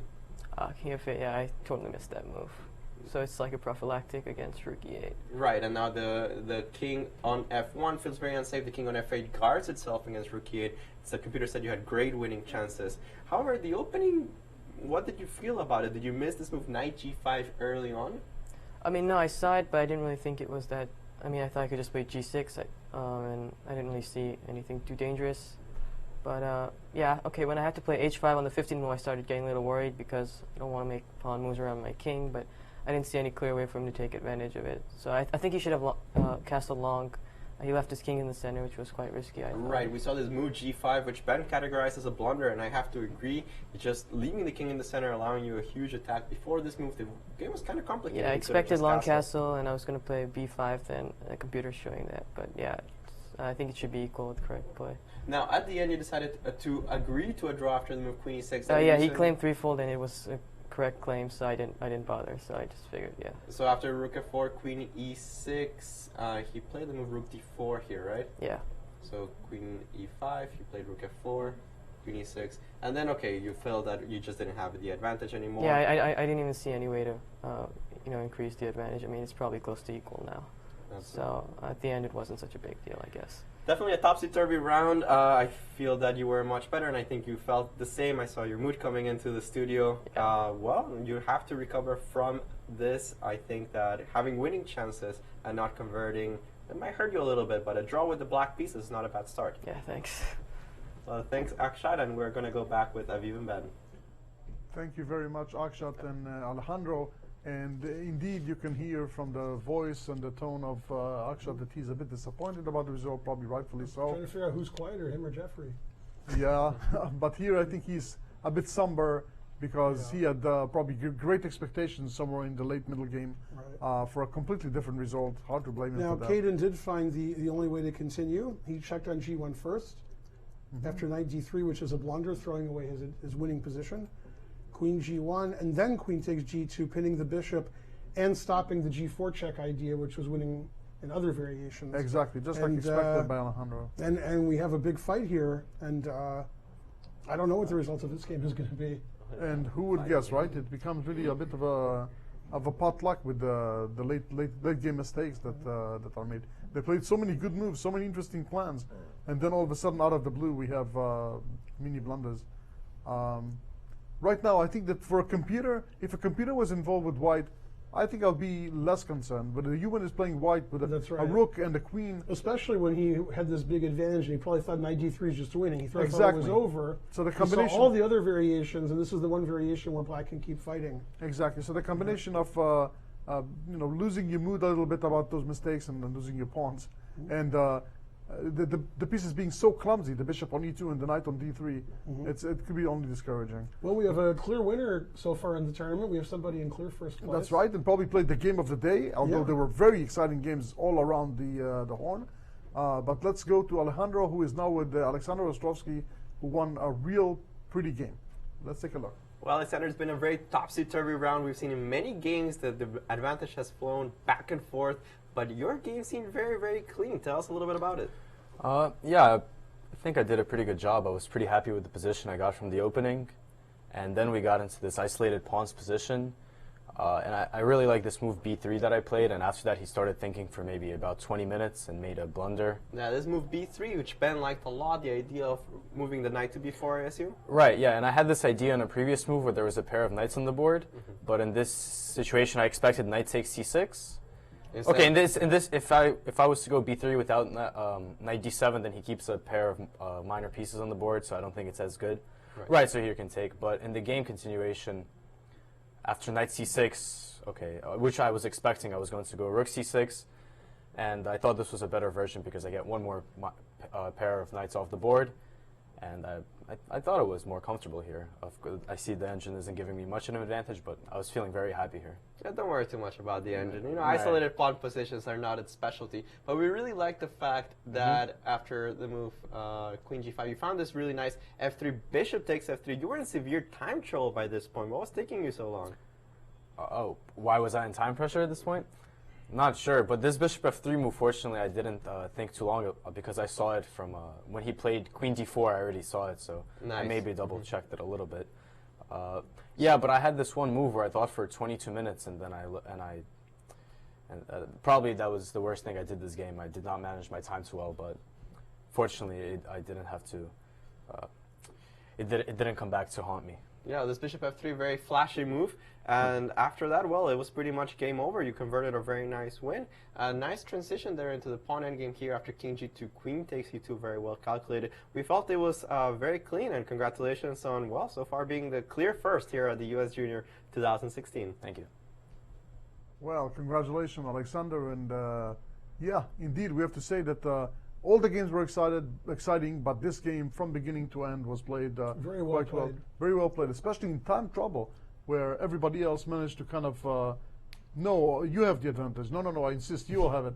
He just decided, no, I'm going to have it, and I'm not going to let go. Players, very polite. Yeah, very polite, but Alexander is a New Yorker. He's from Brooklyn. He's not going to give you, no. So he did the right thing, and of course earned the only full point so far, and a very, very impressive. I lived in Brooklyn twice, and I'm very polite. Oh, moving on. Exactly. So we haven't looked at a Wonders game in a long time, and we see them playing here. A Wonder could have basically just won a piece if he had retreated his knight on c3 earlier. Right. And instead he decided to go into this winning endgame, and it seems like it's more and more winning as we continue. The bishop on b7 is terrible. White has ideas like rook e8, g5, rook g8 checkmate, which would be very annoying for black, because the black king is getting sort of trapped here. White's up a pawn, of course. The pawn on c6 is terrible. Lots of space. Black would like to take that pawn off the board, and then his position would improve. So possible passed pawn for white, better king for white. Better minor, just a winning position. Probably could have won easier, but this looks like a lot of fun also.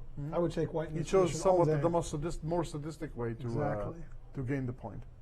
Okay, and at this time, while they're thinking about how to continue in the ending, and the other game is also reaching some sort of it's going to take some moves. It's not going to end up in the next few minutes. No. I think that this is a great time for us to take potentially our last break or second to last break of the day.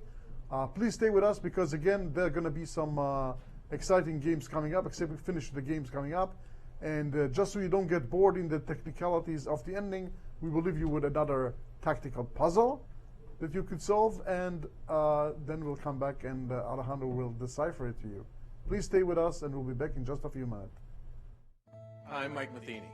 I've been part of some great clubs, and now I'm part of another. The Chess Club and Scholastic Center of St. Louis, right here in the chess capital of the U.S. Our world-renowned center is dedicated to teaching, playing, and promoting the sport. Because chess has been proven to enhance academic performance, our Scholastic Outreach program now works with over 100 schools. So whether you've played for years or never before, come experience all that chess has to offer.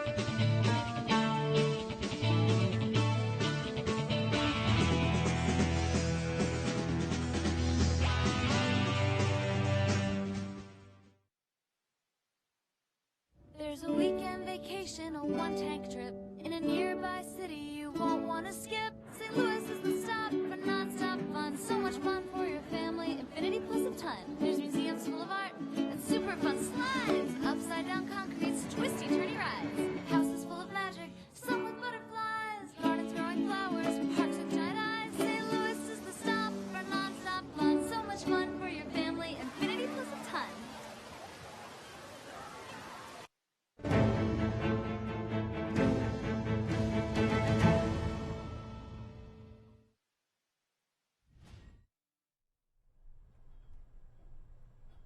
Welcome back once more to the live coverage of the 2016 U.S. Junior Closed Chess Championship, coming to you from the Chess Center and Chess Club and Scholastic Center of St. Louis.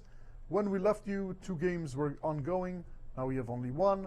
But before we talk about the result and get to interview one of the players, we have left you with a puzzle. The solution of is going to be deciphered by Alejandro. Alejandro, go ahead, please.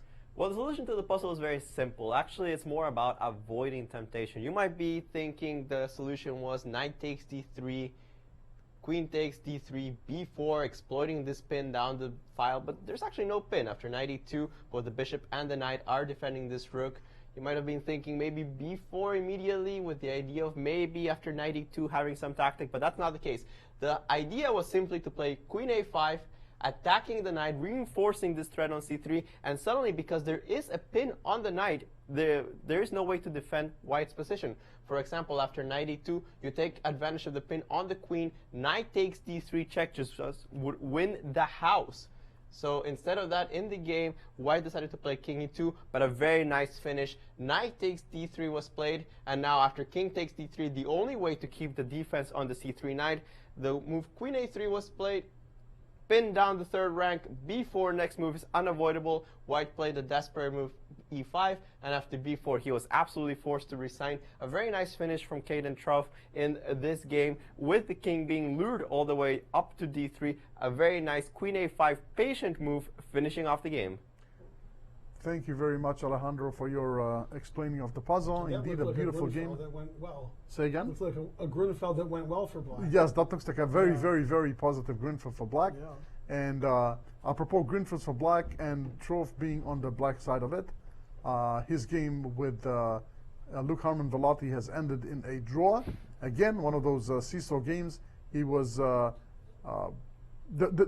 draw could have happened actually 2 or 3 hours ago. That's right. And it would have been a very exciting, very flashy kind of a draw. Right. His opponent decided not to go for it, decided to suffer a pawn down, and was really, really worse. Then he took over after Caden lost his head a little bit in time trouble, and then he allowed Caden back in the game. But instead of me talking about it, let's hear it from the horse's mouth, as the saying goes. And we're going to go to Alejandro and our newly crowned Eagle Scout and long-term Grandmaster, Caden Trove. Well, Caden, we'll be talking more about your Eagle Scout promotion. I think you received it this week?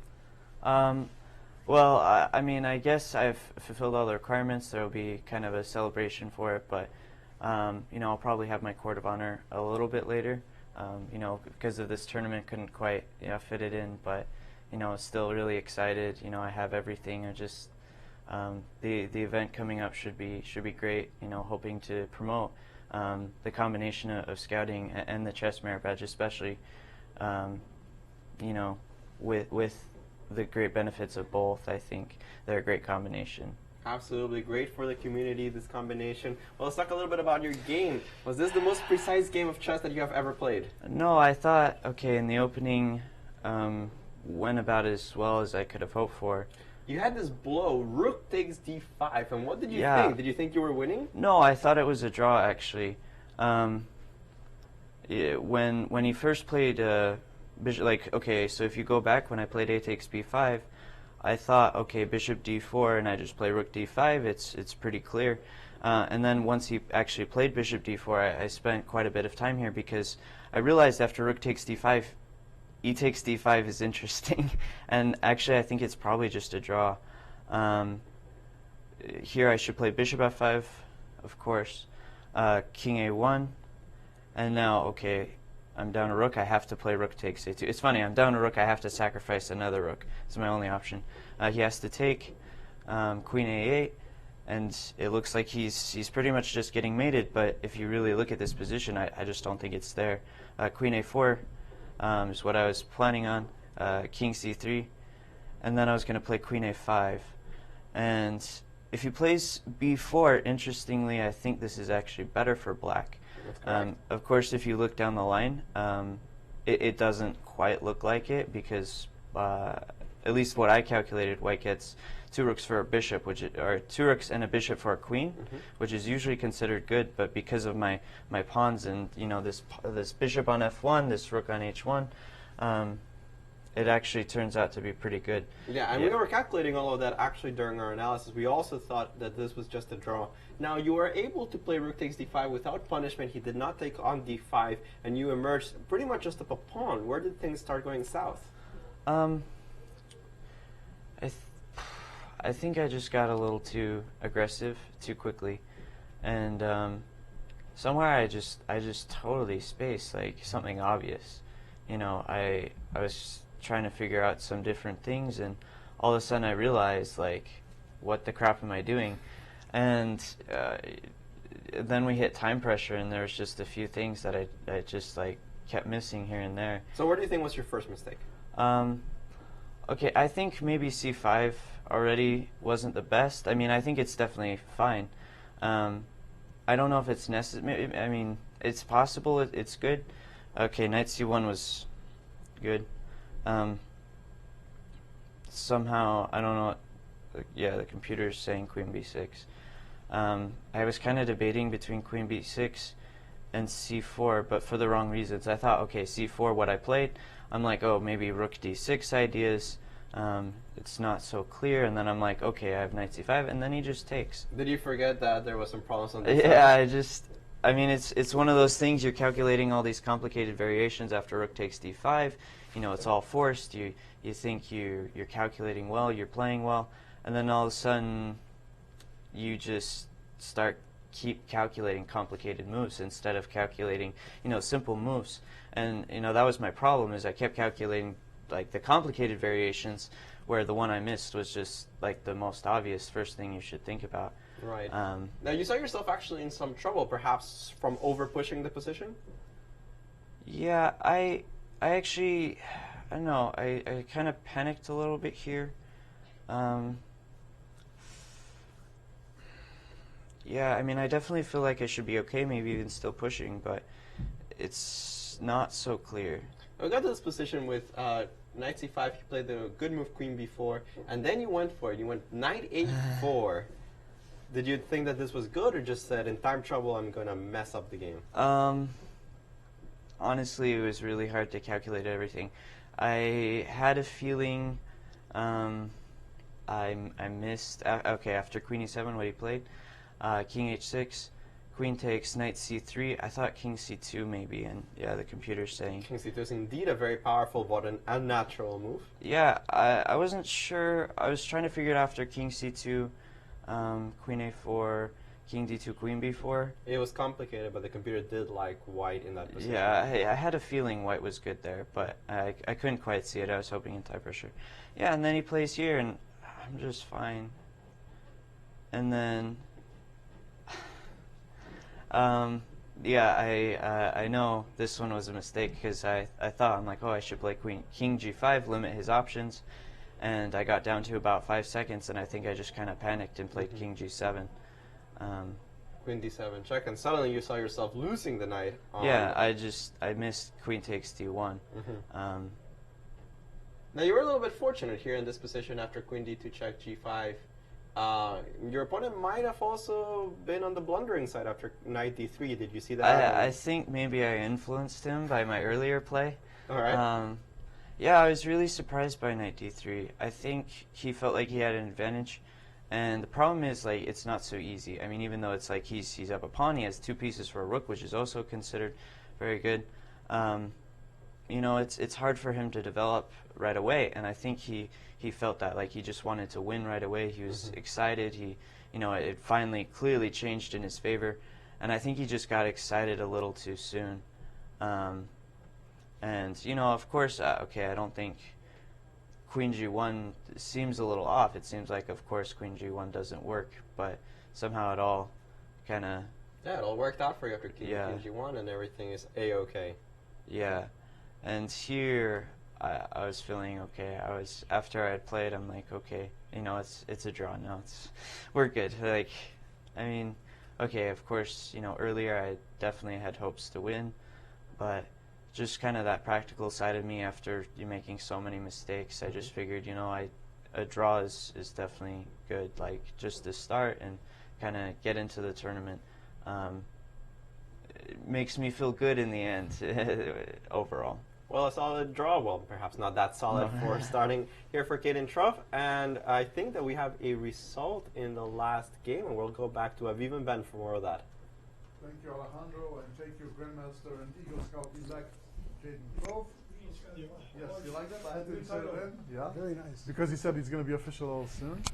And while they were talking about this exciting game, and it's really, as I'm watching the game, and I'm watching, they're talking about the game even after it's already ended, there's like, it's almost like watching a movie a second time when you know the outcome, but still it's very, it's kind of amazing, really. A lot of amazing ups and downs in that game. From Rook D5, the declining of the draw, and then both sides having so many opportunities there. Really in the interesting meantime, games today. Absolutely. And we have the second decisive results with A Wonder winning his game against Michael Bodak. And yeah, and I'm assuming we're going to have A Wonder as a guest very, very shortly to talk a little bit about his game. And let's see, just for the record, let's take a look at the last few moves. Ben, can you show it on the... Yeah, sure. The F pawn was getting pretty strong, and it started with the move F5 in this position.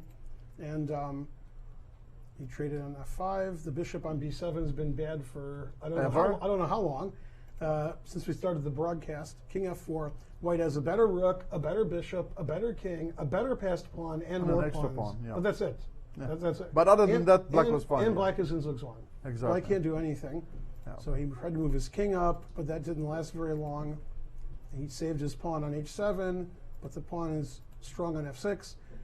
Black tried one last trick, bishop A6, hoping for bishop takes A6, and then rook takes the rook on G8, and even here black's not winning. Amazing. Computer doesn't say black's winning. So after bishop A6, of course, I wonder just retreated his bishop to B3, and okay, black is out of his one tricks. One trick wasn't enough, even though tricks are for kids. Yeah, and F7 is very, very hard to stop. Speaking of kids.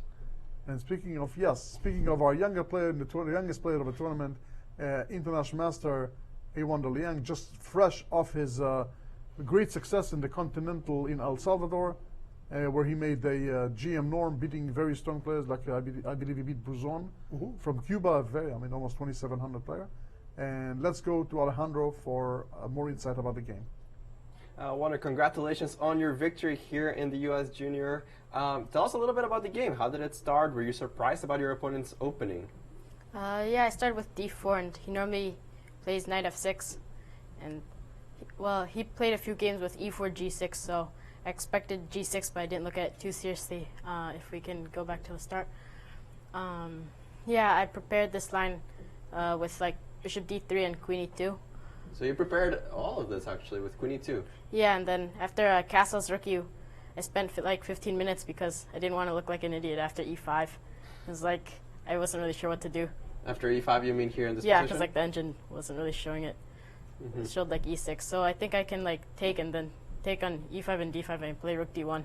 That's exactly what the computer recommends, yeah. And then, I don't know, it was complicated. After queen A5, I was looking at B4, queen D8, and then Wow, you were definitely looking at a lot of variations here. B4 is correct, to queen D8. And then bishop C4, and after E4, I think I have to sack the rook, but it's pretty complicated, but I felt like I should be doing fine. After E4, you have to sacrifice a rook here. Knight takes E4, bishop takes A1. Yeah, and bishop D5. I mean, I have tremendous compensation. It was very complicated, definitely, but the computer does say you're somehow winning in this position. I guess bishop takes F7, very strong threat. C3 also probably. Yeah, I think probably after queen C7, I have C3, which just wins. Queen C7, probably the move. Or knight D6, I don't know. Knight G5. Seems like there's a lot of winning ways. Yeah. But yeah, a very nice rook sacrifice there you had to calculate. Now, he got into a lot of trouble very quickly, and now this spin that you're able to managed here on this diagonal seemed to be just a nail in the coffin. Yeah, I think it's quite bad for him because if he ever plays like c5, I have knight d5, so his bishop's already pretty bad. And, I mean, I can play c5 myself, and it's quite tough for him. I mean, it could be holdable, but it's difficult. It seemed like a very clean game. We just had a quick question on the move b4. You decided to actually take on e5 with the rook. That kind of surprised us a little bit. Is there any reason you decided not to move the knight away? Well, I mean, I kind of got confused because if we go back a bit, like, I didn't really expect queen g7. I expected like g5 here. Right. And then bishop g5, bishop g5, queen g5, f4, rook e4, and I have to like sack my queen. So let's look at this line real quick. Takes. You say f4. Yeah, and very then interesting position. e4. Rook e4 is And forced. now he can try like b4, but I think I have rook e1, and it's just Before rook e1. And what was this queen sacrifice you knight were looking f3 at? check, I think. Knight f3 check. If he takes, and then rook takes e4, knight takes e4, and then like rook g8, and I can take g8 and then play like knight f6 check. Knight f6 first. Maybe rook d7 also Yeah, possibility. rook d7, yes. King f8. And then like after rook d7, I'm probably just like checkmating him somehow. It seems very difficult for him to defend. Yeah, especially with like the bishop up here. It's the perennial problem. So you got a little confused, and after queen because, g7. like somehow I thought like after g5 it was the same thing, but after like bishop e or maybe rook, yeah, probably just bishop e5. After g5, bishop e5. Yeah, g5, bishop e5. And then takes, and I have like queen d3 at the end. Right, after of course. Like f4. Here, queen d3. And then rook takes, leaves h7, checkmate at the end. All right, so you got confused, and after b4 you decided you didn't want to move the knight away? Yeah, so I just went into like this winning endgame. I don't think it should be very difficult, but I mean, I had to spend more time trying to win it. Absolutely, but it's still a very clean victory here for a Wonder who starts off fantastically with the white pieces. Well, congratulations, and good luck with the remaining rounds here at the US Junior. Thank you. It's just like I always said. I've been saying it all day. After round one, a Wonder and a Ostrovsky will be tied for first. Just them. That was exactly your prediction? Exactly. Yeah, one of many, by the way, that we That's recorded. Right. Yeah. I haven't recorded we covered all the angles, all the possible results. Yeah. But we have to admit that today was really a bloody day. Yeah. The cross table might be a bit lying a little bit when you see 3 draws and only 2 decisive games. And we look at the standings as they are right now. We see that indeed Ostrovsky and Liang are leading with 1 point. Everybody else have drawn, and Michael Bodek and Nicolas Cheka, who have lost, are in last place. But of course, there's 8 more rounds and lots of chess to be played. I think it's also worth mentioning what they're playing for, as far as the monetary just rewards. For fun, right? No rating, no money, nothing. Yeah. Other than that small detail of a free entry to the closed U.S. Championship with a minimum of like a $4,000 lost prize. Hey, those prizes look pretty good too. And yeah, when you look at this, and again, for those of you who might have not been here at the beginning of the show, I will again mention the comment of Dutch Grandmaster who is doing the social media, Robin van Kampen, who said to me when he heard that the first prize was $6,000, that was just about the first prize in the Netherlands main. Yeah, but which tournament's stronger? That is a good question as well. Yeah, exactly. Some tough players I here. guess the level of the tournament really justifies the prizes. And look at this. First prize $6,000, second prize $4,000, third prize $3,000, and I can this tell is you the quite prizes impressive. when I played in my five juniors. I'll tell you all 10 prizes. First prize $0, second prize $0, Yeah. third prize $0. Actually, I thought that first prize was a week in Philadelphia, and second prize was 2 weeks in Philadelphia. That's correct, also. Okay. Yeah. But before we close the show, why don't we go to Alejandro for some final thoughts? It was a crazy round. We saw a lot of mistakes. I think the game that exemplified it the most was Luke Harmon Velotti against Caden Trove. Many errors in that game, finishing in a peaceful result at the end. Overall, a very exciting round, and I hope this continues in the next coming games. Ditto from both Ben and myself, and please join us tomorrow at 12:50 Central Time. The games will start promptly at 1 p.m. Central Time, and we will be back here with Grandmasters Ben Finegold and Alejandro Ramirez. This is Aviv Friedman. Don't miss it. We promise you lots more bloodshed on the board. Please be with us tomorrow. Bye.